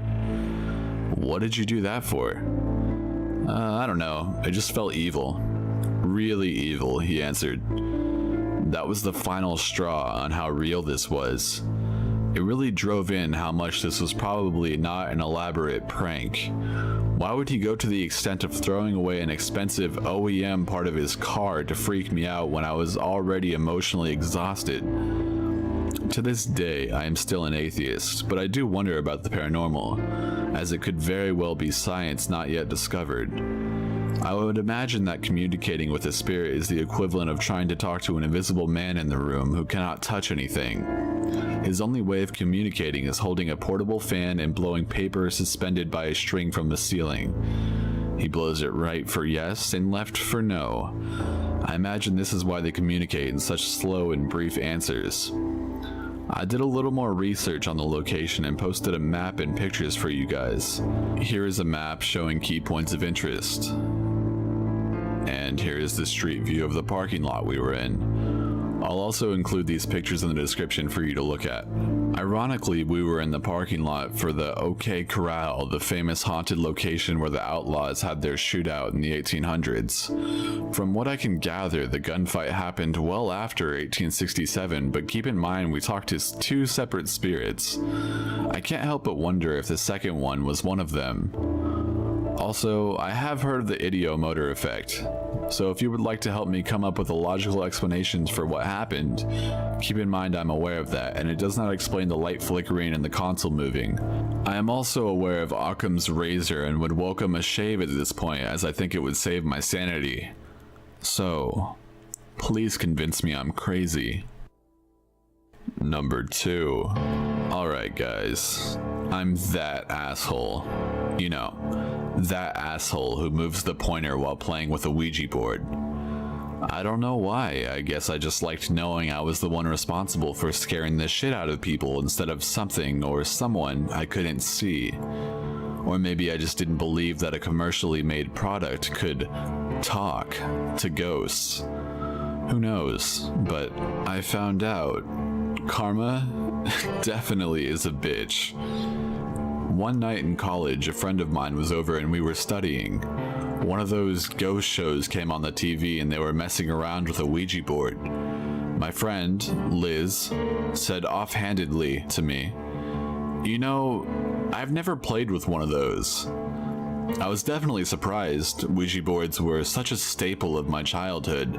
Hundreds of sleepovers with me scaring the crap out of my friends by moving the pointer on the board and that whole light as a feather, stiff as a board thing. I couldn't fathom someone growing up and not experiencing it.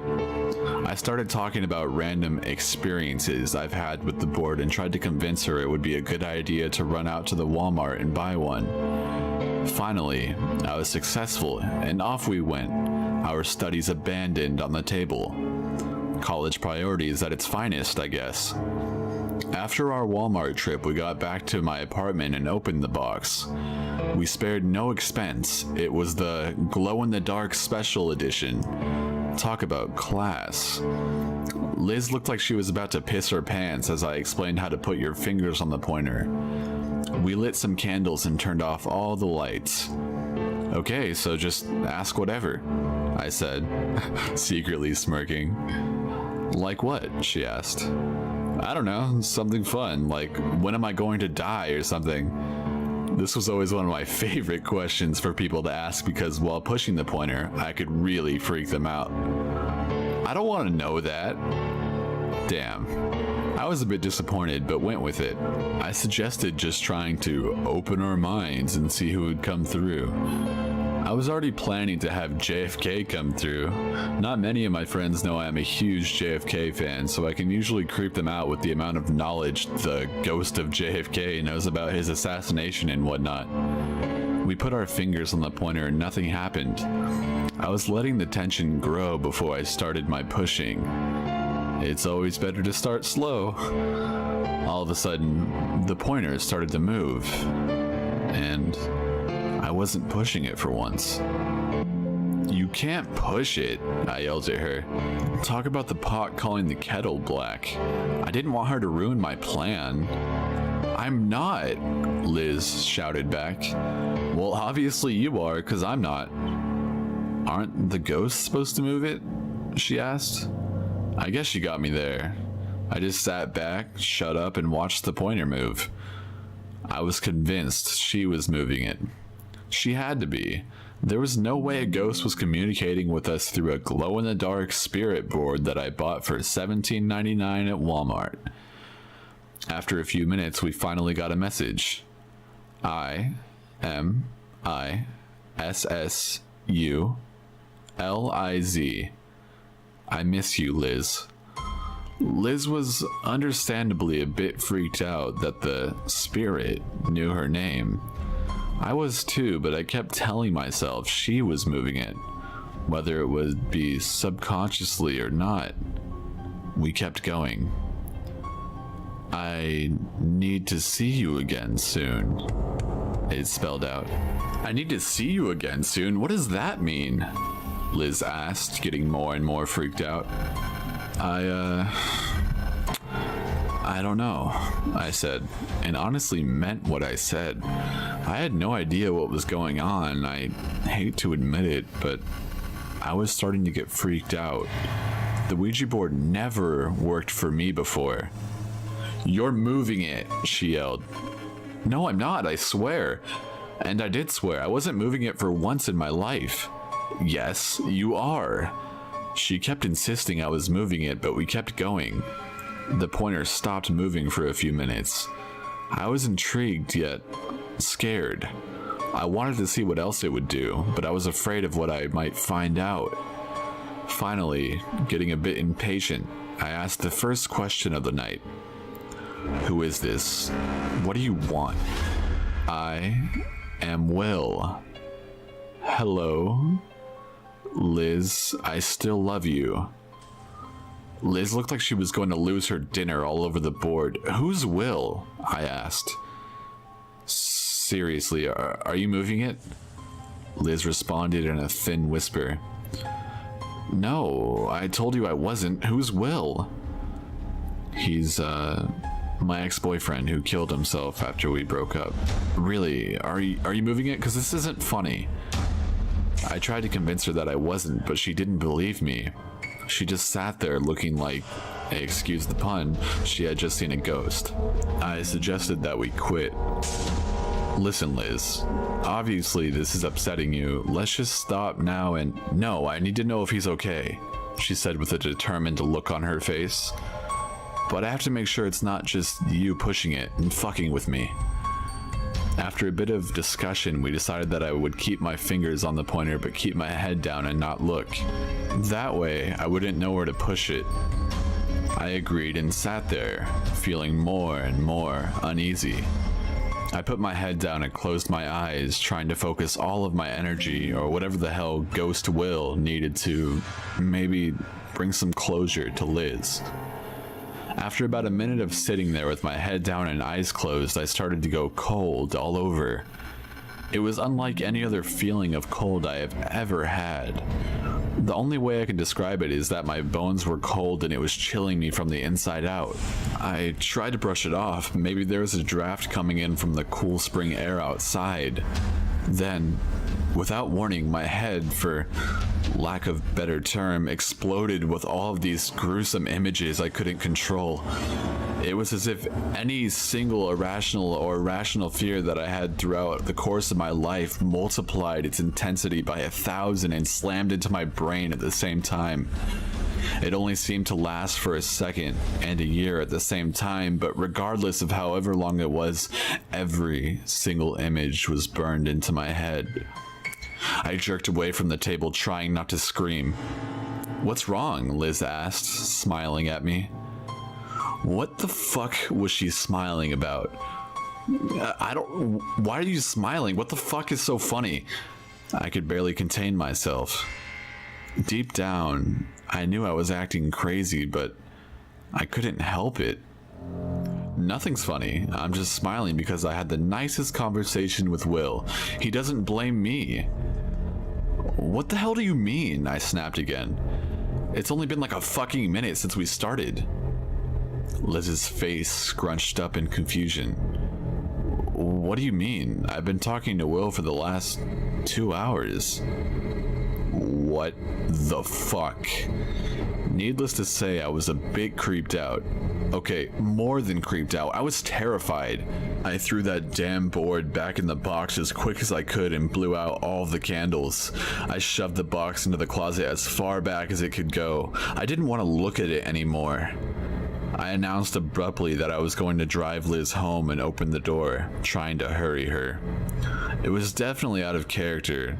She obliged, however, and we got into the car. The whole 5-minute drive seemed like an eternity. I could swear I'd see things on the side of the road, but at second glance, they weren't there. Images I had seen of my babysitter mutilated and whatnot from that weird trance-like dream I had started to shimmer in the corner of my eyes. I swerved about 1,000,000 times thinking I was going to hit one of these things, but nothing was there. By the time we got to her apartment, Liz looked at me like I was crazy or something. Are you sure you're okay? She asked. Yeah, just get out of the damn car already, I snapped back at her, almost surprising myself with how mean I was being. Though I fully admit to fucking with people while using Ouija boards, I really am a nice person, I swear. Liz did as I asked and I sped away, eager to get to the safety of my apartment. When I opened the door, I noticed 2 things right away. It was about 30 degrees in the apartment and all of the blinds and curtains were wide open. I was confused, but I tried not to let my mind wander. I shut all of the curtains and cranked the heat. It was April, so it wasn't freezing outside, but it wasn't exactly hot either. Normal springtime weather. After shutting all of the blinds and whatnot, I sat on the couch and tried to turn on the lamp. The light went on and then popped off. I again tried to shake it off as a shitty coincidence. I changed the light bulb and went to turn it on again. Pop. Out again. I then went to go turn on the overhead light instead. Pop. All 3 bulbs popped off at the same time. At about this point, I was basically pissing my pants. I was so scared, but I tried to remain as calm as I could. It wasn't easy, let me tell you. I grabbed as many blankets as I could and sat on the couch in the now dark living room. I was going to light the candles we had used when we used the board, but I didn't want anything related to that fucking thing around me. I turned on the television and blared it, hoping that I could just attribute any noise and flash of something in the corner of my eyes to the television. Come on, you know you've done that too. Unfortunately, it didn't work. I was just starting to doze off when this loud beeping woke me up. It sounded like the worst alarm clock ever. It was coming from the closet where I had thrown the Ouija board. I slowly went over and opened the door. Out fell an alarm clock, an old one that I used to have. I think it was my roommate's.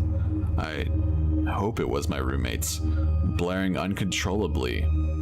I hurriedly shut the door so the Ouija board would stay in there, and I started looking at the clock to turn it off.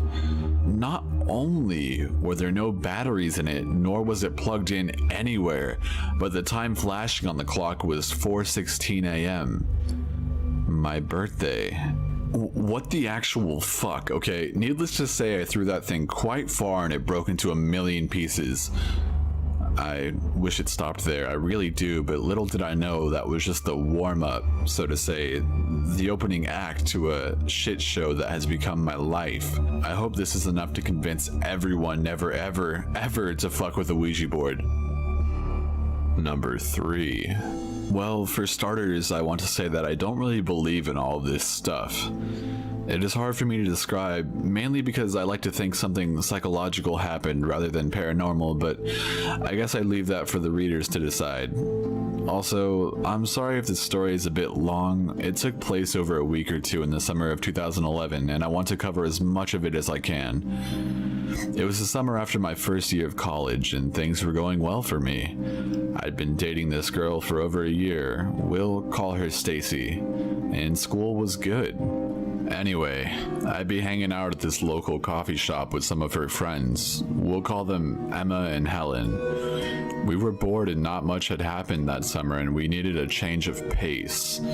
We'd been talking about the paranormal over our coffee, and Emma mentioned that she had a Ouija board from forever ago that we could try out.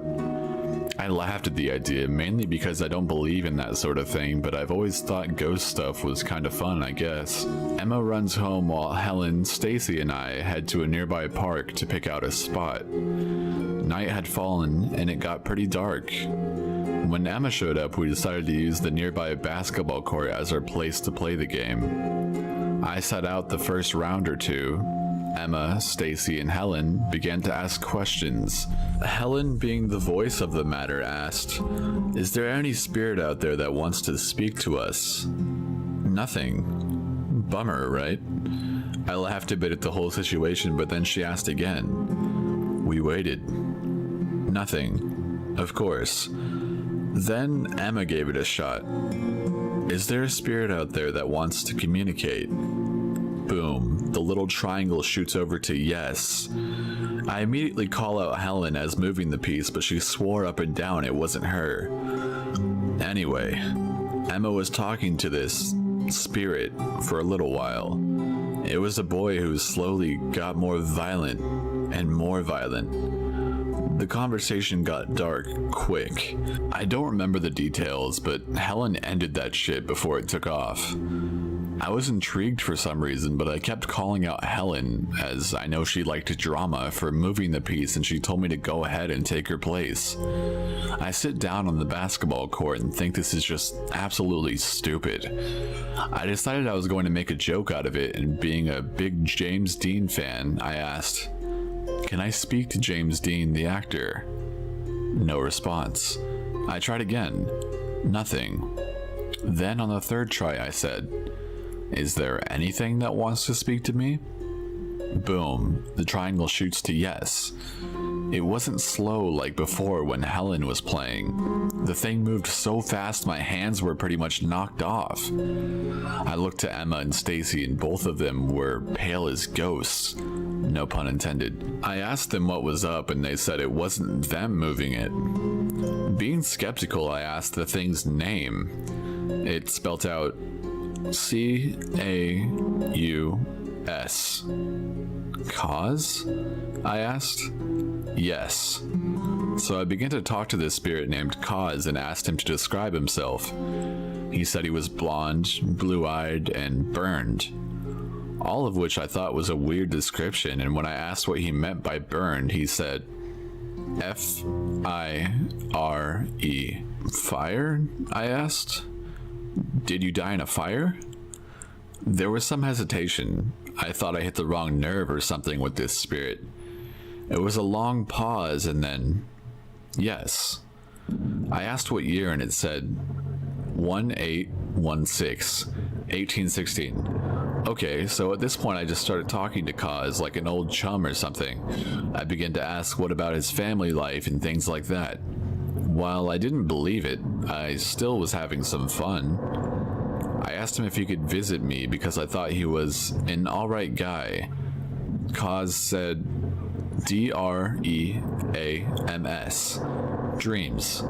I said, sure, visit me in my dreams, that'd be alright. I ended the conversation not long after that. Mainly because it was getting late and the wind really started picking up. Stacy drove us there, so I jump in her car and she puts on her iPod before taking me home. Really odd thing. Loud, deafening static filled the car. There was a voice, not singing, but rather talking as we both fumbled to either turn off the radio or unplug the iPod. We struggled with the iPod, so I just shut the radio off and we sat and stared at each other. We didn't need to say anything.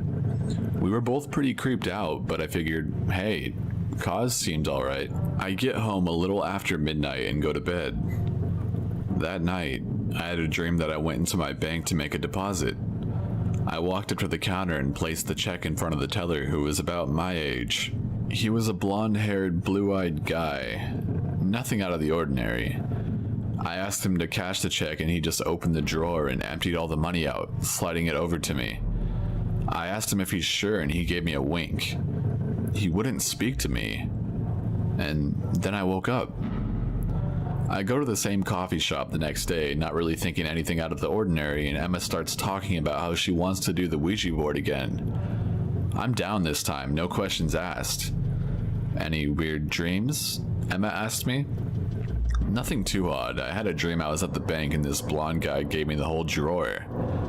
A blonde guy? Yeah. Then I got to what she was getting at. She was implying that the blonde guy in my dream was Kaz. Could be. I didn't know him. So we go to the park, this time setting it up at one of the pavilions. I cut Helen out of the game right off the bat and began by asking to speak to Kaz. The game piece moved quickly to yes again, and I asked him if he was the one in my dream. Yes. Odd, but whatever. I begin to ask some more questions about his family and all sorts of stuff, but this time he is a bit more standoffish. I got a lot of no's when asking about his siblings, something he said he had, and his parents.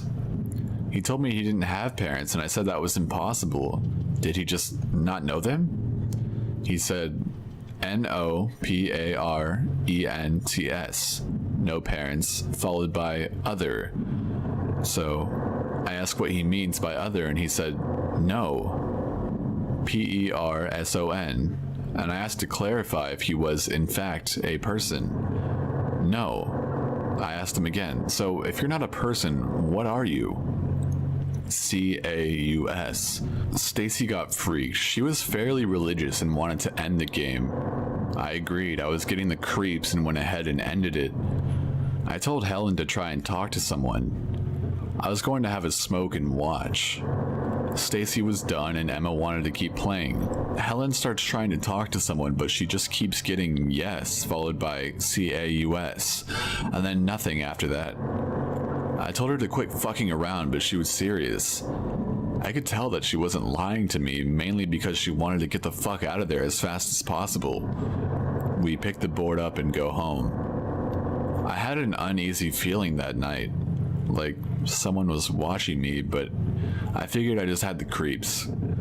Anyway, I got home a little after midnight again and went to bed.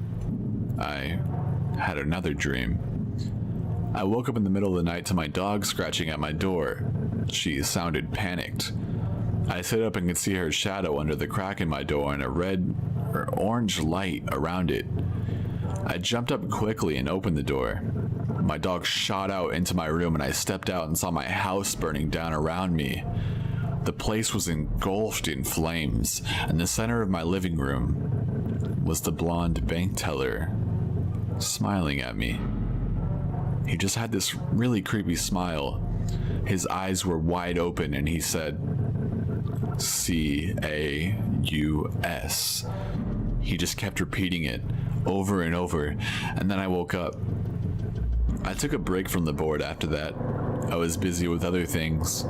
I'd been running around the city for a bit, but every night I got home, I had the same dream every night. Nothing different, just the same dream. Odd. So I go back to the coffee shop later that week and Emma points out that I look tired. I explain my dream and her face just drops. She said that she'd been doing some reading about Ouija boards and the #1 rule is to never ask for anything instead of a spirit, something I did, or to invite whatever you're speaking to out of the board, something I also did. Fuck. I figured the best way to end this thing is to put an end to Kaz and have one final conversation telling him to go away. We go to the park, the same group as before with me, plus my good buddy Sam Watson, not his real name, who just didn't believe me. Sam was always like that, but I told him I wasn't fucking around this time.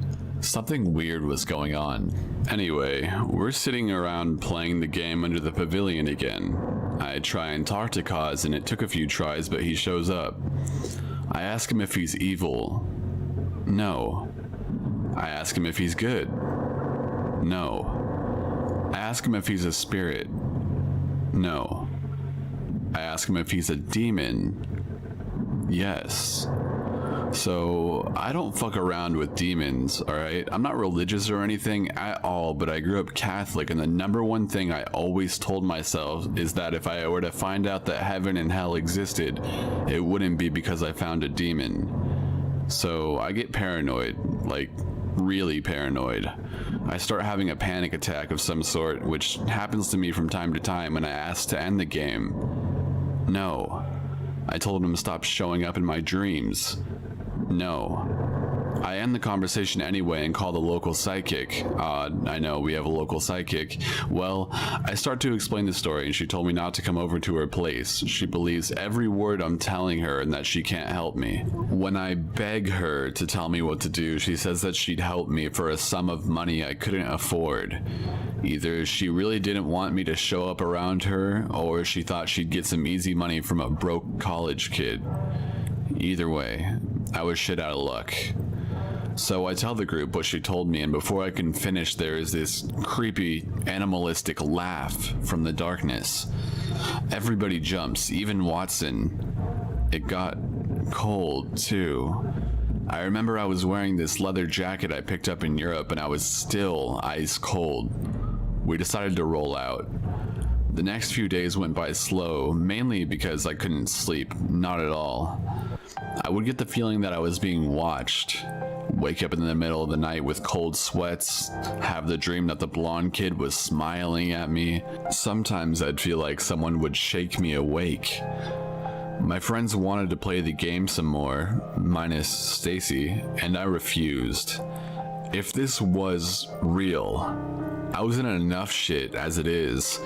I turned to the only person I knew that could help, my father. My dad isn't really a religious man at all, but he did make me go to church as a child. His father was super Catholic, so I think that instilled something in him. I don't know. Anyway, I tell him the story and he thinks it sounds ridiculous. I feel that way telling it now, to be honest.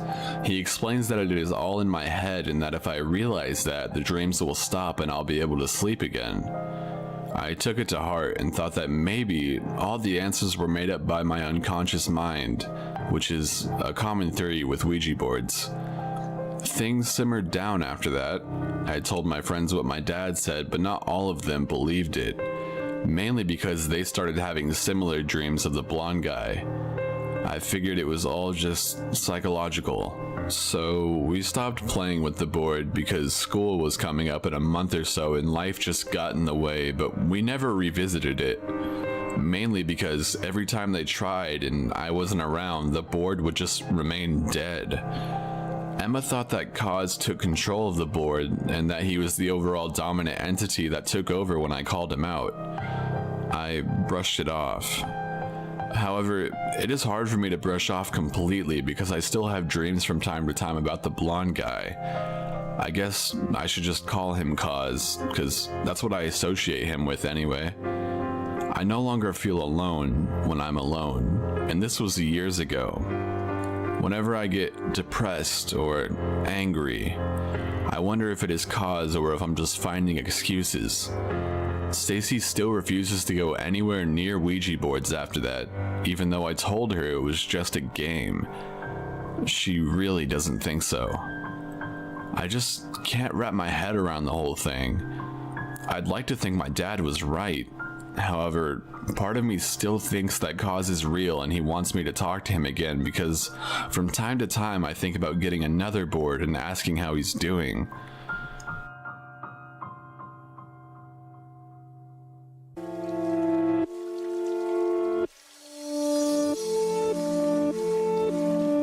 Hey everyone, before I start the video I want to thank Lazy Masquerade for collaborating with me on this video. When I first started, he was one of the bigger guys in the scary storytelling community, and he still is, so it's awesome to finally be able to work with him. If you haven't heard of him, make sure you go check out his channel. He provides really unique and amazing material. Also, make sure you check out the collaboration video we did on his channel for more of these kinds of stories. I'll leave an annotation at the end of this video and a link in the description. Now, on to the stories. This happened to me just a few weeks ago. My parents had gone out of town and left me at home. It was fine for the first few days, playing games, watching TV, normal teen stuff. One day I'm sitting in my room around 7 at night when I hear someone knocking at my door. Normally, my grandmother, who lives just down the road, will come over and check up on me and say goodnight and all that stuff. So, thinking it's her, I go up to let her in. I open my main door and see not my grandmother, but a man. He looked mid-30s and was kinda chubby. He held a clipboard and just stared at me till I said something to him. Hello? I ask in a weirded out voice. Hi, I'm from the furnace company and I'm here to check your furnace. As he said this, he tried forcing me away to let him in. I kept my ground and helped him back. My parents aren't here right now, can you come back later? His eyes lightened up when he found out I was home alone. Just, let me check, okay? I gotta make sure it's all fired up. That's when I checked the van he had. It was an unmarked green van. Normally all companies in my town have a logo, and I mean all of them. I'm not letting you in.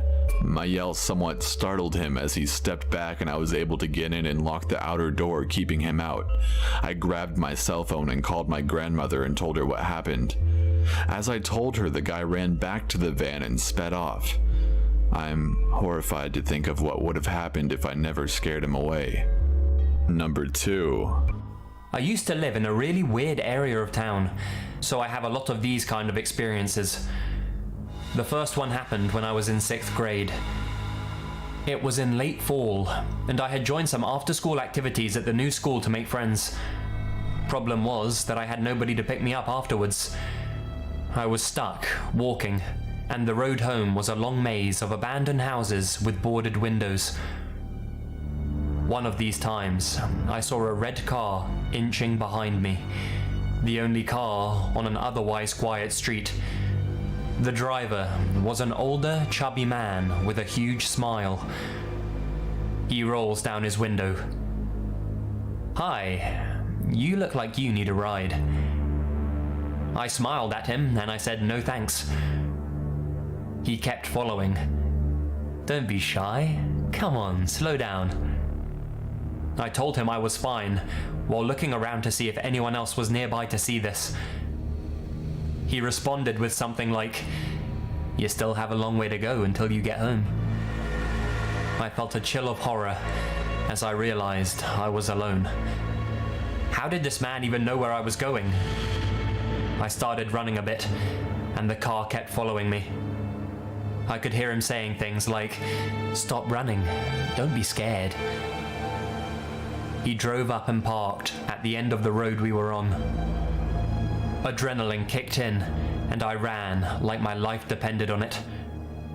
I reached the main roads, and I didn't see the car anymore, but I was terrified he would follow me home somehow, so I hid, and I waited a few minutes. I finally arrived home, shaky from adrenaline and crying. My parents thought that I was lying to get out of trouble and told me to just take the city bus next time. Needless to say, after that experience, I never walked to school and back again. Number 3. So, this happened to me today while I was walking up the hill to the park. It was broad daylight with a few construction workers and gardeners around. I stopped to admire the view of the canyon on the sidewalk off of a very busy street. A dark, greenish, gray old Toyota truck drove past me going the opposite way. I turned around when I heard the car brake and make a very sharp illegal U-turn. I watched the truck pull up right beside me. A white man in his 50s with white hair, a white shirt, and a German Shepherd in the passenger seat was inside. The man leaned over and held his hand out of the window towards me. He held out 2 pieces of paper with rainbow-colored stripes and funky white text that said, "Fun Pass," on them. He whistled at me, grinned, and said, "Come here, these are for you." I shook my head and scowled. "Come here," he repeated, and he reached for his glove compartment with the other hand. He looked to be in a hurry, trying to make his encounter with me as brief as possible.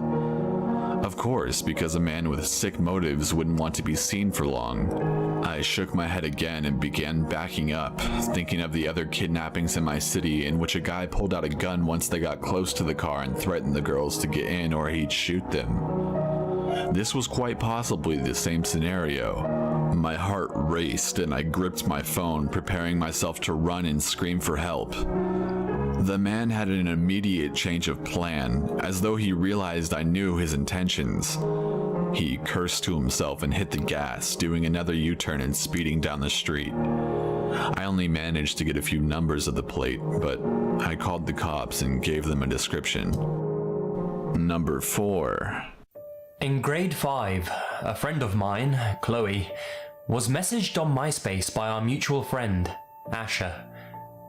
Asher asked Chloe to meet at the park by Chloe's house.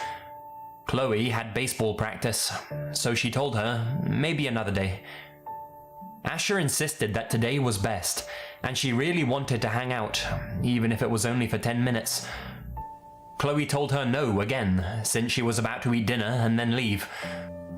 Chloe thought it was strange that Asher was so persistent, as they had never hung out at school, let alone afterwards. The next day, Chloe confronted Asher. "Sorry I couldn't hang out yesterday. I had baseball practice. I'm free tonight if you want." Asher was confused.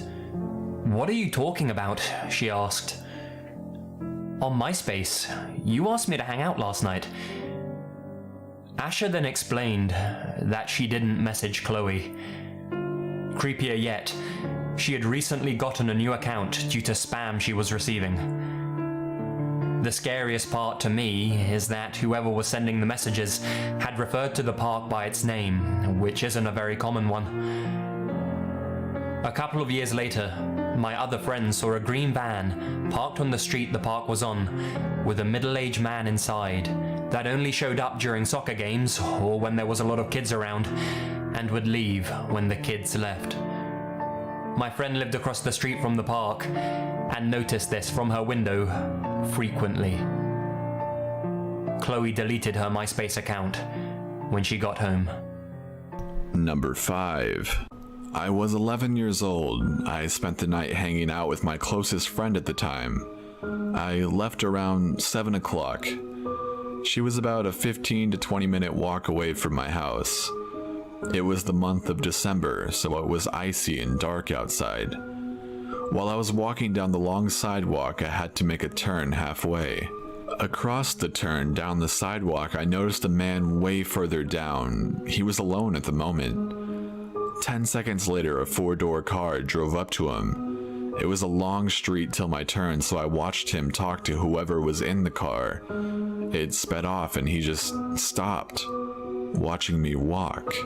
As I kept walking, all I heard was someone shouting at me, "Hey you, come here." I freaked the fuck out. I started walking faster and then noticed he started running towards me. I started running for my life. Since the ground was covered in snow and ice, all I literally thought as I was running was, "Please God, don't let me slip. Mom, please help me." I was crying as I was running. He caught up extremely fast. I kept looking back and noticed the car slowly driving behind him. As I ran, I felt his arm reach out and try to grab the hood of my sweatshirt.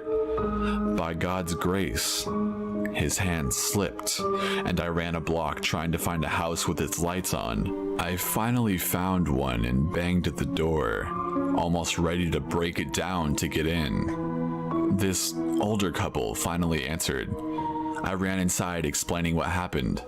The husband then went outside to try to find them, and when we went out, he saw the man standing at the end of the street just staring at him, and then he ran off. My mom called the cops and pulled me out of school for 4 days afterwards. The guy was never found. For a while afterward, I would buy flowers and a card and leave it on the couple's doorstep, thanking them for saving my life.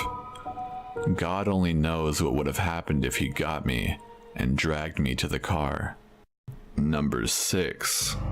Just to give you some background information, I'm a 29-year-old female, and this happened to me 4 years ago. My family lived on a farm in rural outback Western Australia, just north of Geraldton, in a modest-looking wooden farmhouse. My son and I lived here alone most of the time, while my husband worked on rotation up north on the mines. We had no neighbours, no mobile phone reception, and very little connection with the outside world, with the exception of the television. There was only one window in the house, situated above my bed in the bedroom. It was a small old wooden framed window with no curtains.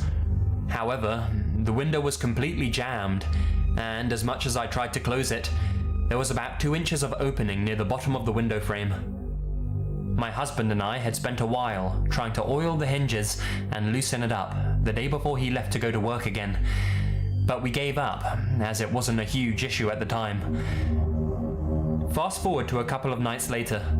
I'm standing in front of the TV, doing the ironing and watching Sex and the City reruns, while my son is asleep in my bed. As I walk up the hallway to enter the laundry to grab another load of washing, I pass my bedroom, and I pop my head in to check on my son. My heart stops. The window frame above my bed is shuffling from side to side. My eyes scan down, and what I see next will never leave my mind again. There were 2 hands squeezing through the gap of the window, trying to lift up the jammed frame.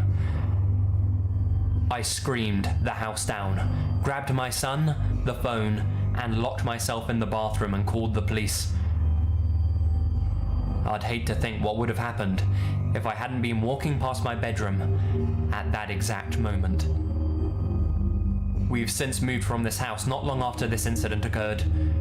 We fixed the window straight away, but I could never seem to shake the feeling off that someone was watching me while I slept. So we packed up ship and moved to Perth for our new life. Number 7. To give a little context for this story, I was right around 15 and living at my dad's house when this happened. We lived in a quiet neighborhood up in the hills. On the night of this occurrence, it was around midnight. I had just gotten home from a babysitting job for a neighbor that was about 10 minutes away, walking distance. On my way home, I hadn't heard anyone except a couple owls. I walked into the house, locked the door, and went downstairs to see if my sister was awake. As I got to the bottom of the stairs, the doorbell rang. I thought, maybe I left something at the house I was at, so quickly I ran back up the stairs. When I answered the door, I was greeted by a man covered in blood. He honestly looked like a zombie in my 15-year-old perspective. His jaw was hanging limp and he was missing at least 7 teeth. His head looked concaved in several spots and one of his eyes was missing. He may have been beaten with a baseball bat. I stepped back in shock as he sputtered the word, "Help," and collapsed on our porch. I ran into my dad's room shaking and told him what happened. He shot upward, called 911 and went to help. By this point, my little brother, who's 6 years old, had woken up and was trying to find out what was going on. I rushed to get them back into the room and get my dad the supplies he needed until the ambulance arrived.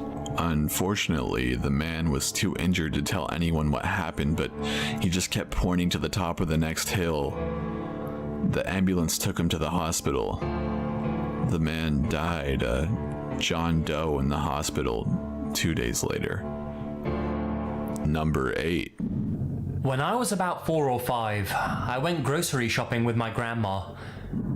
I noticed she kept looking behind her and would inexplicably grab my hand and cart me along quickly for what seemed like no reason at all. I didn't question it though. I was just happy to be getting out of there sooner. Around this time, my uncle had recently headed out to fight in Desert Storm. My grandma was behind a display and talking about him. I wandered off to play near a basket of toys or something. Being young and not really understanding where he had gone, I said something along the lines of, "Where's Uncle Mike? I miss Uncle Mike." An older guy with crazy, grey, dark brown hair quickly made his way over to me and bent down to my level.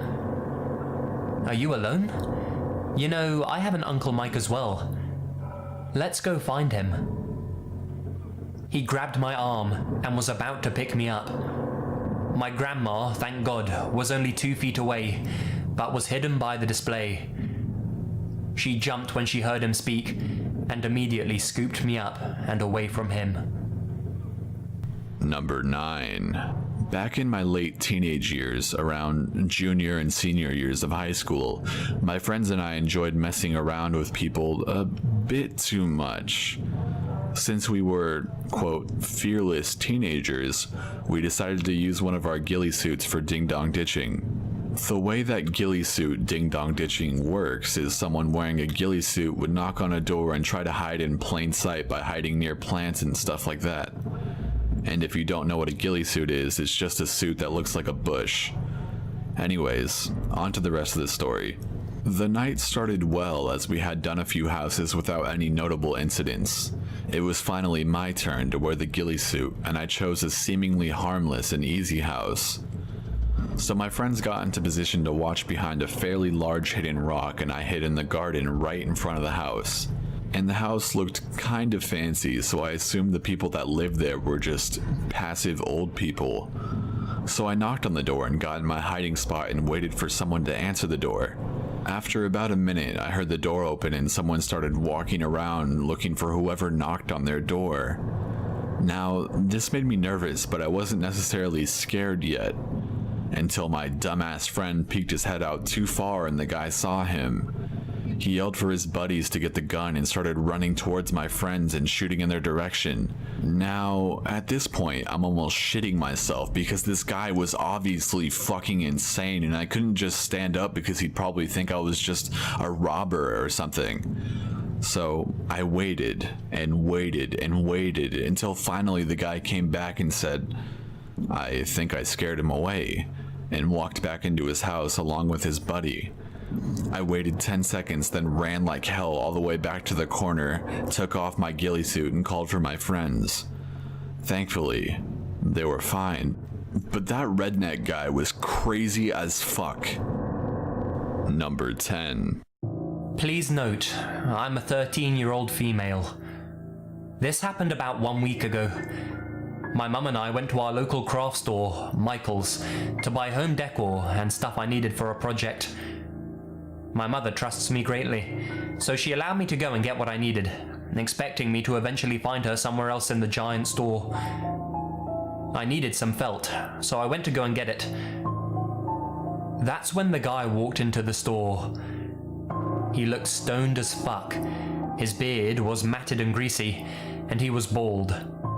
He looked to be between 40 and 50 years old.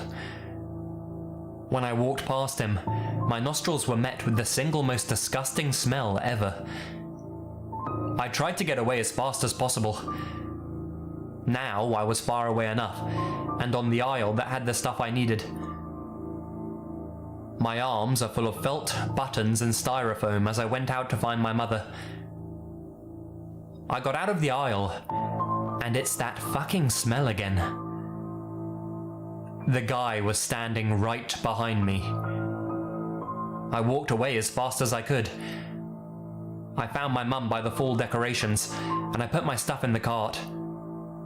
For the next half hour, I helped her pick out certain decorations for our house, all the while feeling like I was being watched. A few minutes after, I told my mum I have to go to the bathroom. I asked an employee, and they say it's in the back right corner.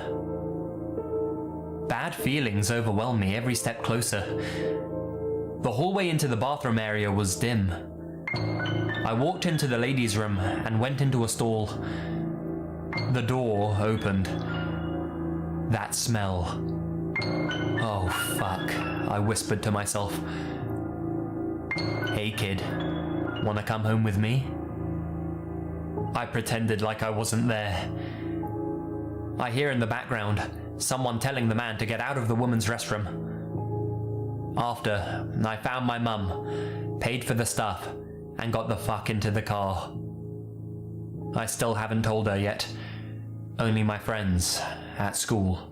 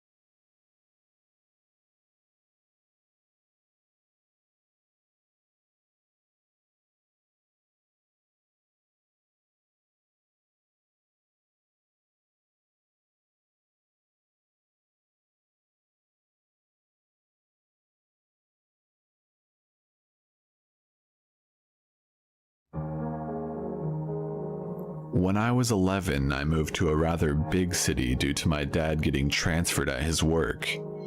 Before that, I lived in a relatively small town known for practically nothing. I loved that town with all my heart, and I still love it even today, but this experience shattered my little kid illusion that it was safe and nothing bad could ever happen to anyone. I lived in a very close-knit neighborhood where all the parents knew each other and all of the kids were friends. At the end of my street was a small, half-built house that became sort of the neighborhood hangout for everyone. It had been abandoned during its construction for unknown reasons, and it sat there for nearly 2 years before we all decided it was the perfect clubhouse. All of the kids would walk home from school together, stop in to tell their parents where they were going, and then head down to the house. One Saturday, I went across the street to my friend's house and asked if she wanted to go to the clubhouse with me. She said she was eating lunch, but that she'd meet me there as soon as she was done. I was only 7 at the time, but my parents trusted me enough not to get into any trouble or run off somewhere, so I headed down to the house to wait. I was sitting on the front steps of the house when a white car with very darkly tinted windows pulled up to the curb. To my young mind, it looked exactly like a police car, just without the lights on top of it, so I thought they were undercover or something. I was 7, cut me some slack. The driver of the car rolled down the passenger window and leaned over the seat, and I could see he was wearing a police officer's uniform and aviator sunglasses. He waved me over, and not wanting to make the cop angry, I approached the passenger side of the car. "Hey there, do you think you could help me with something?" he asked me. He seemed nice enough, so I told him that I'd try. He went on to show me a picture of a little girl I'd never seen before and asked if I knew her. I shook my head, and he told me that she was missing and that her parents really wanted her back, but he was having trouble finding her. At that point, my friend from earlier, Anna, had showed up. The guy asked Anna if she had seen the little girl, but she hadn't seen her either. He then seemed to get really sad and shook his head and said, "I just really wish I could find her. Do you two want to help me look? If you can get in my car, we can drive around and see if we can find her." To me, that sounded awesome, and I threw all notions of stranger danger out the window.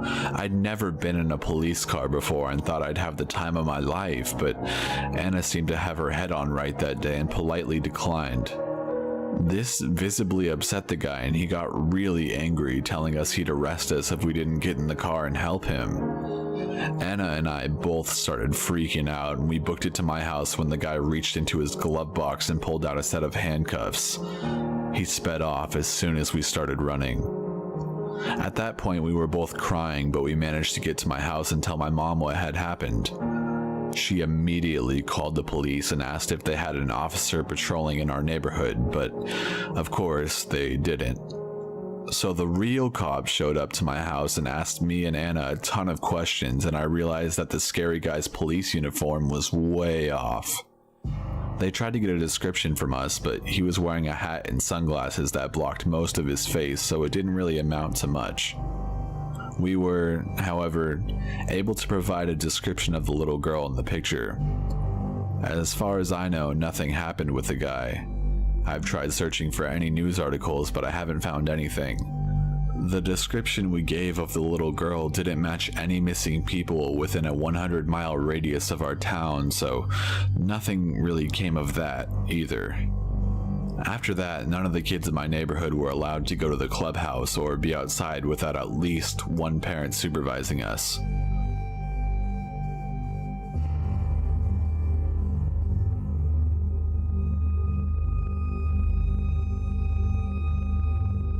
This happened to me about 2 years ago when I was on a cross-country road trip with my good friend Kim. We started in the Northwest and our final destination was in Georgia. We were trying to make this trip as quickly as possible, and since it was just the two of us, we took turns driving and sleeping.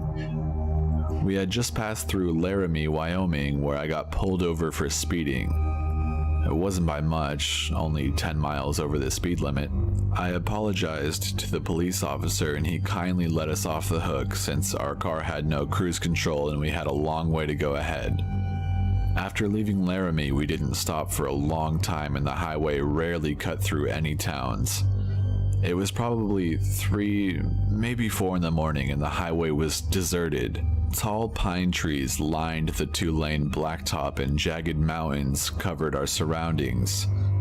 Kim was sleeping heavily, her chair reclined all the way down, a blanket thrown over her head.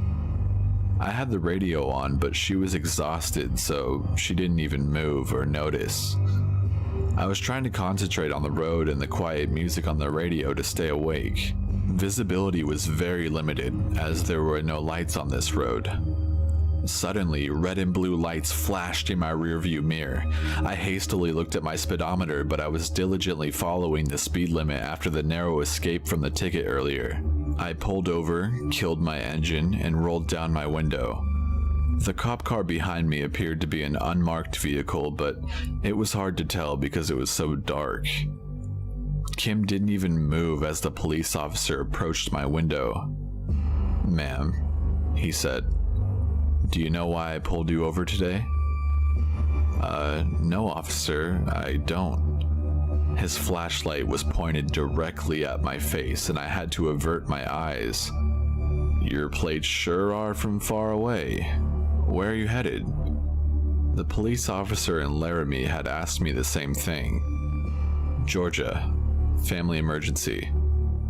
"Is that so? Well, you weren't in any shape to make it to Georgia from Nebraska. No, sirree." I frowned. Was my car breaking down? Were my taillights out? In my tired haze, had I missed something vital? I'm sorry, what's wrong? Here, step out of the car, I'll show you." He gestured with his flashlight, and the beam slanted across Kim's blanket-shrouded face, and she sat up. She yawned. "What's going on?" The police officer abruptly turned, walked away, and got into his car. He flipped a U-turn and sped off in the opposite direction down the highway. Kim and I stared at each other for a moment before I started the car, rolled up the window, and sped off with no regard for the speed limit this time.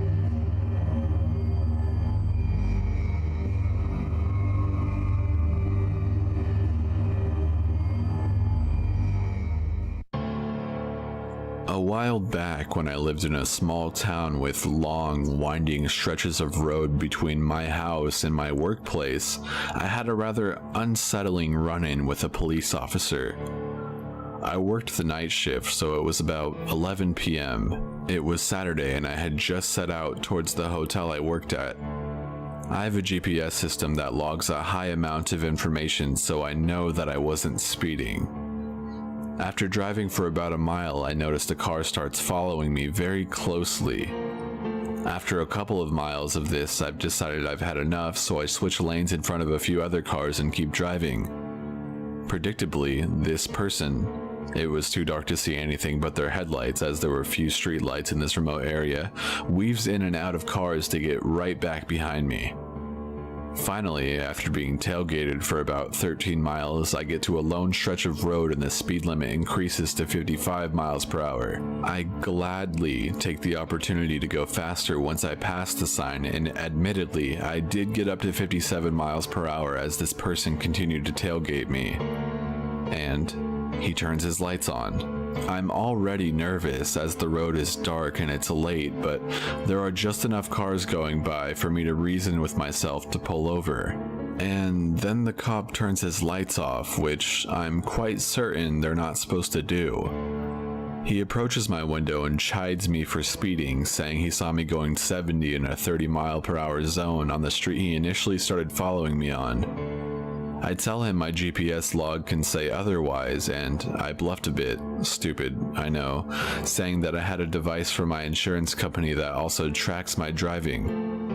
He claims he saw me weaving all over the road and assumed I was drunk, and I questioned why, if I was speeding so seriously and driving so poorly, he followed me for 13 miles, passing said obvious drunk drivers and people speeding past us to do so, instead of pulling me over immediately. Completely ignoring my question, the cop glances down and says my car is going to cause the grass I'm parked on to catch fire. Now, you're probably thinking what I'm thinking. What the fuck? That makes no sense. And then he asked me to pull into an empty lot on top of a nearby hill, a lot that was completely impossible to see from the road. Nervous, I act as if I'm going to, and accidentally, not really, pass it only to pull into a residential parking lot with all the lights on. The cop gets out, obviously angry, and demands to see my license and registration. I turned it in and he gets in his car for just a few minutes, during which I quite obviously get my phone out and tell my coworkers what's going on. He then gets out of the car, returns my information, claiming he let me off with a warning, and drives off quickly. He returned my registration but kept my license, and the slip had a bunch of scribbles on it in place of any real words. The next day I called the station looking for my license, and of course, he hadn't turned it in. I told them what had happened and gave them some information that they asked for, including some numbers on the ticket that I could read, and they said they'd look into it. The next few days, I did see a cop car on the roads near my house, but I wrote it off as noticing something normal out of paranoia. My father thought I was being ridiculous, which upset me quite a bit as I still had, and have, that fake ticket. Luckily, I'd been planning a move and moved out of state just a week or so later, but I hope that my complaint was looked into and that man didn't do anything wrong to anyone else. I don't know if he was a real cop or a fake cop, but nonetheless, the experience was definitely scary.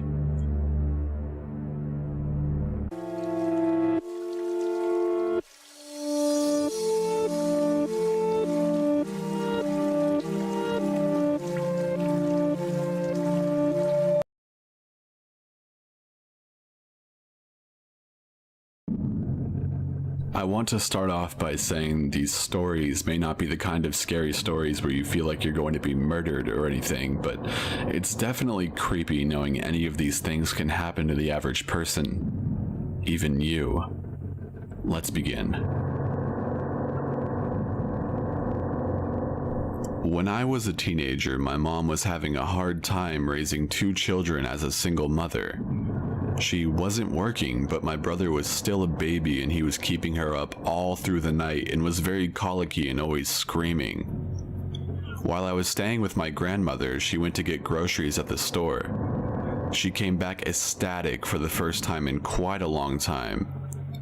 She said that she met a great upstanding Christian man who gave her $100, claiming that he felt it was called upon him by God to give her the money. He got her all flustered and blushy by complimenting her jacket. She thought this was great because she was really into the biker kind of look. She was so happy to meet such a nice guy. They exchanged numbers and agreed to meet up later for a movie. The guy stopped by and I didn't like him. Something about him just threw me off. I didn't know if it was just me, but he made me overly suspicious. My grandmother taunted him about his beliefs, basically told him that he was full of shit. She was very blunt like that. My mom brushed it off and nodded at everything he said, debating a little bit here and there, but mostly just trying to have fun. My mom went to the movies with the guy and said that it was okay, but kind of awkward because the movie wasn't really her style. She said that she was going to have a few drinks with him at his house and would be back later on that same night. I had a sinking feeling in my stomach, as along with my grandma. I believed this guy was full of shit and was using being a man of God to disguise something worse. He made me really uncomfortable and was overly friendly. Not in a perverse way, but just in a creepy way. My mom came back a few hours later really freaked out. She said that when she got to the guy's house, he had a weird collection of women's leather jackets. Now, my mom loved leather jackets, but was a bit creeped out, so she asked him why he had so many. He claimed women would just leave them there and she could take any one of them she wanted. She was already wearing one.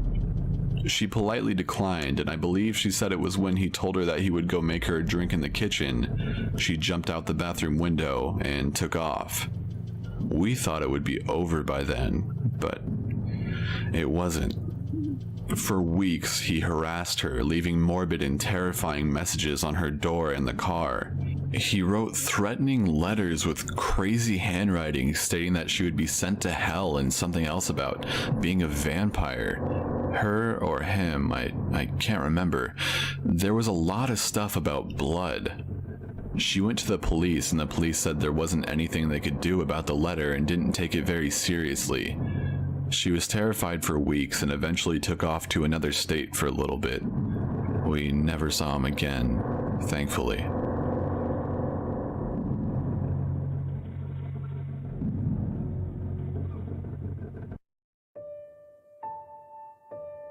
When I was in 6th grade, I went through a very hard time with severe bullying. I was pretty quiet and shy. One weekend, my parents dragged me along to a graduation party for a family friend of theirs whose son was graduating high school. Since I had been going through a hard time at school, I kept to myself mostly, but I loved art and always carried a sketch pad with me drawing whenever I got the chance. About an hour into the party, the host and my mom came over to where I was sketching and told me they wanted to introduce me to someone who was also an artist. His name was David. He was incredibly nice and had a digital drawing pad which I hadn't really seen before. I was really interested in his digital equipment and he showed me a bunch of artwork he had done. I was so intrigued I hung out with him until my parents were ready to leave. He told me that he volunteered at a free after-school clinic for children whose parents worked and needed a place to go. He said he ran a drawing class there, and if I ever wanted to come and hang out with him, I was welcome to. I went to his class several times, but as I got busier with school, I was unable to go, and we sort of lost contact. Fast forward a few years. I am now in 11th grade. David sent me a friend request on Facebook asking me how I had been and what I was up to these days. We caught up a little bit and planned to meet up with each other at a local cafe, sketch, talk, and have some coffee. I had moved to a different school at this point. I didn't really like most of the kids in my grade, so it was nice to have someone to talk to who shared my love of art and wasn't completely an immature 16-year-old. We exchanged numbers and planned to make meeting at the cafe a weekly thing. Gradually, we hung out more and more, going other places and hanging out at each other's houses. My parents were fine with this since they considered him a family friend and he was always welcomed into our house. That's when things started to get a little strange. He made an offhand comment one night about how he wished I was 18 and single. I was seeing someone at the time. I tried to make it clear I wasn't interested in a relationship, but really enjoyed his company as a friend. One evening when we were hanging out, he told me he was going to download a, quote, cool app for my phone. Not thinking much about it, I gave him my phone and let him set it up. He explained to me that it would alert you if you were within a close range of someone who also had the app and who was on your friends list. I trusted him and didn't look at it very closely. Around this point, too, I had found out that he had texted my mom and told her a few things I had told him in confidence. I was very upset and felt like he had betrayed some of my trust. A few days later, he texted me asking why I was in a certain area of town. I was out running errands with my mom and didn't really think much about it, thinking maybe she told him that we were going there. A few days later, after my dad and I were taking my boyfriend home around 11 p.m. after having a small get-together at my house, David texted me the next morning asking if I had left my house at 11:05, which is the exact time, I kid you not, the previous evening. I was creeped out by this and started looking at the app he had downloaded onto my phone. For those of you who wanted to know what the app was called, it's called Find Friends, no spaces. It was a little bit more than what he had originally told me.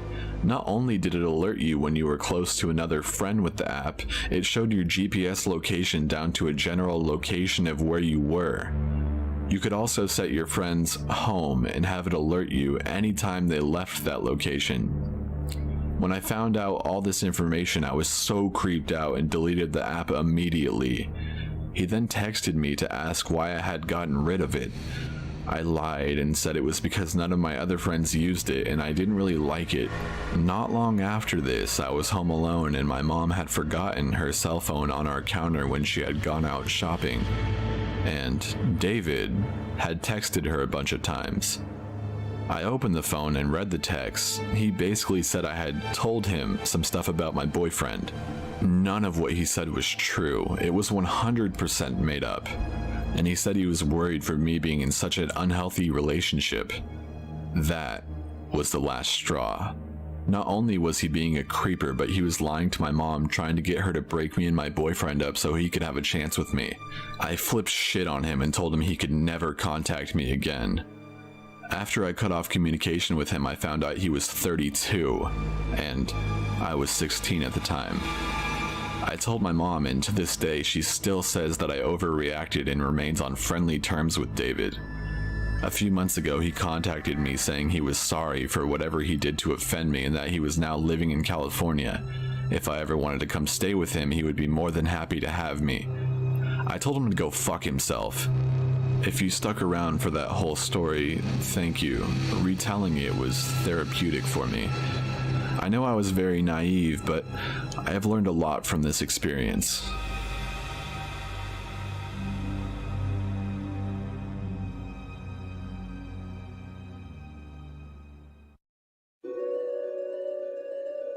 This happened to me in 2008, when I was living with my boyfriend, now husband, in Boston. When the economy tanked, I was one of the folks that got laid off, so I was spending a lot of time at home alone during the day. At one point, I remember my boyfriend telling me that a couple guys had been reported in the neighborhood posing as utilities workers. They'd apparently knock on residents' doors saying that they needed to be let in to read the meter or whatever. And while one kept the occupant distracted, the other would rob the place. I didn't think much of it. It was Boston after all, stuff happens. One afternoon while my boyfriend was at work, someone knocked on my door. Looking back, I really shouldn't have opened it, but I did. A guy stood there in jeans, a tank top, and an orange reflective vest. "I'm from the gas company," he said. "I need to come in and read your meter in the basement." For some reason, I thought of the story that my boyfriend had told me weeks earlier. Alarm bells began to go off. I looked at him more closely. The car he had parked in front of my house was a white, unmarked sedan. I didn't see any clipboard in his hands. He hadn't even said which gas company he was from. Did we even have a meter in the basement? I didn't know. We rented and the basement was full of spiders. I never went down there. "Can you hold on just a second?" I asked. "Sure." I closed the door, locked it, and called my boyfriend, telling him what was going on. "I'm calling the cops," I told him. "Do it," he replied. Dispatch told me that they'd send an officer. All of this had only taken a minute, but when I looked out the window, the gas man had disappeared from my porch. The white sedan was nowhere to be seen either. I stepped outside to wait for the police. A police cruiser eventually rolled up. I waved, but it drove slowly past me and kept going. My heart sank as I watched it disappear around the corner. I was still shaking my head when the gas man pulled up to the curb in his white car again.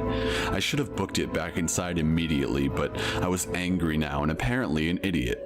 He leaned out the window. He looked furious. "You called the cops on me," he accused. "Hell yes," I shot back. "I don't know who the fuck you are. Do you want me to go find the cop and talk to him?" I didn't care. I just wanted him gone, so I said yes. Then I had a moment of common sense and ran back inside, locking the door behind me as he drove off. I never saw him again, and until we moved out 2 years later, the gas company never sent anyone requesting access to our basement. To this day, I'm pretty sure he had absolutely no affiliation with any company and was posing as a guy reading meters to gain access to my house. Here's what scares me the most, though. The reports I had heard about this scam usually involved 2 men intent on robbery. Why was this guy trying to get inside alone? If he wanted to rob me, wouldn't he need his buddy to distract me? What exactly did he want this time? I don't want to know.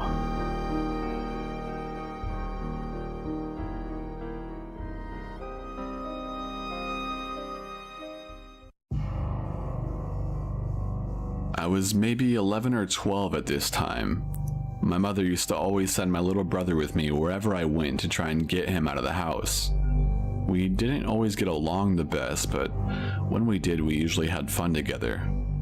It was the middle of the summer and we decided we would walk to a shop to get a cold drink because it was really, really warm outside. The shop was literally a 10-minute walk, so my mother never minded us going.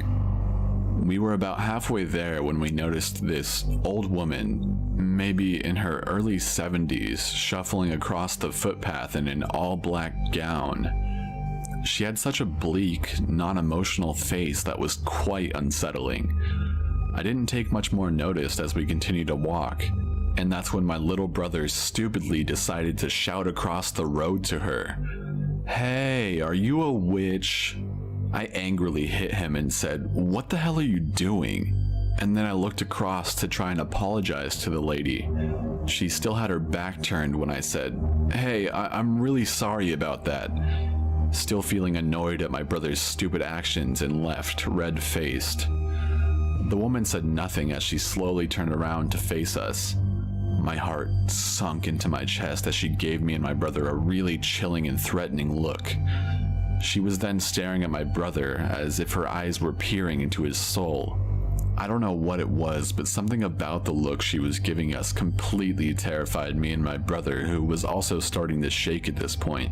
The woman, still saying nothing, just continued to stand there staring with that horrible, creepy look on her face I won't ever be able to forget. I grabbed my brother's arm and walked on as he kept looking back and continued saying, "She's still looking, Alex. She's still looking." I could feel his arm shaking as we walked. We got to the shop and went inside towards the drinks. We both picked up a can of Coke, from what I remember, and walked towards the register. The line was slightly big, so the shop door was in sight. That's when my little brother spotted her. She was pacing up and down outside the shop, appearing to be mumbling words while she repeatedly looked into the shop, staring at us once again.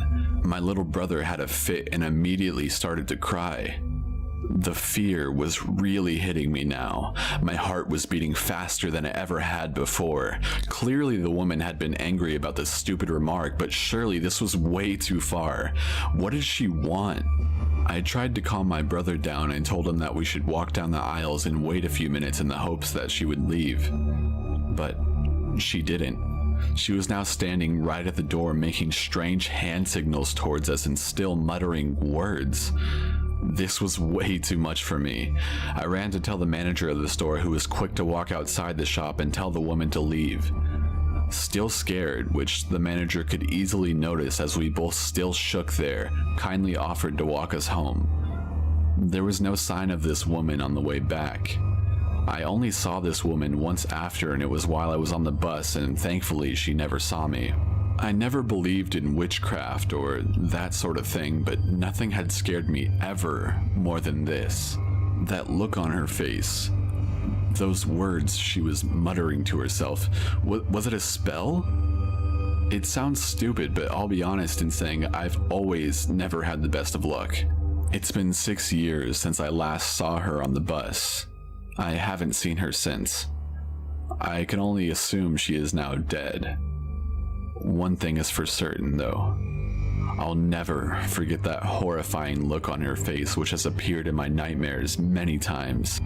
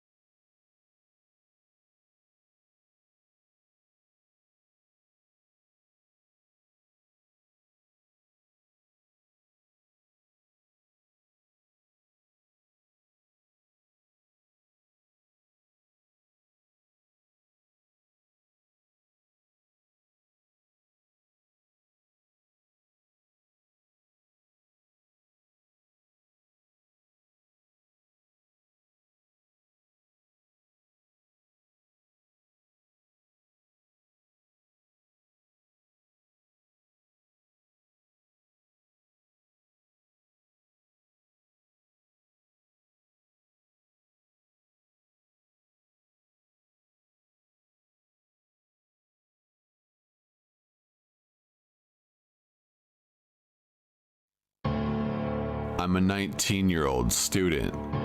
I live in Ascot Vale, a relatively safe suburb in the city of Melbourne, Australia. About 2 months ago, I went through what was perhaps the most frightening experience in my entire life. What makes it even worse for me is that I could have easily prevented it, but due to my fear and confusion, I put it off. Please note, this is still under investigation as the local police have yet to capture this man. It was Friday, the 21st of August, 2015. I had just come home from university, which was around 8:30 p.m., and I thought I'd take a nap. Fast forward 3 hours, I was awoken to a loud banging on my door. I was completely exhausted and stupidly opened the door thinking it was my sister coming back from the pub.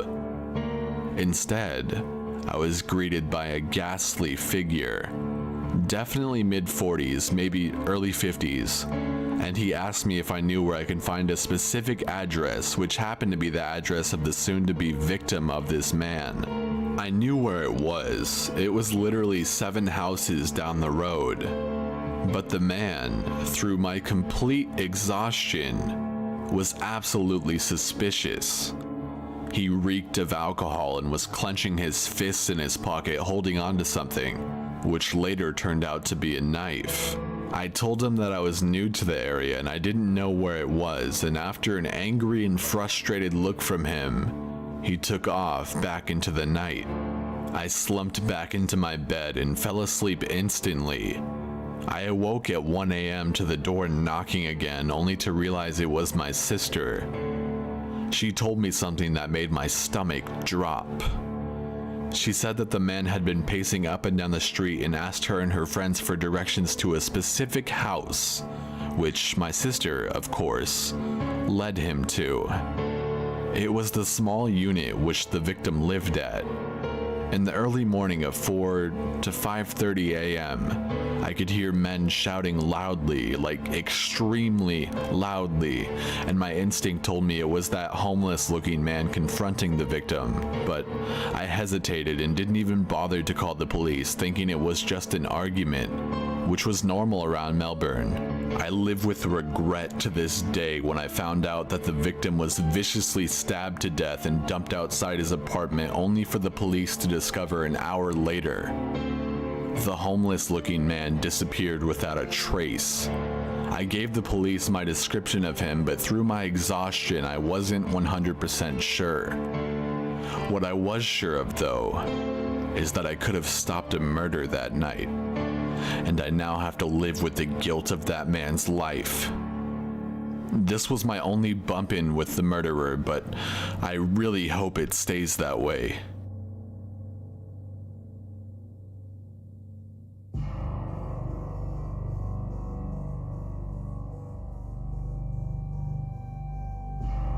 My second year of college was a difficult year.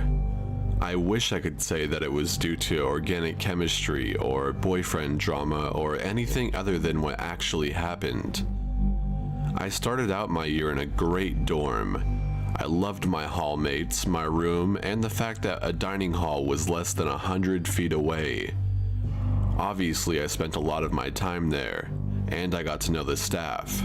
I had worked in a restaurant for 2 years before going to school, and I could identify with the struggles that come with being a food service worker, especially because I was at a notoriously snobby school, so I sympathized with the staff having to deal with the rich kids and their entitled bullshit. Most of the staff were lovely people, but one in particular seemed to take a real interest in me. He was a young white man, not much older than myself, named Matt. He always went out of his way to talk to me and ask me questions about myself and how school was going. One evening, I was doing homework in the dining hall around closing hours. Matt sat with me and we chatted for a bit. He said he was off of work and heading to his car to smoke a bowl before he went home and asked if I wanted to join. I had only smoked a few times before, but I enjoyed it and he seemed harmless enough, so I agreed. I was still very much a sheltered child, and to me, he didn't seem like a bad guy, so he couldn't be. We lit up in his car in the parking lot behind the dining hall, and I got a glimpse of the real Matt. He ranted about how his ex-girlfriend had recently dumped him. He called her a bitch and a whore and told me unnecessary details about their sex life. The virgin in me was incredibly uncomfortable, only made worse by the paranoia brought on by the weed. He also went on about how much he hated the students at my university, especially the girls, saying they treated him as less than human. I was completely speechless, and when I didn't respond, he tried to apologize for going off, saying that I was different and that he wanted to get to know me better. I remember blurting out that I needed to go, and I got the hell out of his car. He got out too and shouted after me to come back, and I thought he might chase me, but he didn't, and I got back to my room safely. I avoided that dining hall like the plague for the next week, and I didn't see him again until the one night that still haunts me to this day. Around midnight, I was walking back to my dorm alone from a function at the Christian Center, which was only about 2 blocks away. I know walking by myself was stupid, but the buses weren't running and I felt bad asking someone to walk with me because there were some steep inclines between the center and my dorm. I was walking along an empty residential street that was just around the corner from my dorm when I noticed a black SUV that was creeping along behind me. It was going so slow that it was hard not to notice. At first, I tried not to panic, but it quickly clicked that it was the same car as Matt's. I started to run when it sped up ahead of me and a man in a ski mask jumped out at me. I just knew it was Matt. From here, things happened very fast. I tried to run the other way, but he grabbed me from behind and was struggling to get my wrists into handcuffs while simultaneously pulling me toward his car. I was screaming at the top of my lungs and fighting like hell. We fought each other for a few minutes like that before he dropped the handcuffs and I was able to slam my heel into his foot. I think those two things and my relentless struggling shook his confidence because he ran back to his car and sped off. Freaked out, I ran back to my room, constantly looking back to see if he was after me. Thankfully, he didn't follow and I was able to call the police. I was very lucky that night, not only because I got away, but also because he was caught shortly after I called 911. He was arrested, and when the police searched his car, they found handcuffs, duct tape, and a knife. During interrogation, he confessed that he was bitter and depressed over his breakup and wanted to make someone, quote, feel pain like he feels it. Nearly a year later, after a painful testimony from me, he was convicted to 40 years in prison with a 32-year suspension for abduction and intent to defile.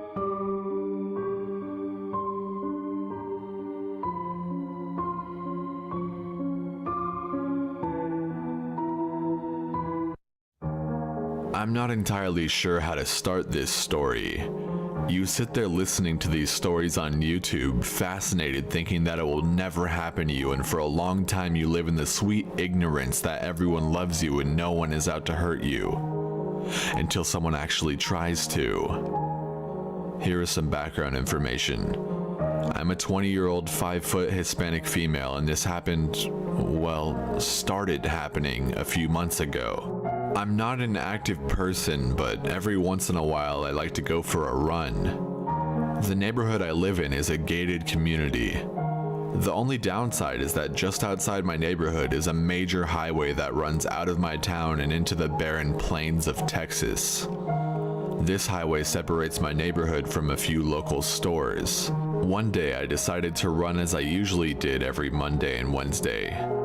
I run about 3 miles safely across the highway and through a rough neighborhood before I reached the store I wanted.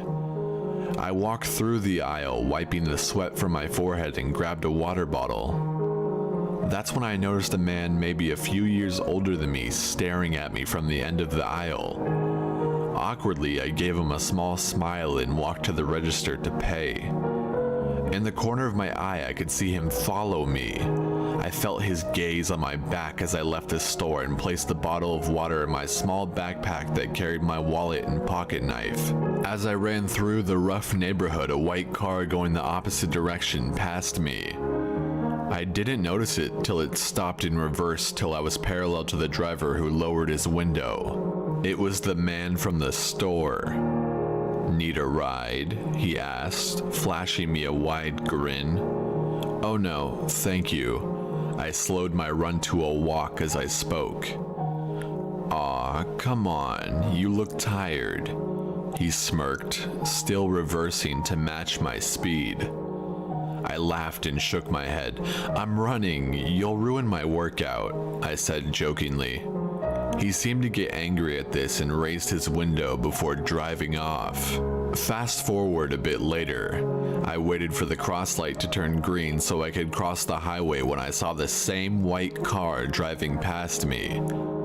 It was blasting rap music, but this time all the windows were lowered. Now 3 men could be seen in the back seat. I didn't think much of it as I crossed the highway. The next few days I began to see the man around my job. I work at a pet store in the fish area, and I could see this man just wander around the store, never really buying anything. One day he struck up a conversation with me. He asked my name, age, if I had a boyfriend, which I did. I answered truthfully, treating him as I would any customer. His name was John, he was 22, and he said he went to UNT. He looked annoyed when I said I had a boyfriend and couldn't go out to lunch with him. He quickly left, but not before saying, "Oh, by the way, nice Kia." Now, this struck me as odd. How did he know what car I drove? A few days later, I hadn't seen the man and honestly forgot about the whole thing. Until one morning I went outside and saw that someone had wrecked my car.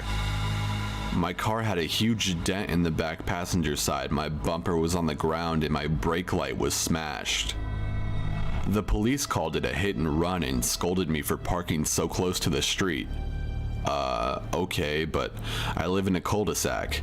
How does someone run into a car when the street is a huge circle?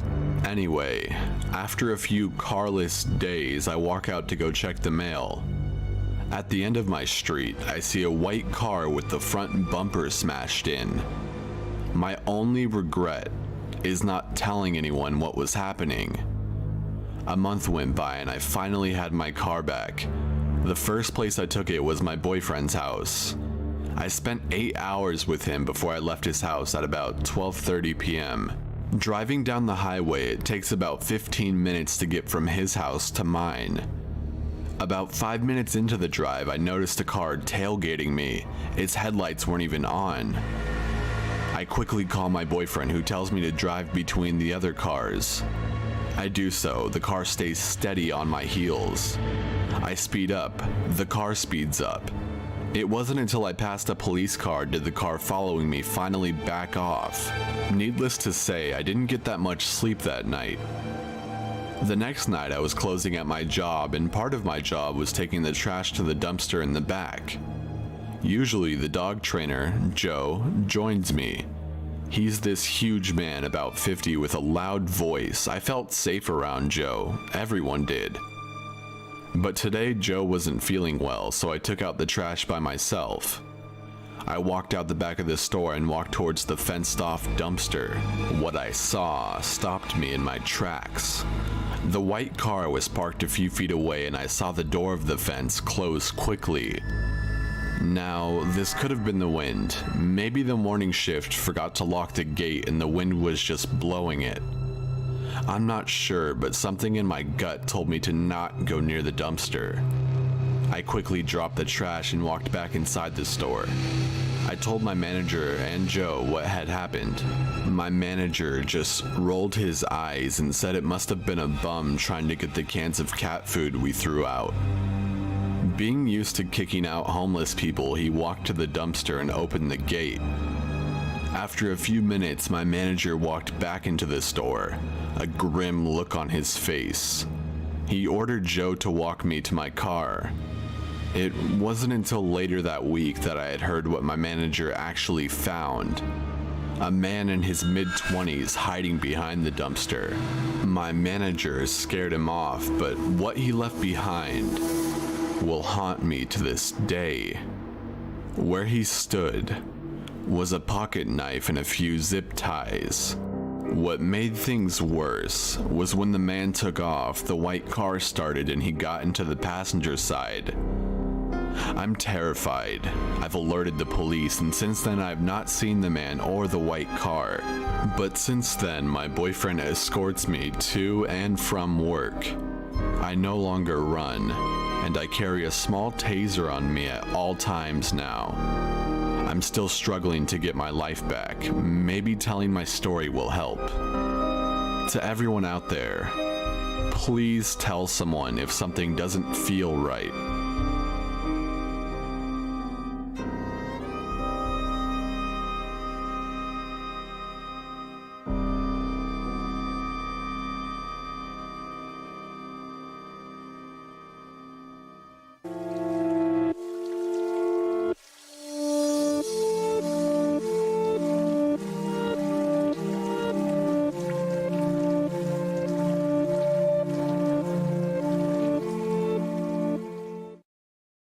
Hello friends. So first off, thank you for watching, and sorry I haven't uploaded much lately. Some really unexpected stuff has been going on. I'm sure a lot of you are aware of that stupid copyright stuff happening, so I've spent the majority of the last 5 days working on fixing that. I've also been going through all the stories you all have sent me, and thank you for sending me them. On top of this, I also got in a car accident a couple days ago, which is always nice, and yes, I'm fine, but my car isn't. So now I also have no transportation to go get food, and my mic keeps picking up my stomach growling, which is really irritating. I don't know any places that deliver between 4 a.m. to 9 a.m., which is the time when I record usually. Anyway, if you have any personal stories similar to the ones I tell on my channel, feel free to email me them. My email's in the description of pretty much all my videos. Please make the subject of the email what kind of story it is you're sending me. For example, a stalker story, a deep web story, etc., and please make it at least readable. Thanks again, and I hope you enjoyed this video. I also thought of a catchphrase for the outros of my videos. Please tell me what you think. And as always, fuck copyright.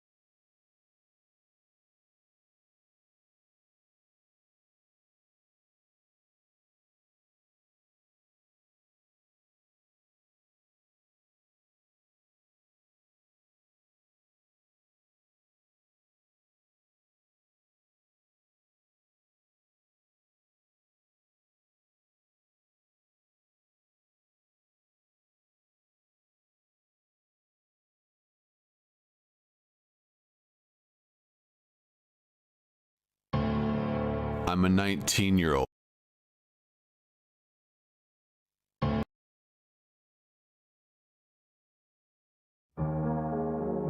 Some people like to think that the deep web is a joke. It's not. In no way is it a place some half-assed show-off should even think about stumbling into. In fact, I would tell even the most seasoned of hackers with any fiber of a moral compass to stay the fuck away from that place. Because it's a place that will scar you and leave you terrified to follow the cyber footprints left by someone else's shadow ever again. I know this because I'm a hacker, or at least I used to be one. I had been using computers since I was 12 years old. I had always been fascinated with the idea of being a cyber crusader, determined to find the new uncharted territories of the internet. I'd gotten pretty good at utilizing bits of software here and there, and it even got to the point where the slow crawl of dial-up internet didn't even affect me anymore. Especially when you knew what processes you wanted active and which ones you could afford to kill to increase the crawl rate of your PC. In other words, I had a pretty good idea of what I was doing. By the time I was 20 years old, I could both safely and confidently call myself an ace when it came to hacking. I could keep up with the best and had made a name for myself among many other netizens on the web. In fact, I was among the few thousands who had managed to come up with the formula to hack the Google search bar in order to delve deeper into the directories to get what we wanted. Call it our own personal attack for having bought the rights for YouTube and slapping content creators with copyright infringements left and right. The early years of YouTube back then were not pretty. I had my channel taken down several times because of Google's little purchase. But that's neither here nor there. This plays no bearing on the story. I'm simply giving you a little history lesson, especially for all the younger netizens out there. Anyone who was a hacker knew about the deep web. It pretty much had the same purpose as most would speculate it does today. Drugs, guns, illegal imports, you name it, and that place pretty much had it. The deep web was, and is, the gateway into what is known as the global black market. I had purchased a few imported goods during that time and had a decent amount of drugs. It was about halfway through the first semester at my school. Sophomore year of college was my time to be stoned almost constantly, so I was a regular customer on the digital black market. Most of my friends came to me for the hookup, and I could always cut them a pretty good deal based on my frequent interactions with sellers on the net. To access the deep web, you didn't have things like Tor browsers, not back then.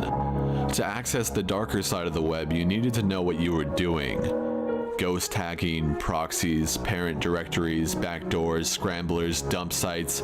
These are all terms hackers utilized years back and when Java was not as prevalent in browsers as they are today. Back in the day, it was often referred to as the dark net. I don't know when it transitioned into the deep web and I don't really care. I'm never going back. I had just gotten some new equipment for my computer. The CRT I had been using finally quit, and after ordering a new monitor and some more RAM, I was pretty set to go. My plan was to try and barter for a better sound card when I could afford it with the vendors I went to on the dark net. I was setting up to do a little bit of gaming when I noticed I had an alert from one of my net friends saying they had stumbled across something interesting. A series of black boxes that, when opened, seemed to lead you down another web directory. It was like tunneling, but more vast. Knowing my curious nature, he had passed the information on to me, knowing I would want to follow up on this information. I was one of the few vagrant hackers in my circle, an explorer, mindlessly taking one path and then another and opening up a door and seeing where it goes. Most times you would come across a treasure trove of information, or a dead end. He hadn't cut any corners when he broke down everything to me. His start point, the different pathways he had taken, how often he had reset his IP address per 30 to 45 seconds, what protocols he had used to cover up his trail, and the level of encryption that he had encountered with each box and how long it had taken him to reach the next one. 7 boxes he had come across, and upon reaching the 7th is where he'd gotten stuck. Challenge accepted. I quickly glanced over the data, already booting up the ghost hacks and IP scramblers. I needed to have what was in front of me knocked out of the way, as well as being able to cover my own ass. With the new encryption I had made, I would be able to latch onto an existing IP address for 30 seconds before bouncing to another one, making it seem like I had disappeared. This was great in theory, but forced my movements to be slow when it came to being able to do things on my sad little Inspiron. In 10 short minutes, I was ready to go. Like he had shown me, I followed his pathways and activated my encryptions to keep myself safe, wandering from parent directory to parent directory. It didn't take long for me to run into the first black box. Just a basic encryption that took almost no time to break through. Inside was a directory with 4 different subdirectories. I knew that the second link was where my friend went, but my curiosity led me to pick the first one. In about 3 minutes, I realized it was a dead end, so I quickly backtracked and made my way to the main directory, deciding that I wouldn't deviate from his original path. In about half an hour, I ran through all 6 black boxes, coming across the 7th and realized that the encryption on this particular box was very different. Every hacker, no matter how good, leaves a sliver of information behind. You just have to know what to look for. I knew my friend had been here and this is where he had gotten stuck. This was a unique lock, one that I knew would take a bit of time to break through the encryption. It was a Thursday night, I'd finished up my work early for a change and I wasn't called into work, so I had time to kill. Now this box was a tricky little shit. I had never run across so many tedious things to break through in my entire life. It was more annoying than an actual challenge. A tug here, a pull there, slipping and dipping and moving around all the different codes in an attempt to decipher just what all this information entailed. But I wasn't allowed the luxury of lingering because the minute I got distracted to see and understand what exactly I was swimming through, the encryption would completely kick me out of the box, forcing me to start all over again. After another 45 minutes, I managed to break through and I felt like I was sitting on top of the world, but the only problem was that I was in another directory again, except this time, there was only one thing inside of it. It was a redirect hyperlink labeled WTTMH. I was too happy to know I'd broken through the damn encryption code blocking this pathway that I didn't even stop to think and wonder what those letters meant. Like a fucking pleb, I just clicked on the link and let it redirect me. My ghost was active, so I wasn't worried about being traced. It did its thing, redirecting me to another website. This site took a little bit longer to load.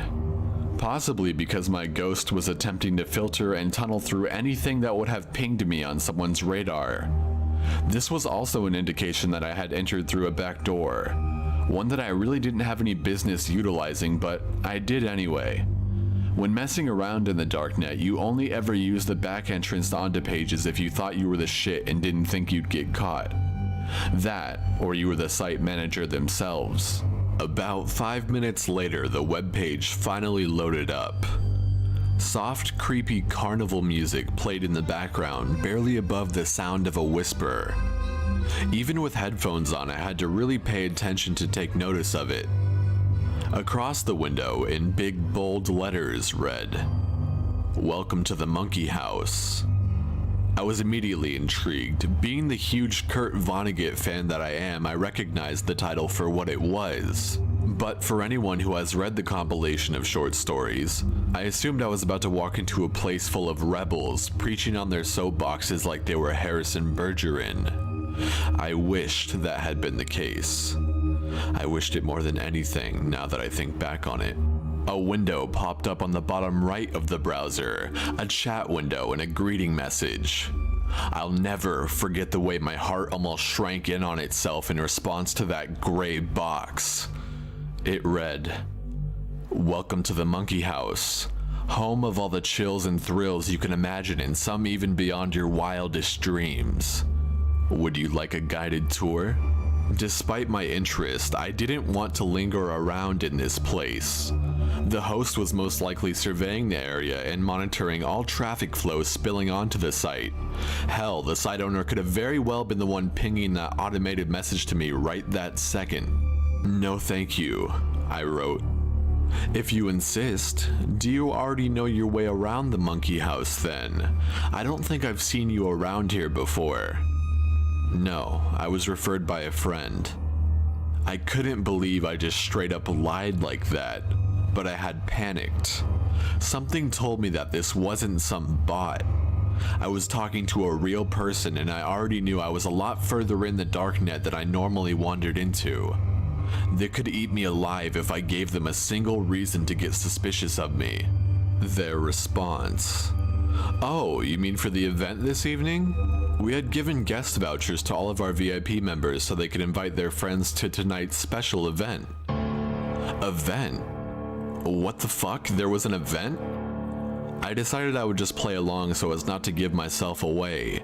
I had clearly come across a membership-only site, waltzing in through the back door like I owned the place.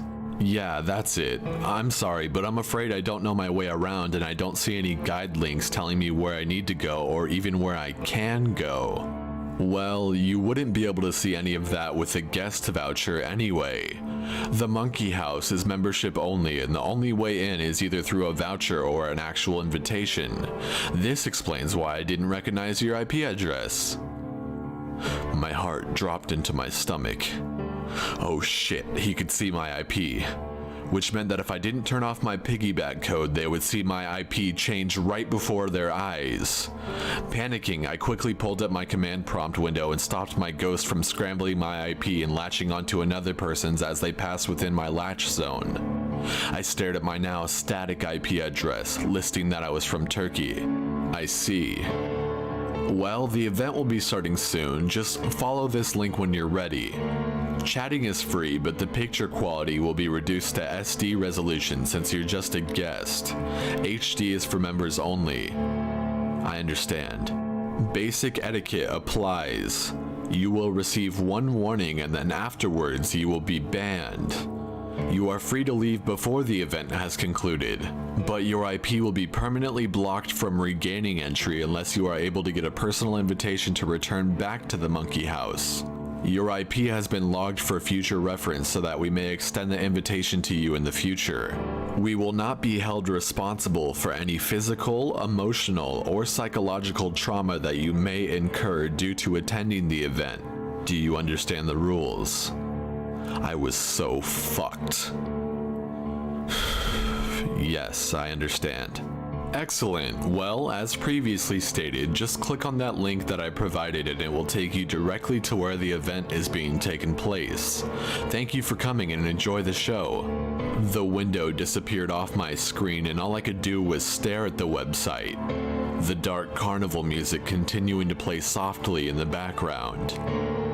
A ticker flashed across the top of my screen announcing that the event would be taking place in just a few short minutes. I suspected that I was still being monitored, so I clicked on a link and it redirected me to another page, where a graphic of a stage and velvet red curtains were drawn. Ambient sounds that you would normally hear in a theater.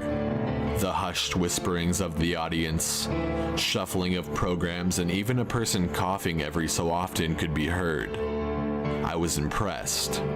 They'd certainly gone all out for this thing, whatever it was. When it got to about 10 minutes till the launch, another window popped up on my screen. This time larger than the first, and different screen names began to pop up inside as people came into the room. It was clearly a group chat window, the one that would allow all of us to talk to each other while the show began. Some people immediately passed off greetings as though they were being reunited with old buddies for the game and knocking back a beer.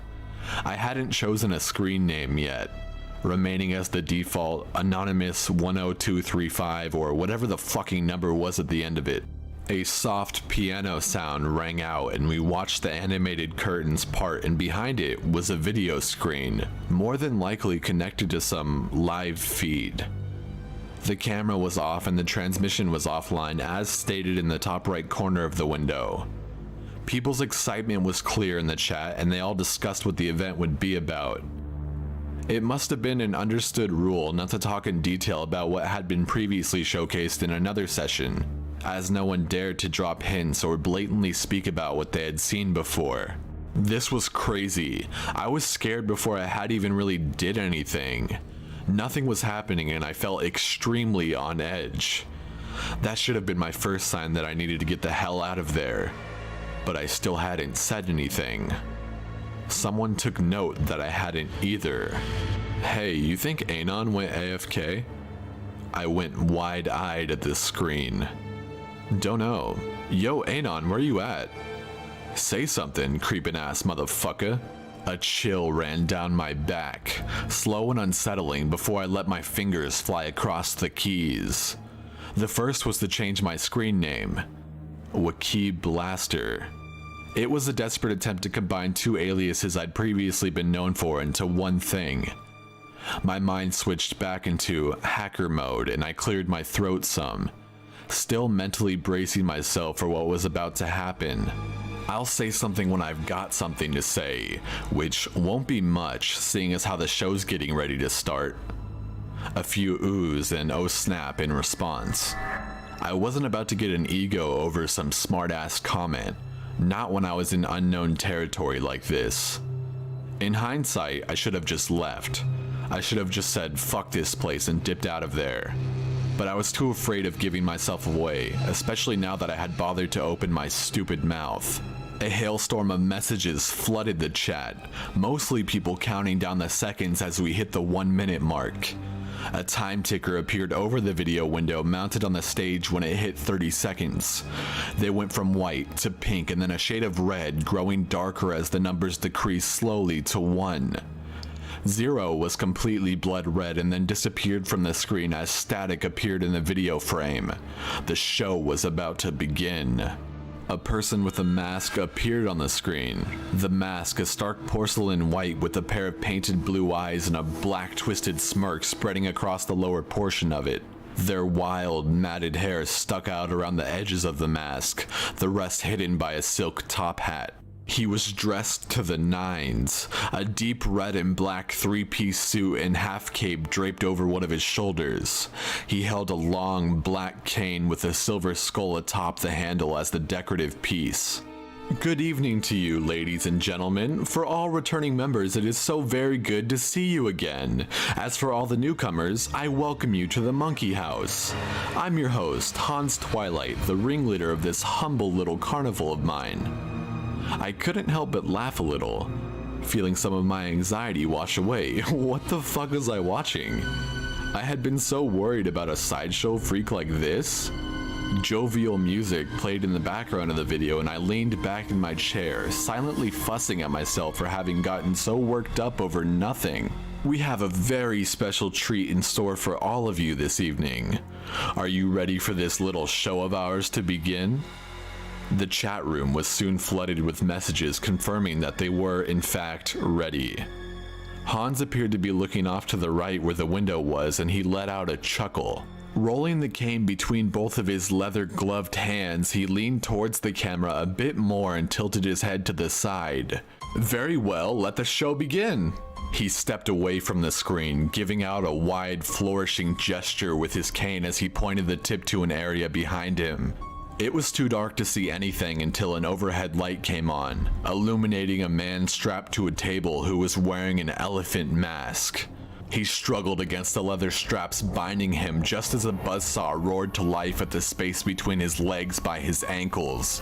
There was applause being heard in the video, something I had assumed and hoped was just an audio track that was playing in response.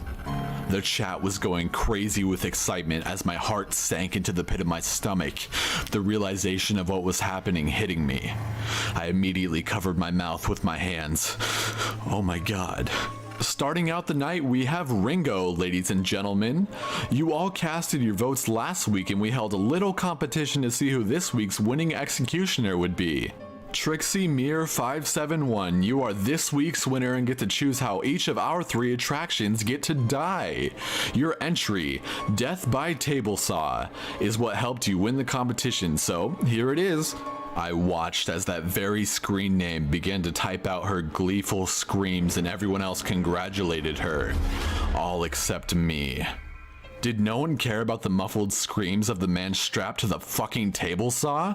What the fuck is wrong with these people? I was sitting there, literally watching as Trixie typed more stuff into the chat window. I wanted to tell myself that this wasn't real, that this couldn't be real, but as Trixie typed out that she wanted the man to be slowly inched forward towards the saw, it became horrifically clear that this was in fact real. Two men unstrapped his restraints and the elephant man immediately began fighting against them. Sadly, the other guys were bigger and stronger than him, each grasping for his respective wrists and ankles. His screams began to elevate as his legs were spread and arms held straight up above him. The sound of blades cutting into human flesh is no different than the sound of a butcher carving into a hunk of meat. The hum of the buzzsaw escalated as soon as it made contact, and the spray of blood that followed made me turn my head and cover my mouth. Elephant Man's screams were now a high-pitched squeal, and had I not been so afraid of vomiting, I would have used both of my hands to cover my ears. So I was greeted by the sounds of death while closing my eyes. I couldn't watch, I just couldn't, but the sound of meat being sawed through, the cracking of bones and the spray of blood intermingled with the horrible sounds of his screams would be forever burned into my mind. I ignored these sick bastards in the chat room because they were clearly all getting their fucking rocks off on this shit. During my time moving around in the darknet, I had heard rumors about stuff like this. These twisted shows with nothing but horrible people and guaranteed deaths for their victims. Each member paid monthly dues or some other bullshit, and the worst part was that the general public wanted more. They paid to watch people get tortured and killed and then cast aside without much of a care in the world. It was fucking murder. It felt forever before only silence remained in that place. That fucking audience applause track played again along with the dark carnival music. It wasn't until I opened my eyes to look back at my computer screen that I realized I had been crying. Never in my 20 years of life had I ever experienced anything so fucking messed up.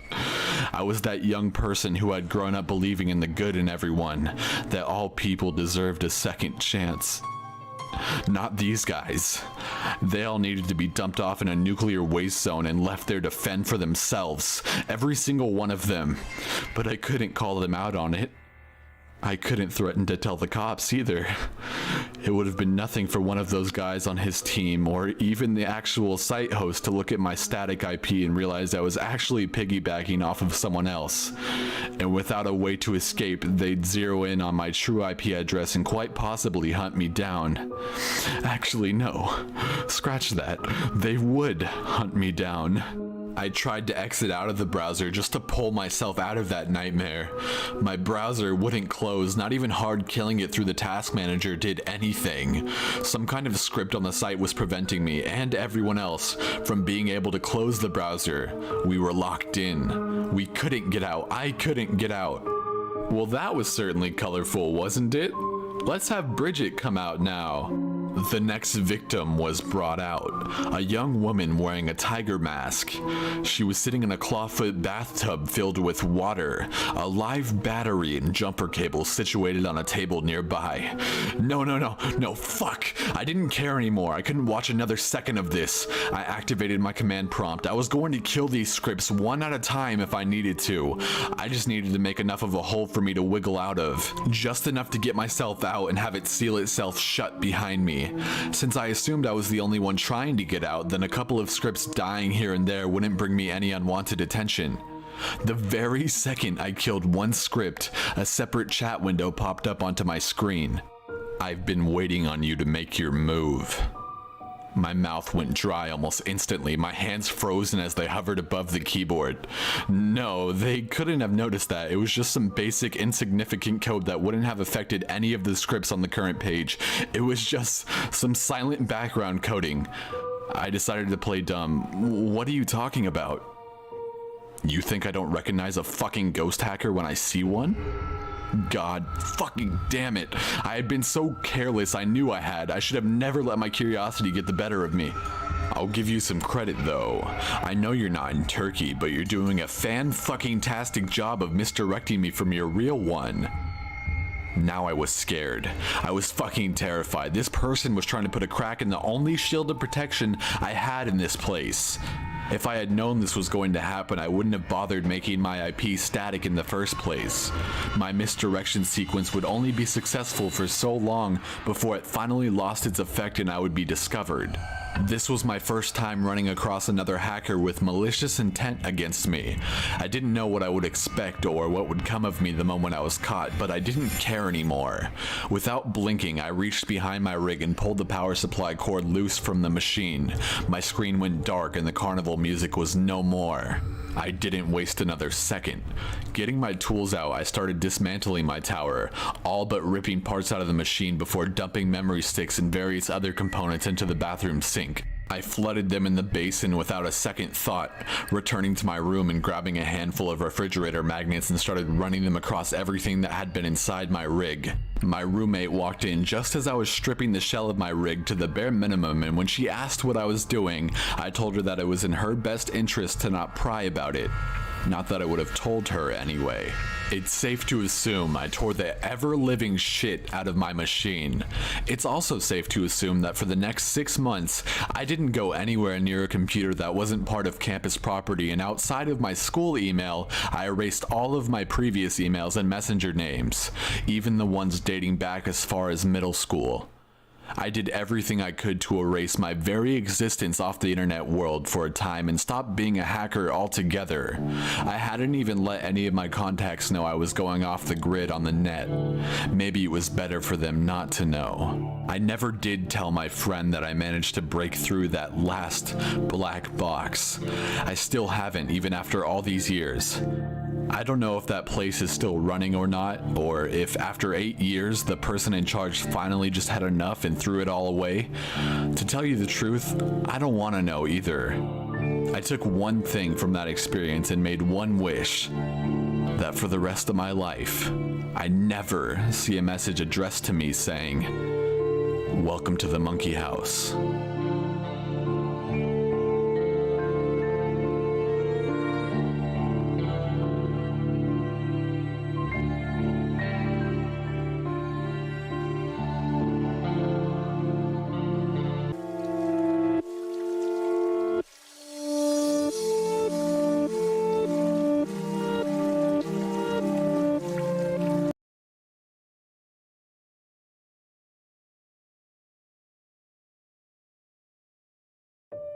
This happened in 2007 when myself and some friends, two 17-year-old females from Ireland, spent 2 weeks in a small town in Italy to take part in a language course. We were studying Italian at school and needed to improve our spoken Italian before the exams.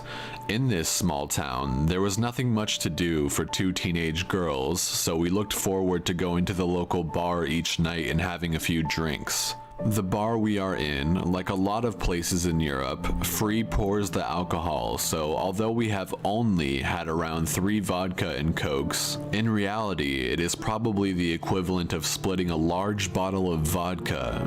Basically, we are plastered. We end up, unfortunately, talking to these 2 Italian guys who seem to be about 23, maybe 24 years old. One of the guys is really quiet, so his friend does all of the talking. After about 15 minutes, it becomes very apparent that the talkative guy is interested in my friend, who at this stage is very worse for wear and practically falling asleep at the table. He becomes increasingly predatory, squishing himself as close as possible to her and was quite forcefully caressing her arms and legs. At this point, I decide that enough is enough and that we have to go home. Of course, they follow us, so I'm trying to hold at my friend and steer her home while this guy is becoming more and more aggressive. After about 10 minutes of walking and me continually telling them to fuck off and leave us alone, things take a bit of a turn for the worse. He aggressively starts to try and pull my friend away from me, and when I hold on, it's like a game of tug-of-war. He starts to get violent, slapping my hands and arms, and at one point narrowly misses my face. At this point, I'm yelling at my friend to sober up and be of some use. Like I said, it was a small Italian town and this was a midweek evening, so no one was about in the streets. We are pretty much on our own. After a few more minutes of struggling, it seems like they finally take the hint and go away. We walk a bit more down the street and my friend is managing to sober up. From where we are, we have to take the next left, and then our apartment is on the next street on the right. We're about to turn left when I see a newspaper stand further up the street.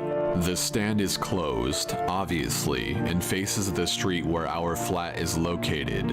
It is very dark, but I can just make out a sort of circular shape above the newspaper stand.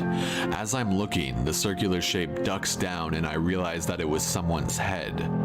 The guys are hiding behind the newspaper stand with God knows what intentions. Sheer panic sets in as I'm trying to assess the situation, wondering if these guys are really going to hurt us, and how we would be able to avoid them seeing us go into our apartment from their hiding place. I decide that instead of turning left immediately, we'll keep walking until the next left, and then take the next left turning onto that street. If you imagine, it is a U-shape, so we have two options for getting home from where we are, with our flat being located right in the middle of the street. We walk a bit further and take the next left. On this street, we cannot see the guys or the newspaper stand. Trying not to cry, I turn to my friend and say, "We are in a very dangerous situation. When we get to our street on the left, they will see us. I don't know what they're going to do, but you have to run to the door. Run as fast as you can. Don't waste your energy thinking about them. Use all of your energy for running." At this point, she starts to cry, having not realized the severity of the situation until now. She hands me the house key from her bag, which I hold tightly in my hand, prepared to open the door quickly. As we reach the corner of our street, we see two shadows at the other end. Both duos simply stand and watch each other from a distance for a brief moment, and then I whisper out of the side of my mouth, "Run." We start sprinting towards our apartment. Bear in mind, it's quite a long street. When the guys see us, they start legging it down the street. My friend starts screaming and I'm yelling at her to move faster. After what seems like forever, we reach the door of the apartment and I'm frantically trying to push the key into the lock. She's screaming, "Hurry up, they're coming, they're going to get us." I finally manage to open the door and we practically fall through, slamming it shut. Literally 2 seconds after we shut the door, the guys arrive and start frantically trying the handle, banging on the transparent door with their fists. Me and my friend are just sitting on the stairs crying, trying to catch our breath. We watch them as they try to bust open the door with their shoulders, screaming curses in Italian. They eventually stop and we walk up the stairs to our flat. About 15 minutes later, I walk quietly down the stairs to check that they're gone. They're both still there, standing with their hands and faces pressed against the glass, just staring.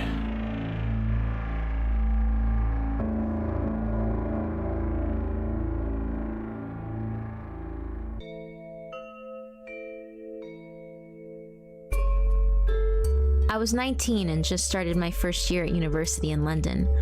In England, there's a traditional Freshers' Week with lots of events and parties for new undergraduates. Another thing about London is that many students don't live in dorms, simply because rent prices are far too high for universities to afford enough housing for all their students. So I lived by myself in a small studio and would have to travel alone to parties and back home again. I was a bit wary about London because it was a big city and far less safe than the small town I grew up in. But I lived in a fairly good area and took all precautions of not walking alone at night. I ended up living in London for 5 years, but ironically, the scariest encounter I ever had was on an underground train full of people in the most touristy part of town. It proved to me that encountering a creepy stranger can literally happen anywhere. Anytime. So I was getting ready to attend freshers party at a famous nightclub, Fabric London. I spent ages doing my makeup and was wearing a rocket-wear top, which was all the rage in the early 2000s. Most girls know how to make themselves look very attractive with enough effort, so I don't think it's vain to admit that I was a bit self-conscious of attracting attention from the wrong places. I wanted to look good at the party, but didn't want to catch the eye of any strangers on the way to or from the club. Also, my boyfriend at the time, who knew London better than me, actually advised me to get a pepper spray because you could never be too sure. I had the pepper spray in my coat pocket, and I initially felt quite silly carrying it. It was only 8 p.m. when I caught the underground train across central London. The platform was very crowded with tourists and commuters. I was squeezing my way down the platform when I caught a glimpse of a disheveled-looking man standing amongst the crowd. He was maybe 40, very tall with gray, greasy hair and a long, dirty coat. He was muttering to himself and looked like a drunk, homeless person, which wasn't too unusual in a big city. However, I decided I'd rather not be in the same carriage, so I went further down the platform without breaking my stride or making it seem obvious I was avoiding him. In fact, I went by so quickly, I assumed he never even saw me since the platform was very full and he looked dazed and unfocused, mumbling to himself. The train arrived and I got a seat. London Underground trains are extremely narrow, so there are simply 2 long rows of seats facing each other that runs down the entire carriage. I was mildly relieved to have avoided the homeless man and started looking forward to the party. However, to my absolute terror, when the train stopped at the next station, the creepy man rushed out of the carriage he was in and came into mine. He must have noticed me earlier because he was staring at me as he made a beeline for the empty seat next to me. What happened next made my blood freeze. Immediately after sitting down, he leans over until his mouth is inches from my ear and slurred with a foul, alcohol-laden breath, "If you fucking move a muscle, I am going to stab you."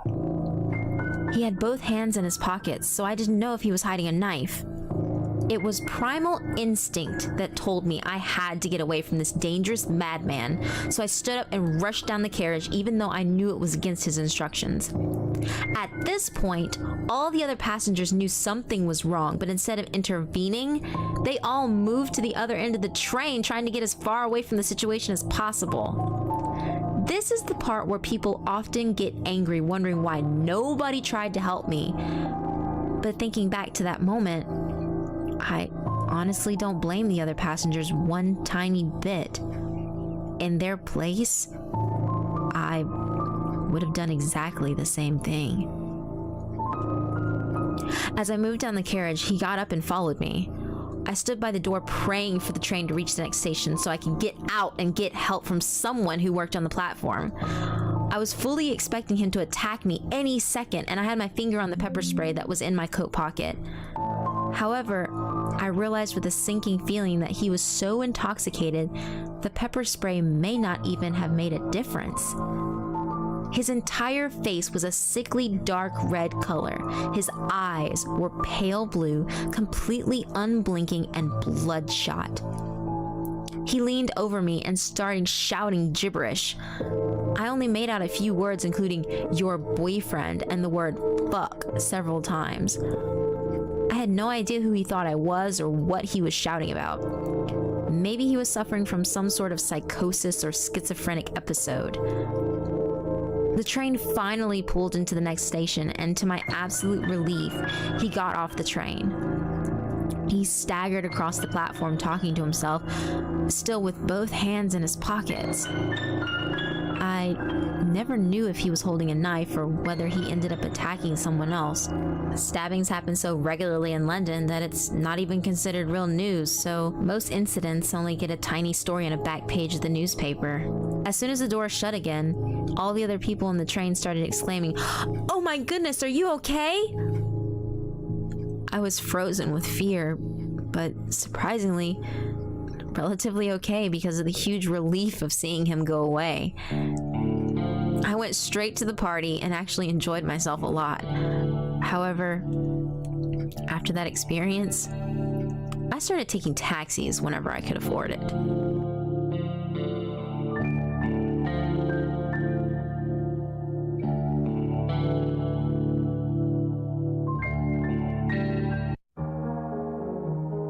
This next story is told in the perspective of a female. You know, obviously. This is the story of me, my baby daughter, and an older Indian gentleman who became our guardian angel. 6 months ago, I gave birth to a little girl, Clea.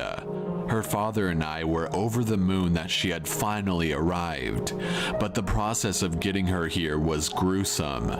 I'm a small woman and she was a surprisingly big baby, almost 10 pounds. A very cute and precious almost 10 pounds baby at that, but it made for a hard delivery to say the least. 7 hours into labor with no signs of progress, meconium, which is signs of fetal distress, showed up and I was whisked into an emergency C-section. We were finally sent home 3 days later with a bill of good health, but my recovery was slow and painful. I ended up having to take a much longer than standard maternity leave. Clea and I, mainly me, slowly made our way to feeling good. And about 2 months ago, I felt up to snuggling her into the baby sling and walking the 4 blocks to our yoga studio for a very simple mommy and me classes every Tuesday. The real treat was afterwards at the Dunkin' Donuts next door, where I would get a smoothie afterwards. Vinod is a 60-year-old man who works behind the counter. He had a bright demeanor that instantly made me happy, always telling me how bright I made his day. He loved seeing my smile, and one day I was going to have to ditch my rotten husband to come back to India with him. This was said in playful context, of course. He wasn't creepy. He adored Clea. She's one of those babies that has rolls all over, and he was always saying how big and healthy she looked. He promised when she got old enough to eat real food, he would give her as many munchkins as she could want. The day Clea turned 5 months was a Tuesday. We headed to yoga and then to visit Vinod, who, as usual, cooed at the baby and gave me a free smoothie for being such a good mom at only 5 months. We said our goodbyes, and I, in a rare moment of absent-mindedness, decide I'm going to take the alley shortcut across the street to get to the block I need to be on. It was such a bright day, the alley only had a little shadow in it, and it was less than 14 feet long. I didn't even have a concern in my mind. I know, incredibly stupid. I made it past the garbage cans when I felt something cold against my shoulder blade. Turning around, I saw a man with what looked like a stun gun, I have no clue about weapons, pointed in my direction. Your wallet. Give me that. Give me your rings, your earrings, your phone. Anything of value on you is mine now. I didn't know what to do, so I started sobbing as I shakily reached for my shoulder bag. He pressed the stun gun into the side of my abdomen. Quiet. I'll use this. I don't care about the baby. I don't care about... I never found out what he didn't care about, because the corner of my eye suddenly filled with a flash of brown, pink, and orange. It was Vinod, armed with one of those handled trays that the employees use to slide bagels into the oven. He got in one good hit, and the man was off like a shot. I'm shaking and crying. Clea is wailing, and Vinod, well, I was afraid he would keel over. Red, panting, and looking around all wild-eyed, he walked me back to the shop to call the police and my husband. Nothing ever turned up, but Vinod has my undying gratitude and appreciation for saving me in a moment of stupidity that went terribly wrong. Whatever major holiday it is, I don't care if he doesn't celebrate it. He gets a present from me and Clea. He deserves more than that, but I just don't know how to thank him to the degree he deserves.